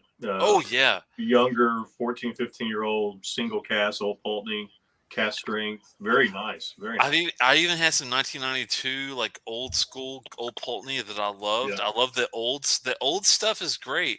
I'm not sure what Ty Bev is doing. Inverhouse was doing with their new make, but the new make up to 15 years is great. But once you cross that 15-year threshold, Not worth the money, man. I'm telling you. Hmm. That's my feel on it. I'm just going to put it like that. Yeah. You know, No, Similar that's thoughts good from the to new know. Balblairs. I have I've had a lot of vintage Bell Blairs up to the 83, Mhm. the 2005, the 20, the 99 first, second release. The new Bell Blair I have not tried yet, but I am. It's going to be on my radar to try, and I'll Yeah. let you guys know what I think Because about those are that getting one. pretty poor reviews as well. People are really not impressed with the change. But I don't know if it's just price. Because I mean, the old Yeah. Balblairs were underpriced when you got into some of those really They good were vintage strange. ones. Oh, dude. I mean, Yeah, right, exactly. But Yeah. but I I don't mean- want to judge the whiskey on like, oh, now you're priced like you should have been originally. How dare you make money? specifically, if anyone is in the Maryland area at any point, you can go right now to Petite Cellars and the 83, which is the 34, 37-year-old. I think it's like around 31. Well, there were multiple 83 releases. Yeah, Right? but this is version. Well, there's only like a couple. This is I'll tell you bottle what this one is. 2015. Bottle 2015. That's the one you probably have. The 32-ish, 33. Hold on, Yeah, I'll tell you it's real around fast there. what it is. 1 second. Let me. I've got it right here. Let me see if I can get the bottle First real release, fast. or you might have a second release. Mine's the first release. So Okay, so This could they're all at be- least that, but some are older then. yeah. Let's see what this is real fast. Okay, we got That one. 46% bottled in 2015. Yep, that's it. First release. Same one. Fantastic whiskey. It is. Fantastic. I love this whiskey. Fantastic. I do love it, but I tell you what, you can right now get this right now, right today, at Petite Cellars in Maryland for $400. That's it. 400. That's it. I paid Great $2.99 price. for mine. That's a great price for this one. When you think right now today, Yeah, I mean, yeah, you can still get it. Well, let me see. I don't know if you can get it anymore. I take that back. I don't think you're going to find la- those still on shelves too No, many probably places. not. Last year I was able. that's to what get I'm trying to tell you guys. If you still want it right today, this exact bottle, this 2015 bottling, they have it for $399.97. Exactly, $399.97 in Petite Cellars and That's a fantastic deal. Yeah, I mean, the whiskey market has gone in the last year. The whiskey market has completely It really changed. has, and I thought they was. I just being naive, but I really thought with COVID it was going to drop out a little bit. It turned out with COVID, everybody got checks, and they ended up spending their checks on whiskey. So. I guess that's right. I was, Well, also, people think about it this way though. With COVID, the people who are buying whiskey weren't the people who lost their job as a server. They didn't lose their job as a. That's true. Especially the whiskey we're buying. That's correct. Yeah, and so what happened was they just couldn't go on vacation for 2 years. So instead of spending money on vacation, they spent it on whiskey. That's true. That's true. People upgraded their houses and they bought whiskey. Yeah. All I'm saying is if you're in the DC, Maryland area anytime soon and you want to get a bottle of this exact whiskey, the 83 at 2015 bottling, it's for $399.97, $400 basically at Petite Cellars in Ellicott City if you're interested. And they have several bottles of this still today. So just telling you, I picked the one. This was where I got that one. Matter of fact. Well, I'm glad you got it, Telly.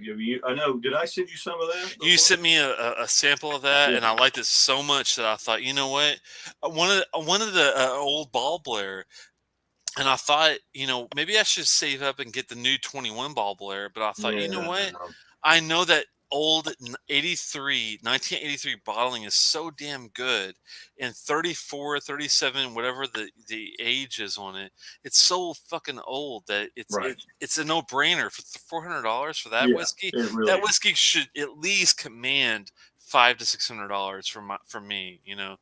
Oh, it's that good. It's worth more than that. And if what's it compared to? He's comparing today's market. It's definitely worth a lot more than that. Now, what's it compared to?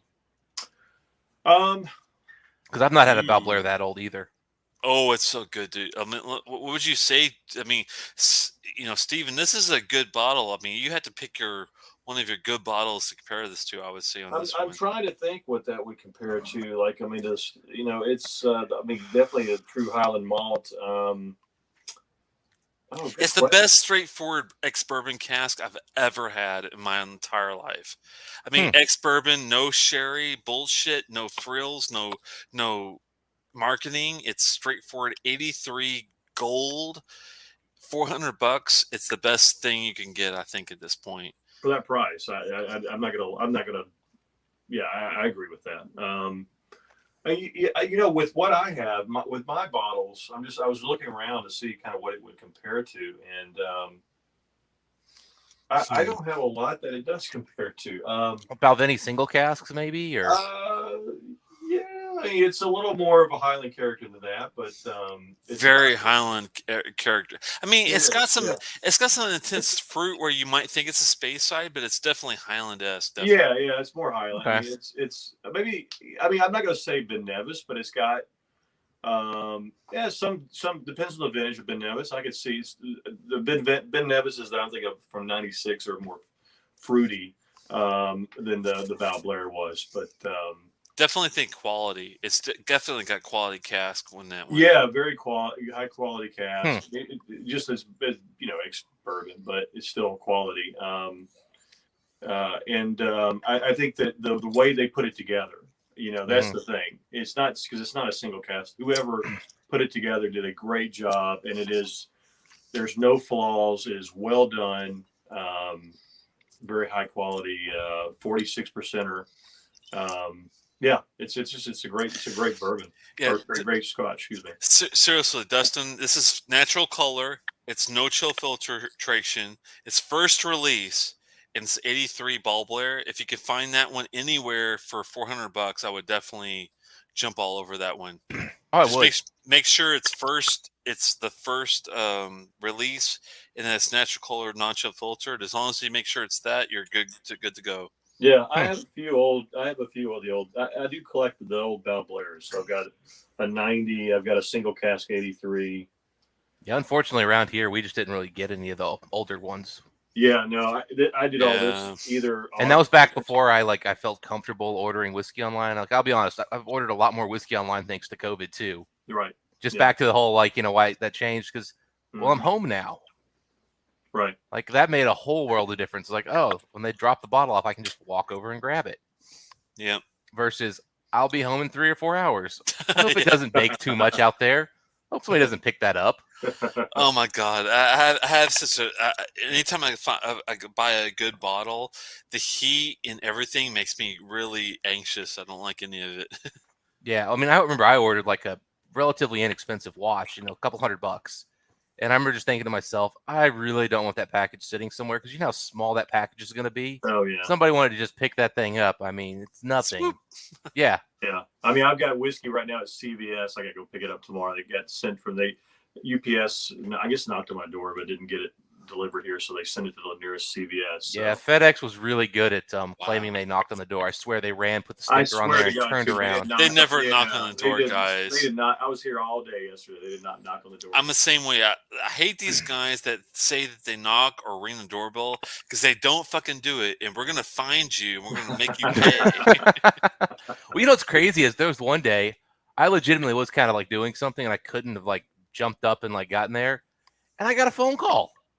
Oh, from really? The delivery guy, yeah, and I was Good like, for him. Wow. And like I got a voice message, and I caught it, and like I was doing something, and I heard the phone, and I went back, I saw the missed call, and I went, "Sir, is it the UPS guy?" And so I stepped outside, and like sure enough, there he was. I kind of ran down, grabbed him, and was like, "Hey, man, you're back there?" And he goes, "Oh yeah." I'm like, "That's mine." What's your name? Wow, Dustin. that's special service right there. Like, I was like, holy crap. I was like, I didn't realize any of these guys would do that ever. Did you, let me ask Dustin, have you had this? Because I haven't opened mine yet, but. No, I've heard depends on which barrel you got. Okay. Or batch, I guess. They're not single barrels, but I guess they're batched. Because I've heard some people with just some terrible batches. Really? Yeah. And Austin, given it's going for $300, I'd just flip it. Yeah, no, I didn't. I got it for just regular price. So yeah, what do you got there, Steven? That's why I said I'd flip it. You get yourself a Goldronic single cask. Roast's Reserve, 13-year-old barrel proof. Yeah, it's kind of it's a big bourbon release this year. Yeah. What's the ABV on that? It's good. Are they going? Let's see. This is 46, hopefully. Oh no, 57.4.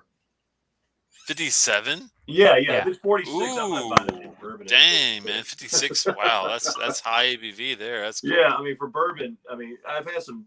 I'll take that back. I've had some good bourbons that were lower rate, but it's very unusual to get a really super high quality bourbon at 46 or below. Yeah. And they usually put them out at 45. I guess is kind of the going of bourbon, I believe. Well, 100's pretty common too. Yeah, 100. I mean, I'm just saying, kind of the lower ranges ones are 45. Around is it 45? Kind of the 90 proof ones. Yeah. 45 for bourbon is really kind of what 43 is for Scotch. Yeah, because it's just bourbon just doesn't. You got to have some ABV to me for a bourbon. But Agreed. So Look at I that did stag bottle, man. My So I did God. pay too much for this thing, but which one is that? so this is a store pick of the Stag Junior. Oh wow, yeah. But if you you can't really make it out because I got a shitty camera here, which I gotta upgrade here. It's Mike and I. Single barrel select. I see that. Yeah, Definitely. Yeah. But what you can't see there is in the inner circle there. It actually goes ahead and tells you that this was Warehouse H, Floor 1, Rick 2, barrel number 031. But more importantly, that it was barreled on 10/2 of 2012. Damn. I've never seen Buffalo Trace give that kind of disclosure Oh wow. on a pick. That is extremely specific with what they're picking out there. That's That's great. That's great. Yeah, I think this is good. Unfortunately, I'm assuming these are going to be $400 on the secondary market. Oh, jeez, totally. damn. That's my guess. I paid way too much for this one. You know but... what? You're going to make me sell this Russell's. Uh-oh.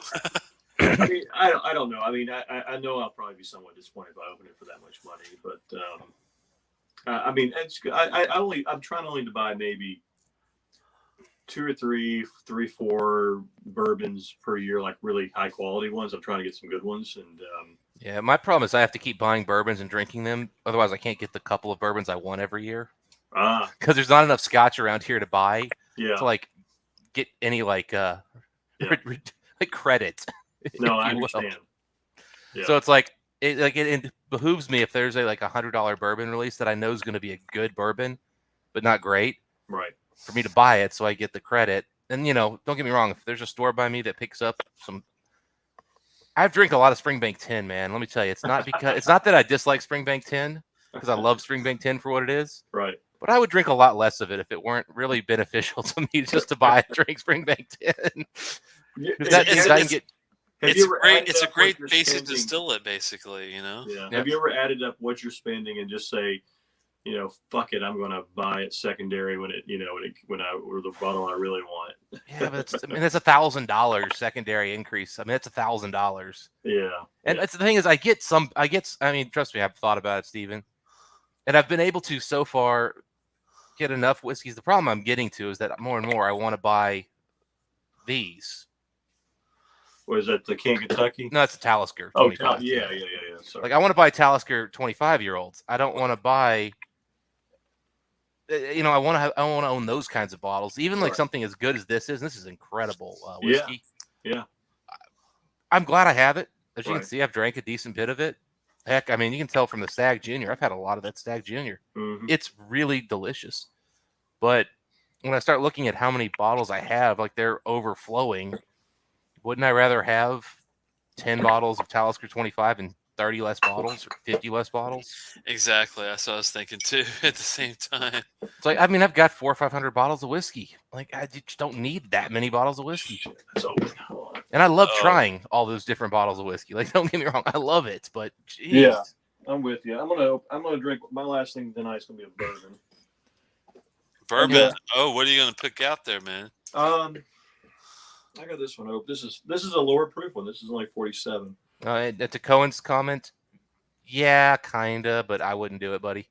What is he asking? He's asking about the Baker's single cask. He's got one that's 8.5 years old, and they've got one on clearance for $44. Mm-hmm. And I picked up one of those Bakers that was on the older side, thinking maybe I'd get myself a pretty good, gem, single barrel. Maybe I'll luck out. I really didn't. So I'm going to go with a 24-year-old Heaven Hill. Oh, hold on. Let me take a look at this one second. There you go. Now you're really flexing. Single Cask Nation. Pre-fire. Wow. Kentucky straight bourbon whiskey. That color's beautiful. What Yeah. is this now?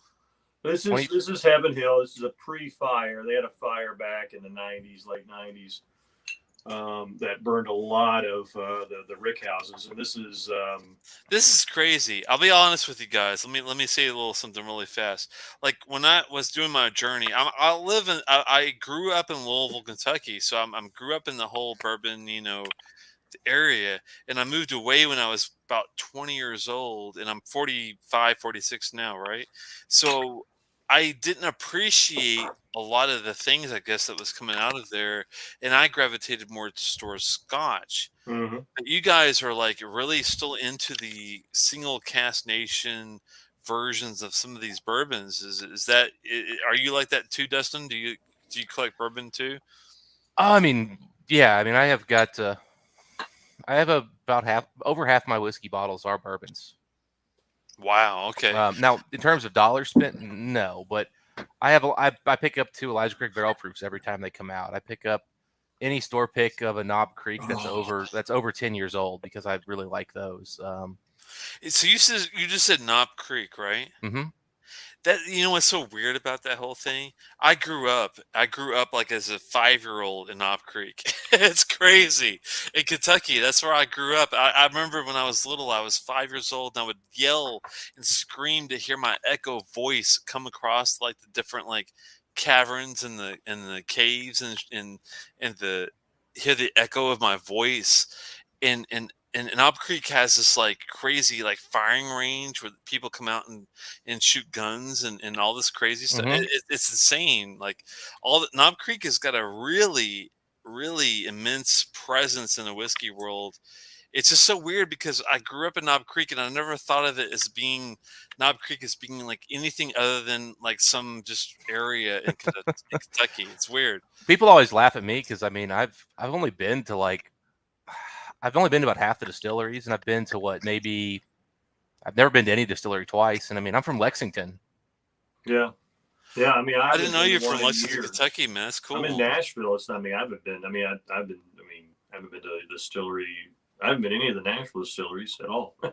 Yeah, well, and everybody always like, "Why? If you're in Kentucky, why aren't you at the distilleries getting when the bottles release?" And I'm like, I got a day job. You got a regular job. Yeah, you can't. Yeah, I mean, look, trust me. I wish I could have been close to Willett when they were putting out all their stuff, but people would. There was people that that's all they did was go grab all the Willets every time they were released. So yeah. I don't want to be that. I mean, honestly, you could actually make a full-time living doing that crap. yeah, if you'd held on to them, yeah, you could. Yeah, I mean, no doubt about it. I mean, this Heaven Hill is excellent, really, for the bourbon at this proof. I mean, I could see that where it would be even better with a little higher, but this is cask strength, barrel strength, excuse me. But yeah, September 2020 is when it was bottled. So 24 years old. Heaven Hill. It's good. It's good. And this wasn't that expensive when I bought it, which was great. It's got lucky. I got lucky because I do buy single cask nation stuff a lot. So I got on and we were able to get a couple of them. So I think I got 3 of them, honestly. So yeah, I haven't dipped my toe in single cask nation. I get emails from them about that. Like I remember seeing that bottle, but yeah. They do a great job. They get 2 guys that run it. Their picks are fantastic normally. I think because they're probably, I'm trying to think from a U.S. standpoint, they're my favorite, independent bottler in the U.S. So I think they do a fantastic job. What did it run? But before price guys. I mean, I think high 200s. Oh, that's I think that was like just under $300. I thought. Yeah. That's awesome. Okay. Yeah. So it was for a 24-year-old bourbon. I mean, it's undisclosed, even though everybody knows what it is. Now, was it actually Heaven Hill or is it Vermont? Or it's Heaven Hill. Okay, that would have been like one of their first barrels almost, because 1994. Okay, so I think it is. It's Heaven Hill. Okay, well, I'm gonna pour a little of this Stag Junior here, which I can't. The only other option would have been this Cavalon. Like I say, this Cavalon actually reminds me a lot of a really good old bourbon. Like it actually reminds me of like a 20-year-old bourbon. Oh, in really? a lot of ways. Yeah. it got a lot of oak on here. Like it's got more fruity Mhm. maltiness to it, but Mhm. it's got so much oak in it that like it actually started to give me like a really nice, beautiful bourbon note. Let's see. Yeah, drinking this 24-year-old, it's just kind of, I guess it's light compared. It's good though. It's a quality bourbon. I'm just getting, um, it's I don't drink nearly as much bourbon. I wish this was higher proof though, but I can't Yeah. really complain for a 24-year-old bourbon. Yeah, well, keep in mind this is 67.4 I know, yeah, yeah. Wait, what's 67? Stag, Oh, 67.4. yeah. And so they're telling me that this was barreled in 2012. Hmm. So we're talking about almost 9-year-old bourbon, Right. which is not bad when you kind of I think No, that's good. I mean, nowadays Stag that's Juniors great. are coming out around the 7-8 year mark usually. So Yeah. this one's coming in a little bit older. I'll be right back, guys. I'm gonna pour some special. I'll be right back. Yeah. Okay? Oh, no. Daniel, this is a single barrel Stag Juniors. This was a pick. So this isn't batch 14 or 15. I've got both of those. This is distinctly different. Very distinctly different than those batches are. This is much more butterscotch, much more actually has a little bit of floral note that you're not used to getting in a Stag Junior. That said, though, when you add water to these, it really opens up and becomes like your traditional Stag Juniors, which is why don't add water to this one. Otherwise, why'd you get a single barrel? Exactly. Yeah. Yeah. And I paid $150, which it's too much, but at the same time, in today's market, that's well below what secondary is going to be on this stuff, and it's a really good bottle. Hmm. Yeah, the nose. I like the nose on this more than I do the palate because the palate's a little thinner because of the proof on this bourbon. But it's not over oaked, which I appreciate, which you would think it would be, right? I'm kind of sensitive to that nowadays. Yeah, I mean, I've got some 20-year-old stuff that's not over oaked. Yeah. It's just hard to find with bourbons. I mean, I think Yeah. the one reason why this is not because it was aged 12 years in the States and 12 years in Scotland. So that'll definitely slow it down. So Yeah. it's not really like getting a 20-year-old bourbon the same way. Yeah, it's not the same. It's 24 years old, but it's not the same, which Yeah. honestly is a good thing. So Probably, yeah. Normally, yeah. I mean, I've had like in fact, I don't know if I still have I had to find my samples, but I had a buddy that Telex knows, but he one night we were, he said, look, we have a sample tasting. I've got a bunch of samples of bourbon and rye that I've had for a long time. Can we just bring them over and we'll just taste those? I'm like, sure. I mean, we usually do Scotch, but bring over your bourbon and the rye. So he brought it over, and he had, the old, I think it was 30-year-old Jeffersons. Oh, wow. 20-something-year-old Jeffersons, some old, I mean, just the oldest stuff like 80s turkey and 70 something. I don't know. It was incredible what he had. And the Jeffersons, and I think it was a 30-year-old, the oldest bourbon I've ever had. And I think it was the 30, if I'm not mistaken. And it was one of the best. It was so good. And it wasn't super high proof, of course, but just fantastic. And he had just all kinds of samples, just of everything you can imagine. Back when you could get this stuff, just easily. He just had accumulated it over years. So it's Kenny who it was. Telex, Kenny. So, I've seen Kenny in the chat a few times. Yeah. Hey, Kenny's awesome, man. Didn't he go live with you guys at one point? Yeah. Did he? Yeah, we went live once with this one time. Yeah, we okay. did some Benevis, I think, one time. Yeah. Good guy. Yeah. He knows his whiskey too. He's a huge Benevis fan, like Steven is too. Yeah, we are. Yeah, all of my little group is big. We're big Benevis fans. But we do kind of, we run in the same circles of what we kind of like to buy. We all kind of feed off each other a little bit. So that's how it goes, though. But it got me looking because I don't remember ever seeing a 30 on the presidential. I know it's 25. No, it wasn't 25. It was older than 25. No, here it is. They did a 30 year. You're right. Yeah. I had a question for you, Steven. I know how Dustin feels. I had a Go ahead. question for you, Steven. I know how Dustin feels about this particular bottle, but I want to see what if you Yeah. ever had it. Have you ever had the Ardbeg 19? Which one? 1, 2, 3. Have you had any of them? Is there a before? third one already? There is a third one already. Yeah. Oh wow. I haven't seen a third one yet, but I haven't seen it either. But I know there's 1 and 2. I've got the 2 or the 1 right here. I haven't had the 2. I've had the 1. I like the nose a lot. The palate was fine. Just not, I was fine with buying a bottle, but I didn't want to buy a second. How about that? Was it the first or second line It was that the you first. based It was the first one. Yeah. I mean, look, I'm an Ardbeg fanboy, so that's. But I'm very particular now with Ardbeg. I'm just gonna I'm done. Honestly, unless it's just something that's is going to blow my socks off. Because I mean, my friends buy Ardbeg too, so I can always taste it. It's not like but if I want a bottle, I'm just going to go for, and I'm going to invest in older Ardbeg, like older distillate. No, I hear you. No, I have a question for both of you guys. Dustin, we'll start with you. Dustin, have you ever had the 25-year-old Ardbeg before, by chance? Yeah. And Steven, you've had it too, right? I've got it, but I haven't opened it yet. Oh, okay. Dustin, I'm not sure if I'm going to ever open it. We'll see.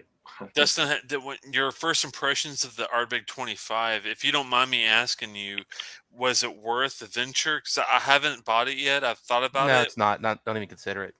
Oh wow, that was fast, man. That was really fast. Was it what was it about the offering that turned you off like the most about it? The price. Yeah. Well, not just the price, but like the notes. What was the notes? I mean, so you want to watch, Mike and I have a full review where we reviewed the 19, 21, 22, 23, and 25 all head to head. Oh, okay. One lineup. It's a great. I would vouch. Go watch the video. It's a great video. Yeah. Okay. But I mean the general consensus. I won't blow it too much for you, but the 25 did not come close to winning. Wow. For either of us. We'll see. I'm not surprised, actually. I have a feeling that one of the 20-something versions won, correct? Correct. Okay. There should be no shocker the 19 was last. I mean. Yeah. 21 probably did pretty well, though. The 21, right?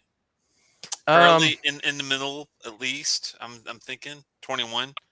I mean, the 21 and 22 did extremely well. The 23 didn't do as well as Mike and I expected because we both picked that to win. I would think so too. Yeah. We both really liked that one, and we weren't completely fair. 2 of those bottles were freshly opened. One had been open for a couple months, and the other one had been open for 2+ years. Wow. Okay, but still, which one was open 2+ years? The 22-year-old. Oh, the 22. Okay, interesting. Yeah. But still, in fact, I'll be honest with you. I need another bottle of that 22-year-old because I did not love that bottle when I opened it, but after some time, after years open, it just got richer and more complex, and the mouthfeel got better. Like that was the big thing for me when I first got it. It was just too thin. I'm thinking this is $400 whiskey and it's just thin. Yeah. And after a couple years, like the fruitiness gets so rich and vibrant and kind of waxy. Like it got waxy. Oh, yeah. See, now you're talking about like old Ardbeg a little bit. So exactly. Yeah. Exactly. And I mean, like it blew my mind because like I'd kind of dismissed it. I gave the bottle to Mike to review back before Mike and I were even really friends. It was like we just started getting to know each other. Mm-hmm. And he's like, I know this is weird, but what do you think? And I'm like, so obviously you got the money. It's not like you're going to steal from me. You got a hell of a whiskey collection. Sure. And then, he mailed it back to me, a week later after he reviewed it, and he loved it. And I went back and I'm like, I don't get this. And I just left it sitting there for a year, didn't touch it. And then I kind of came back to it and was like, this is actually pretty good. And when we did that review side by side, I think I'd gone back to it 2 or 3 times to compare it with the 25 because I wanted to get an idea. And man, it just kept getting better. I was like, geez. I've got a 23 that's been open for a couple of years probably, so I need to Question. So the 23 20-something was the one that you guys liked the most, correct? That was the one we expected to win. I'll let you watch the video to see the actual winner, but okay. That was the one we went in expecting because we really did like the way that sherry played off of it. Exactly. Like my favorite that I've ever had is the 20-something that is the 23-year-old version of it. That was my favorite whiskey I've ever had. That's the one they reviewed, the 20-something 23-year-old. That's my Yeah. favorite beyond anything else. So if he does have I'm curious to see what Whirly won in the whole. I'm gonna take him on that, Dustin, because That's your favorite whiskey of what? He were of talking about the Ard, that Ardbeg versus Mike and I did. the Of Ardbegs that of I've any ever Ardbeg had. you've had is the 20. Yeah, the 20 Man, we something gotta get you. 23 Yeah. is the best whiskey I've ever had from Ardbeg. Is the 23-year-old 20 something was like the best whiskey I've ever had. Yeah, the best Ardbeg I had was a Taiwanese exclusive 27-year-old Oh independent bottling. gosh, man, Yeah. 27. Jeez, you're killing Yeah, me. it was fairly low proof for cask strength, but it was yeah, that was incredible. What about you, Stephen? What's your best Ardbeg you ever had Oh, that you man. remember? It'll be the one I open at my 50th. The 72. Yeah, I was gonna say we're Dustin and I are gonna both be there for that. I have a feeling. Please, sir, may I have another? Yeah, exactly. I mean, if there's any left in the bottle at the end of the night, I'll be pissed. So, Ooh, But you're not gonna be pissed, man. yeah, I think my favorite Ardbeg. It was a single cask. It was an all sherry single cask from. It's like a 76, and I don't Ooh. remember the number though. But that was the best I've ever had. Let there be rock, man. Let Yeah, there be it was- rock. it was That's I mean, a the great 76 is known for that's kind of the sherried Ardbeg year. They probably got some really good casks that year or something. Yeah, it was incredible. But and it was a sample. I didn't own the bottle, but I must have the precious. and I need to look it up. Those old Ardbegs are I've just got to look so at my notes. expensive. They're just Yeah, so, it's just so prohibitively expensive. And I can tell you when I opened this, now if I sherried one, this is this I got such a good deal on this one, but and I showed this. Oh, and Adelphi. Adelphi, I love their Yeah, this stuff, is an man. I Ardbeg. love This is the a, independent bottlings from them. I thought that was a Lagavulin 25 at 19-year-old first. Ardbeg. It's a 19-year-old Ardbeg from 70. What is this year? Wait, hold on. If you say 75, I swear to God, I will come over there, man. No, hold on. You better not say 75. I'll kill you. I'm looking so close. Damn it, where is this? It's such a lot. You know what? When you get old, you lose your 76. So this close. Wow, man. So I'm excited about this because this is the sherried year of Ardbeg, so the 76. Oh, nice. Killing me. Will you by chance open that on the 50th by chance? Yeah, you know what? I will not open it then. No. Okay. You'll open it before then. I might. Yeah. I might. You're killing me, man. You're killing me. That one there, I can tell you, I didn't buy this maybe over a year ago. It was right before COVID hit, I think. And but I got it on this online kind of this guy he sells out of New York, and I was able to get on his Facebook page and he does and I bought it for if I'm not mistaken, I have to remember this because I don't want to. I bought it for like $750. That's all, yeah, dude. Man, that's a great buy. I went crazy after I got that. I was just so excited because the quality. Because it's the quality that's going to be. I can only imagine. Heavily sherried. Ardbeg from 76, 19-year-old cask strength. Yeah, and it's Adelphi, guys. To those who don't know, Adelphi does some great independent bottlings. I'm telling you. I won't tell you they do, but they do some. There's something going on with that, and I've always thought maybe I'm wrong on this, but I've never seen. They put in very fresh sherry casks. They do something with their whiskey.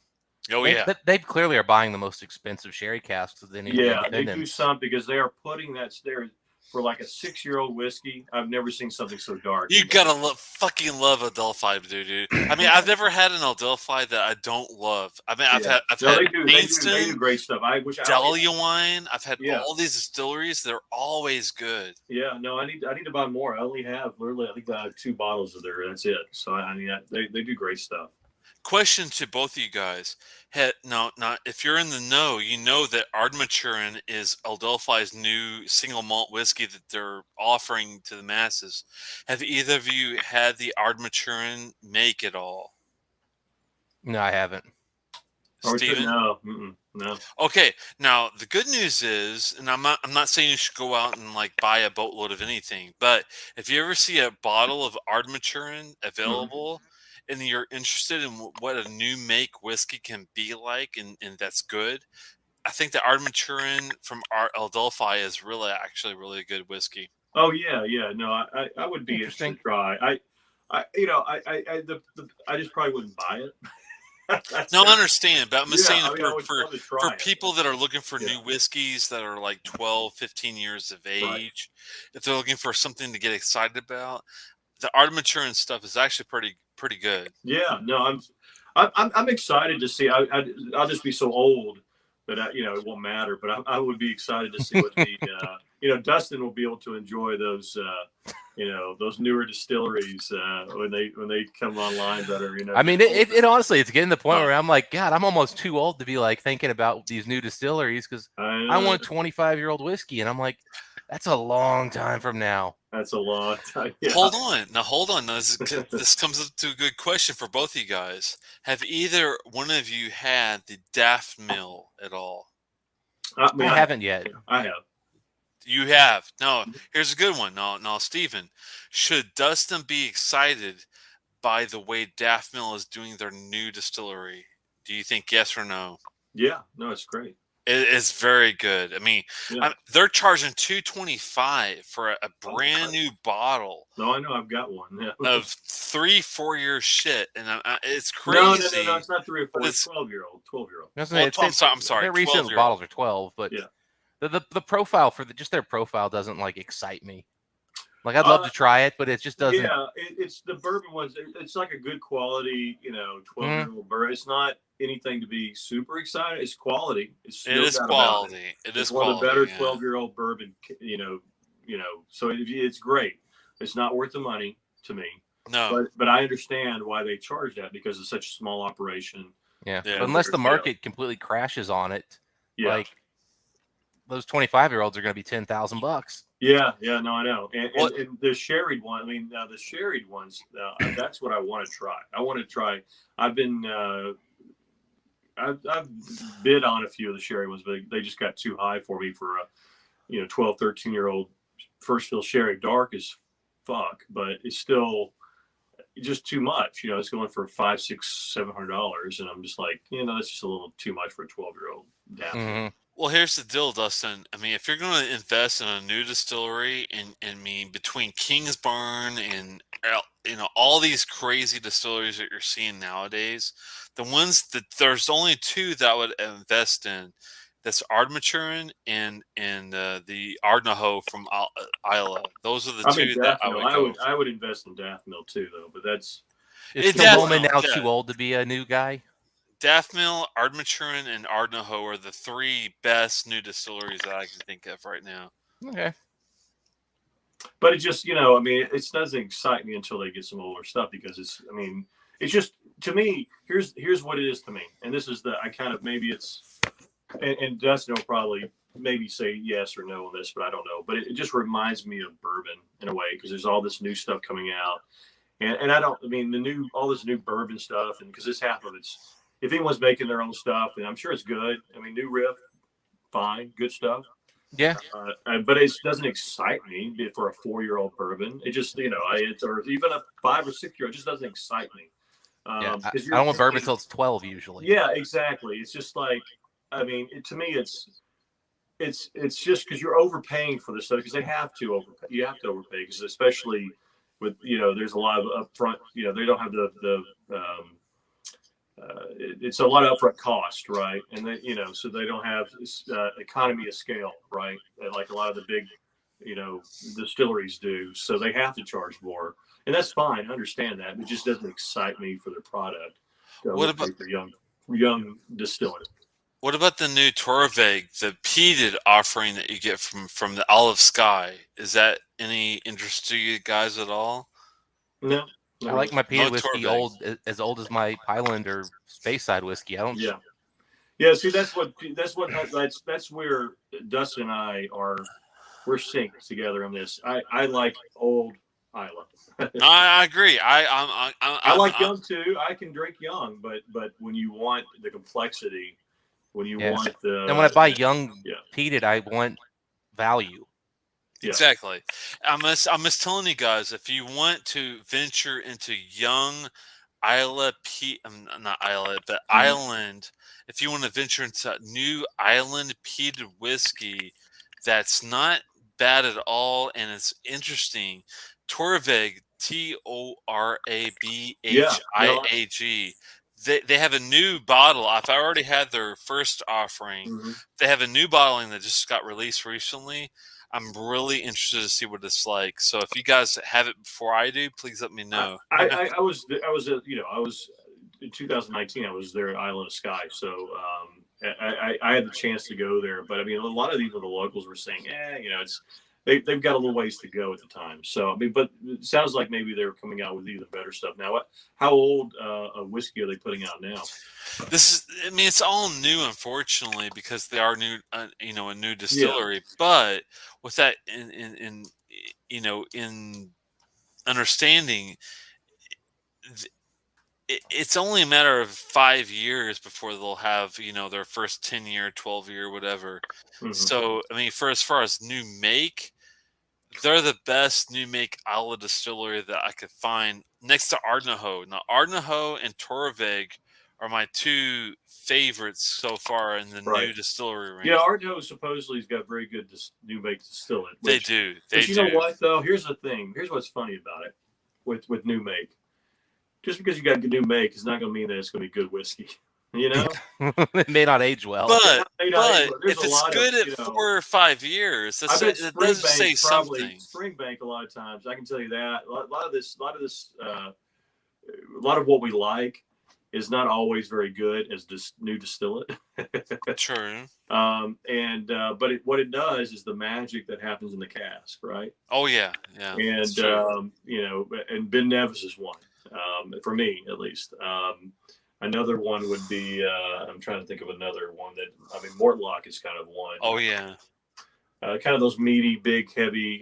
That's kind of the which I enjoy, especially after some aging. I've got a question for both you guys. Either one of you, have you ever dealt with a Longmorn before?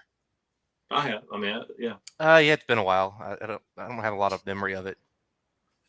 Stephen, with you, Longmorn, what do you think of that one? I've had a couple of really good sherried ones, that I enjoyed. Yeah. Isn't that weird that a distillery that has a great 16-year, offering that's readily available is just not really in the forefront of everything else that's going on? So, if you like a savory dram, if it doesn't have to be too overly sweet. But what else do they make?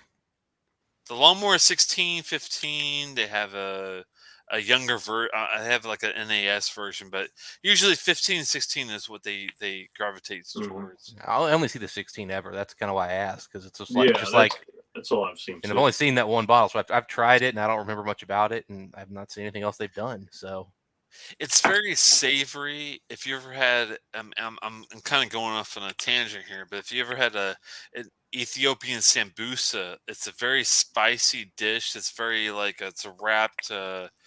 It's I've had that. Yeah. Pastry kind of thing. It's very spicy. That reminds me of the Longmorn 16. Do you remember that dram being kind of spicy and savory kind of thing? Yeah. Once again, it's I was not very impressed by the 16 that I had. It had the bottom, kind of the bottom had something on it. It was like what I'm saying, kind of the bottle is kind of round. The bottom is kind of, what I'm saying. You know what I'm talking about. That's the I've got older version of the 16, I think. I've got it. Let's see. I've got one right here. Yeah. See if that's the. Whoa. Let's see if I can reach it before knock anything over here. Yeah, you started a little sooner than prior to when we started. I've got it here. Yeah, I'm drinking fast with you guys, and this is my third drink. I'm totally sober. But wait, open it. Well, I can't see the bottle with that like that. This is the Longmore 16. This is the older offering. They have a newer one. See the bottle real quick. Yeah, the newer one's like a little more purple looking on the box. Exactly. Yeah. And the purple is what I'm thinking. Is that the newer one? This is an older one. The newer one's purple. Yeah. Okay. But even among the purple ones, some of the color has gone from dark to less dark in the last couple of years. That might be the one. Is that leather on the bottom kind of thing? This is a very very basic box as far as it's non-chill No, on the filtered. bottle. What's on the bottom of the bottle right there? Is there anything on the bottom of the bottle?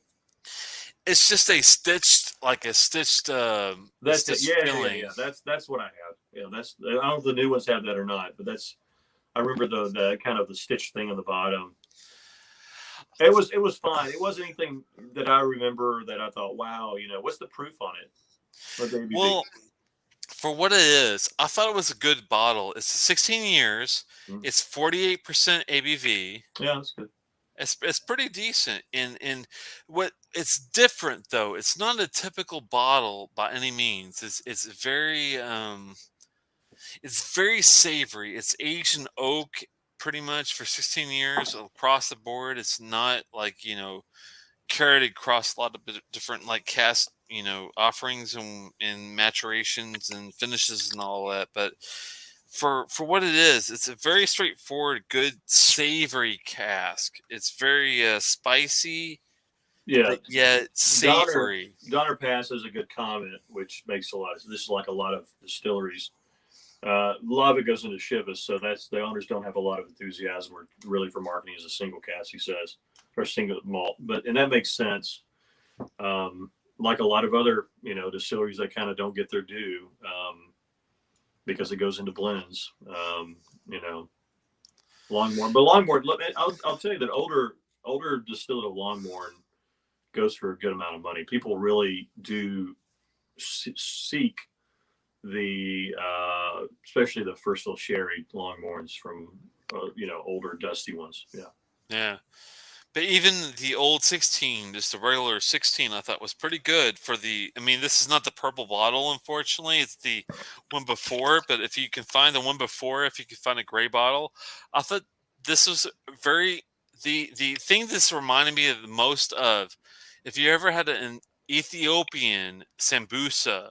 It's very specific. It's Ethiopian sambusa. If you ever had one of those to eat, it's like that in a bottle. It's very close to that. Just saying.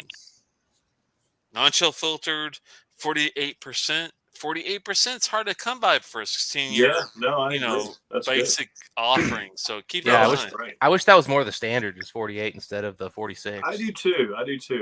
That's for that would be. That would make a huge difference on a lot of these offerings.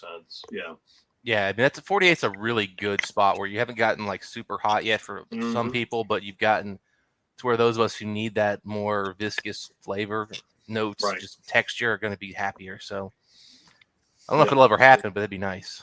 Yeah. I hear you, man.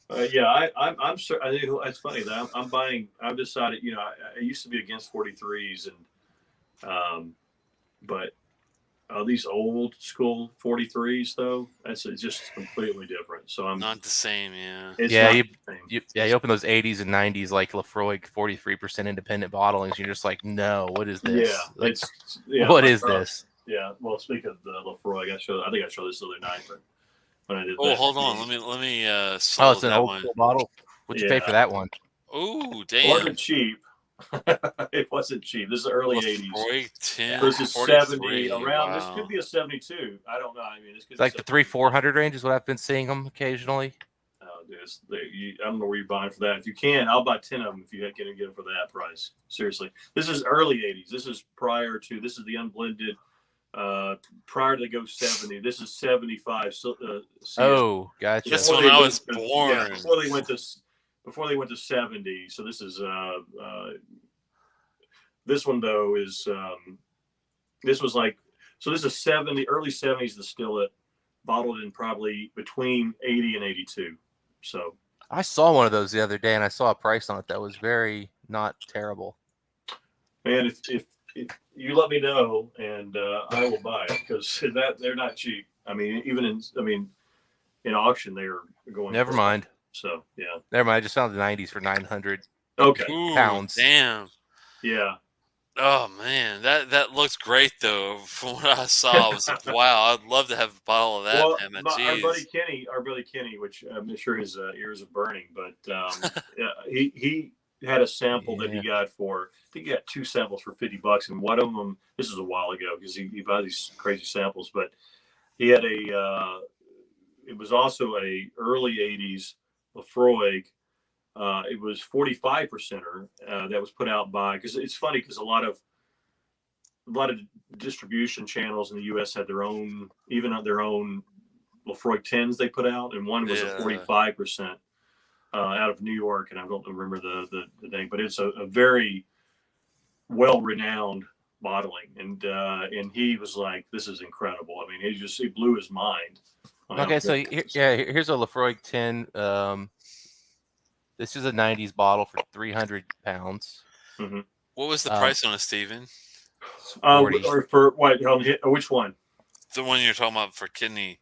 I mean, those go for, it's way over 1,000, Oh, Lord. It's 15, 16, 17, 100, maybe. It might go into the twos for that one. I mean, mine's a little over 1,000 too. Oh, jeez. Well, all right. So I just found it where I just found the bottle I was looking at. I swear it was 500 or something like that, but it's out of stock now. Yeah. I saw it yesterday. Yeah. Oh, really? Wow. Yeah. Yeah. No, that would have been. I would have purchased that in a heartbeat because they're going for way over 1,000 now at auction. So now this one's only 40% though. Oh yeah. Okay. Well, that's a little different. Yeah. I do want the 40, at least 43% on them. So. Yeah, this is pre-Royal Warrant malt Scotch, yeah, I guess. Yeah. And also I want 80s or early 80s or even, I mean, that's what I'm trying to find is. Yeah, this is 80s. 70s. It is an 80s? Okay. Yes, this was an 80s bottle. It's identical as far as labeling looks to yours. Was it 40%er? Yeah, it's a 750, but it's 40%er. Okay. Yeah, that's pretty good. That's not bad. If it was 500 pounds or whatever, $5, that's a great deal, really. Yeah, well, pounds make it closer to 900. Yeah. Lord, it's just it's just crazy what they're going for. It will change your mind on whiskey if you have any. That's the problem. I had a flight that I bought from a guy that had Lafroig 10 from the 70s, Lagavulin 12 from the 70s, and an Ardbeg 10 or 12 from the 70s. Oh my God, dude! And then I've got a couple other that's a dream come true. Well, I can tell you, the Lagavulin was the least of all of them to me, but the Ardbeg and Lafroig, it blew my mind. I'm like, where is this? This is what I want. This is what I want. Even if it's 43%, this is what I want, and I will sell bottles. I don't care to buy this, and if it's I'll sell 25-year-old, 30-year-old bottles to buy this 10-year-old island because it's that good. So 70s Ardbeg and 70s Lafroig is where to go for it. It sounds like, or Springbanks, yeah. You can pick out a lot of distilleries from the 70s, 60s, and 70s, and then go into the 80s even. Kalila and Port Ellen. Kalila is, to me, it's magic. In the 80s, yeah. Well, it's 78 or 79, about 83 for Kalila. Yeah. But Ardbeg is, you can go into 60s, 70s, up to about 76, 77. And but then Lafroig too is, anything in the 60s Lafroig. Bowmore 60s and early 70s is incredible. So there's a lot of, it just changed, man. It just there was a difference in the 70s and what was being put out. Well, it just wasn't, the demand wasn't there, and they had a lot of good. Same with bourbons too. You got to remember that. Yeah. People are spending $1,000 on like 89 Wild Turkey 12-year-old at 100 proof. That's crazy, man. Oh yeah. Well, what about one like that? Yeah. Oh wow, that's crazy. Cheesy gold foil. Yeah. Well, this is from the 91, I think. So. Yeah, and I think, and also if you know the people who know it, I mean, 91. each year is different. They'll tell you. Yeah. You want the 87 or this, that, and the other. Yeah. Well, I mean, I'll be honest with you. My favorite, like if I could I would sell that Wild Turkey just to buy more of these. Ooh, yeah. Old Granddad 114, yeah. Oh from the wow, that's a 80s. cast strength one. That's a high proof one too. Yeah. Yeah, this is from the 80s. This is what I Look at think the this is, color on that. I mean, that's just That's insane. yeah, crazy. Yeah. And because the thing is, that probably had 15, 20-year-old bourbon very blended in with possible. younger bourbons Yeah, because this nobody is was buying bourbon. They couldn't sell it. They had to I get rid know. of it. Yeah, it's crazy. I was born in '75, so if I could find a '75 Ardbeg, that would be awesome. That's what I'm looking for. Get ready to pay about $4,000 for it. That's the problem. Yeah. Yeah. The Oh, you might be able to get $4,000 one thing. 2750 to 3000 for an independent bottling, maybe. Yeah, I was gonna say you find an Dang. independent. Yeah. Yeah, I'd be looking for Ouch. independent. That's what I would do. Yeah, but If you see one, let me know, man, because I might have to pull the trigger on it at some point. But it's crazy, some of these prices that came with this stuff. It's insane. Again, the prices are just. I'm telling you, the last year, the price of good whiskey has gone up 25%. yes, it has. Oh yeah. And it's not because of the tariff. I mean, it's I mean, I buy overseas, and it's just kind of it's crept up, and auction prices have just skyrocketed, and that's really the kicker there. Is because I'm used to kind of in auctions at least buying things that I think, oh, this is not bad. I mean, compared to what they're trying to sell in the store. But I mean, like you were talking about the Talisker 25 Whiskey Exchange. Yeah. They're going for more at auction than the Whiskey Exchange. That's why Whiskey Exchange has gone up in price on them in the last couple of months. Because I was buying the 2007. I bought a bunch of them from Whiskey Exchange for around $700.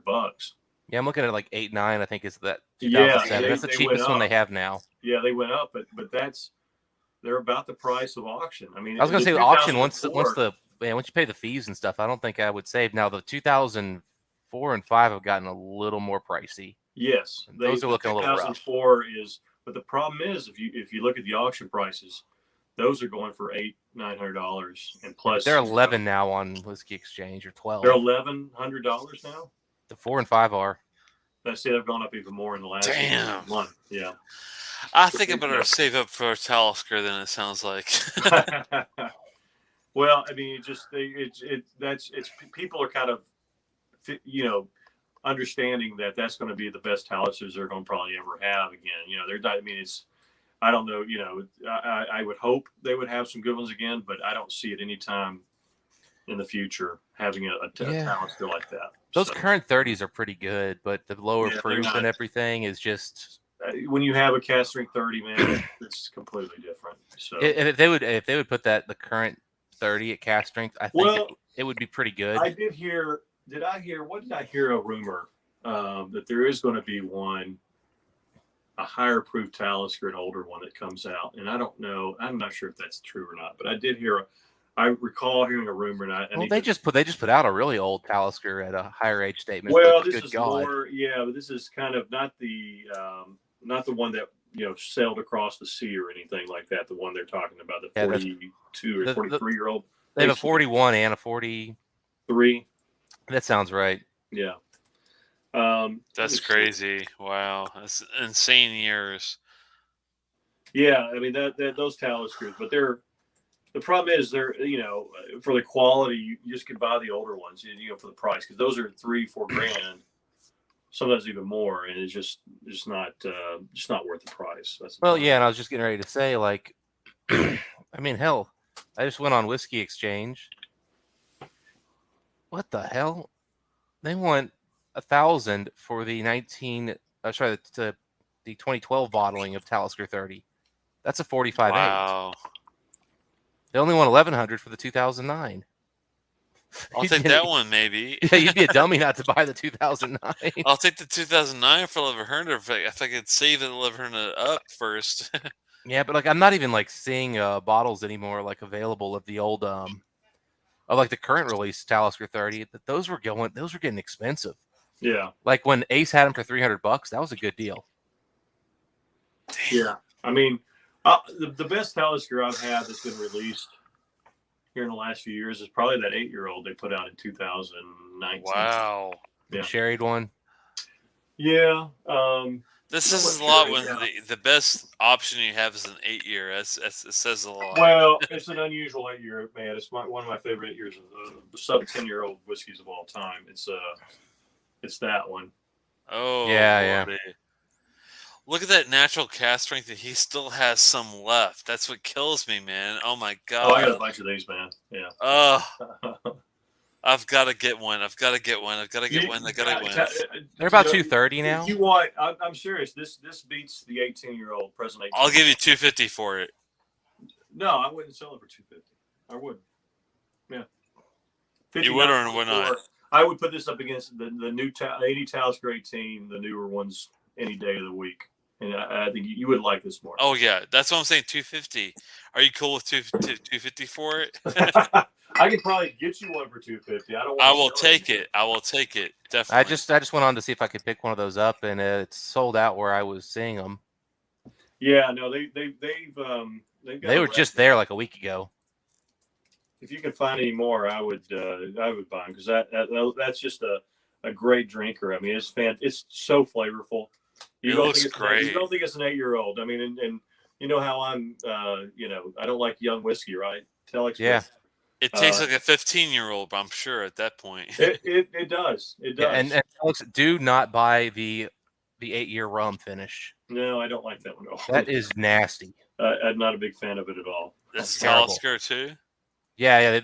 So the year or two after they released the one he's talking about, yeah, they did another 8-year-old, and everybody was like, "Yeah, another 8-year-old," and it sucked.